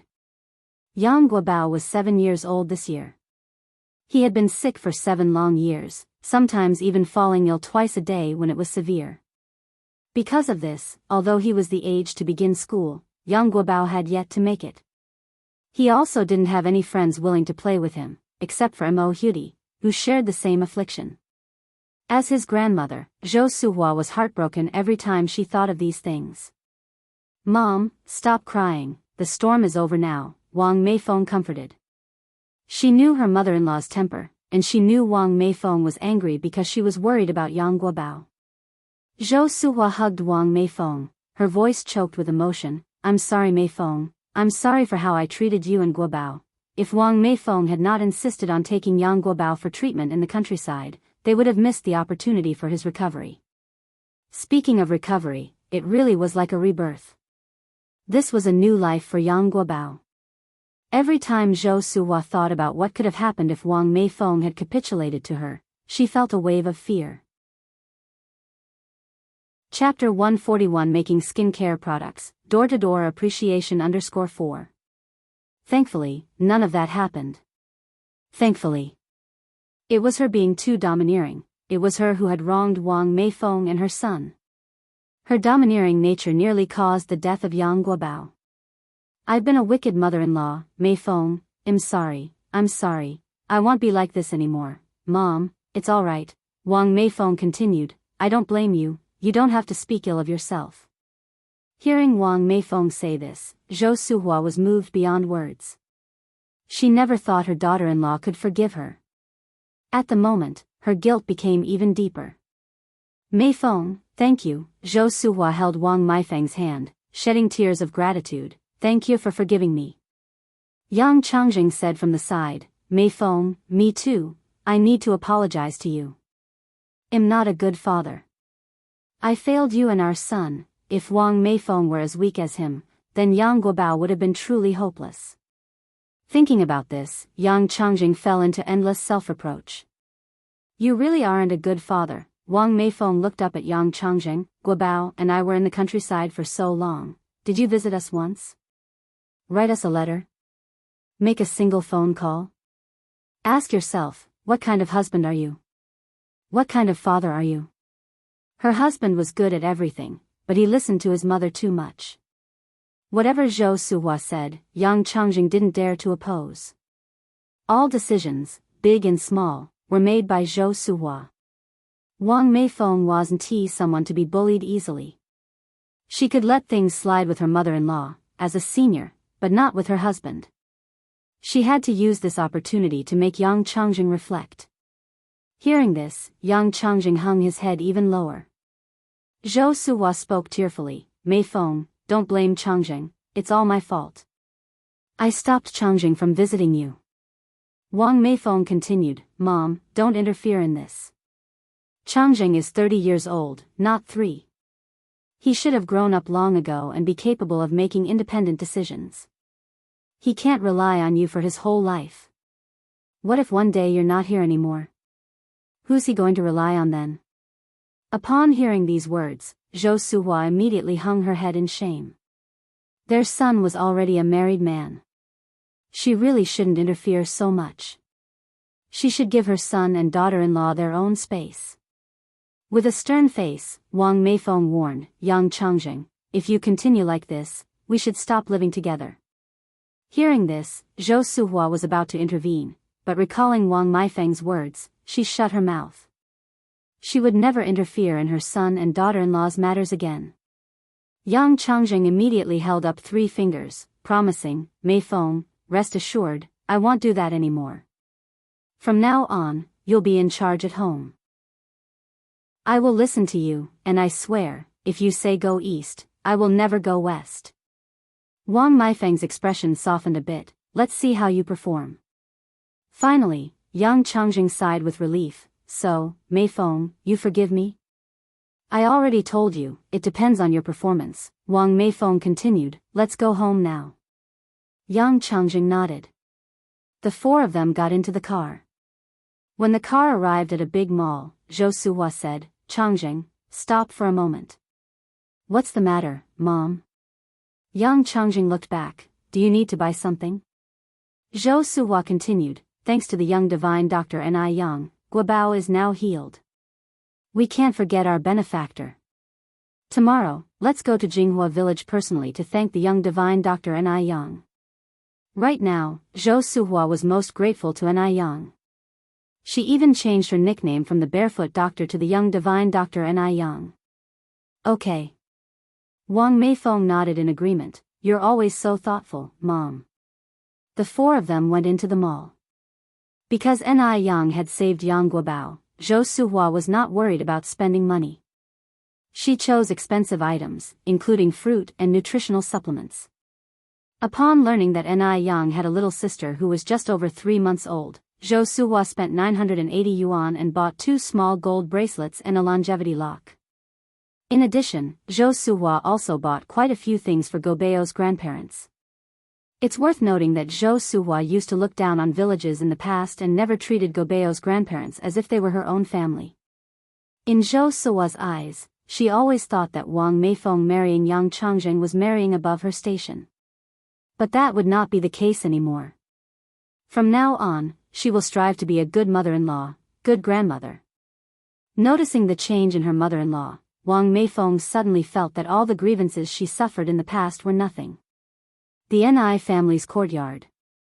Ni Yang and Ni Tsuehua were sitting by the well, washing vegetables and chatting. Chapter 142 Making Skincare Products, Home Visit to Thank _5. Little Ni Yun lay in her cradle nearby, holding a rattle and a little yellow duck, playing on her own, neither crying nor being troublesome, behaving very well. The courtyard seemed incredibly warm and cozy. The task of washing 200 pounds of vegetables was time-consuming. By the time Ni Yang finished washing and salting the vegetables, it was already past 5 in the afternoon, and the sun began its descent. Ni Yang then started preparing dinner. When she saw the green peas the boss had given her while buying vegetables earlier, she suddenly had an idea. First she peeled off the peas, scooped up 2 ladles of glutinous rice, washed them, and soaked them in a casserole. Then, Ni Yang found the cured meat she had bought a few days ago, cut them into pieces, and sautéed them in a pan. She then added green onions, ginger, garlic, and soy sauce to enhance the flavor, followed by adding the peas and stir-frying them together. Once they were about 70% cooked, she scooped the sautéed cured meat and peas into the casserole with the rice, and finally stove-cooked it to make a rice casserole. This is known as cured meat and green peas casserole rice, a variation of the traditional clay pot rice. After the main course was prepared, Ni Yang began to prepare side dishes. She pulled out the menu. Tonight's main dishes were 1. Stir-fried spicy bamboo shoots. Compendium of Materia Medica states, bamboo shoots are mainly used to quench thirst and benefit the urinary tract. Bamboo shoots can reduce intestinal cholesterol absorption, lower blood lipids, prevent constipation, and effectively eliminate waste and toxins from the body. They are excellent weight loss foods that can effectively maintain perfect body shape. They had eaten a lot of meat these past few days. It's just right to have bamboo shoots to control body shape and prevent weight gain. Beef bone marrow stewed egg. The eggs were those sent by Penghu in the morning, and the beef bone marrow was from the big beef bones Ni Yang bought at the vegetable market yesterday, which were filled with marrow. Compendium of Materia Medica states, beef bone marrow moisturizes the lungs, nourishes the kidneys, moisturizes the skin, and brightens the complexion. Therefore, beef bone marrow can effectively moisturize the skin. After deciding on the 2 main dishes, she only needed to make a soup. When she saw the tofu that Tai Dawn mother had sent over, Yang suddenly thought of vegetable tofu soup. Yes, she decided to make a vegetable tofu soup. Yang immediately rolled up her sleeves and started cooking. The night gradually darkened, and the fragrance in the small kitchen became stronger. In no time, the perfect set of 2 dishes and a soup was ready, and together with the glutinous rice cooked with cured meat and peas, there was more than enough for the 3 of them. Due to the addition of cured meat and peas, the glutinous rice was very delicious. Biting into it, it was soft and sticky, and when you bit into a pea, there was a burst of flavor making it extremely delicious. The vegetable tofu soup balanced out the greasiness of the glutinous rice, so delicious it made one question life. Chinggui exclaimed, Yang, how many delicious foods can you cook? She felt that every dish Yang cooked every day was different, and each dish was staggering in its taste. Even a simple vegetable tofu soup tasted extraordinarily delicious when Yang cooked it. Yang just smiled, actually, I'm only cooking what I know how to cook. Chinggui said, Yang, I suspect you can cook a Manchu Han imperial feast, but I have no evidence. Yang laughed lightly, no, I just know a little bit more than most people. Chinggui laughed and said, Yang, you are just too modest. Yang held up a piece of bamboo shoot, modesty is a virtue, Tsuehua jokingly said from the side, Sister Chinggui, don't praise this girl anymore. If you continue to praise her, her little tail will rise to the sky. After dinner, Yang returned to her room and counted the money she had left. Excluding the 25,400 yuan used to buy the shop, the 930 paid to the workers, and the everyday expenses of the last few days, she had 2,550 yuan in total. With 2,550 yuan, besides not being able to buy big items like a fridge or a color TV, she had more than enough to equip her business with the other necessities. Therefore, she was not in a hurry to make money at the moment, planning to spend this month on recuperation and recharge. When the new shop opens, there will be plenty to do. Moreover, she did not expect to make a living solely from selling noodles. Yang has big ambitions, having lived for 2 lifetimes. She either does not do something, or does it to the best. She will blaze a trail and create a golden era that belongs to Yang. That night, Yang probably had the best sleep since her rebirth. She slept until past 6 in the morning, never getting up at 3 in the morning anymore, unlike her old routine when she had to get up to set up her stall. Meanwhile, Daju and Lu Wan woke up early, and took a rare day off. Chapter 143 Making Skincare Products, Home Visit to Give Thanks _6. Because today marks the beginning of a new month, it meant that the stall Yang had been renting was now theirs. If Yang wanted to continue her business, she would have to scheme it out of them. All the way there, the smiles never left the faces of the family of 3. Daju, what do you think that bitch Yang's face will look like when she sees us? Daju proudly replied, she must be shocked, and then beg us on her knees to give her her stall back. Give it back to her? Lu Wan scoffed, on what grounds should we return it to her? We are the owners of this stall now. How dare she try and take it away from me? Remember, be tough with her. Make that bitch hand over all her money. If not, tell her to drop dead and disappear. Yang was now destined to be as helpless as a piece of meat on a chopping board. Think she could escape? No way. A lowly bitch from the countryside, does she think she can turn the tide? Daju nodded in agreement, don't worry, Wan. I won't mess this up.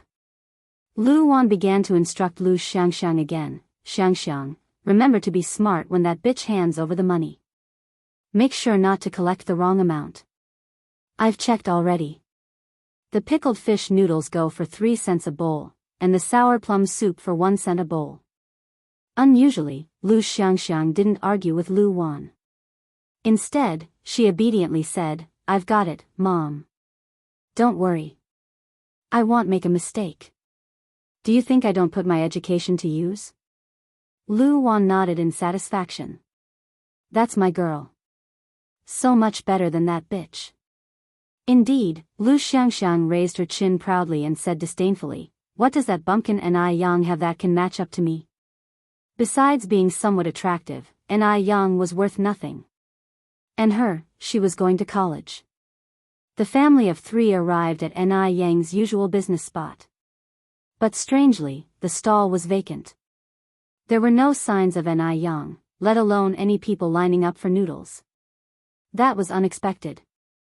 Lu Wan had secretly observed that usually around 5:30, people would start lining up. It was already 5:40, why was there not a single person in line? Did everyone else wake up late? Lu Wan frowned. Ni Daju didn't take note of these details. He just sat in the middle of the stall, ready to assert his authority over Ni Yang at any moment. Did that bitch think she could outsmart him, her uncle? Ha! Bet she's in for a surprise. No matter what, he would always be her uncle. Lu Wan walked over to Ni Daju and shared her observations with him. Hearing this, Ni Daju said casually, "What's there to worry about? Do you really think that bitch Ni Yang is good at business and has customers every day? Let's wait a bit longer. Maybe the bitch will show up soon." What Ni Daju said wasn't unreasonable, so Lu Wan nodded in agreement. With each passing minute, it was now past 6 o'clock, but there was still no sign of Ni Yang. Lu Xiangxiang was restless, pacing in circles. "Mom, Dad, do you think it's possible that the hillbilly Ni Yang won't show up this morning?" No, of course not," Lu Wan reassured, "Ni Yang will definitely come." Just then, a few customers showed up. They greeted warmly, "Are all of you here for the pickled vegetable noodles too? You probably don't know yet, but the boss won't set up her stall here anymore. Better head back early, or you'll just waste your time waiting. If you're really craving for pickled vegetable noodles, there is another stall over there. Although it doesn't taste as good as the boss, it's still better than nothing, right? The boss won't set up her stall here anymore. She's gone." This news struck the family of three like a bolt from the blue. They were dumbfounded and couldn't react for a long time. If Ni Yang won't set up her stall here anymore, then who were they going to get money from? Lu Wan was the first to come to her senses. She grabbed a passerby's arm and asked, "Sir, is it true that Ni Yang has stopped doing business here?"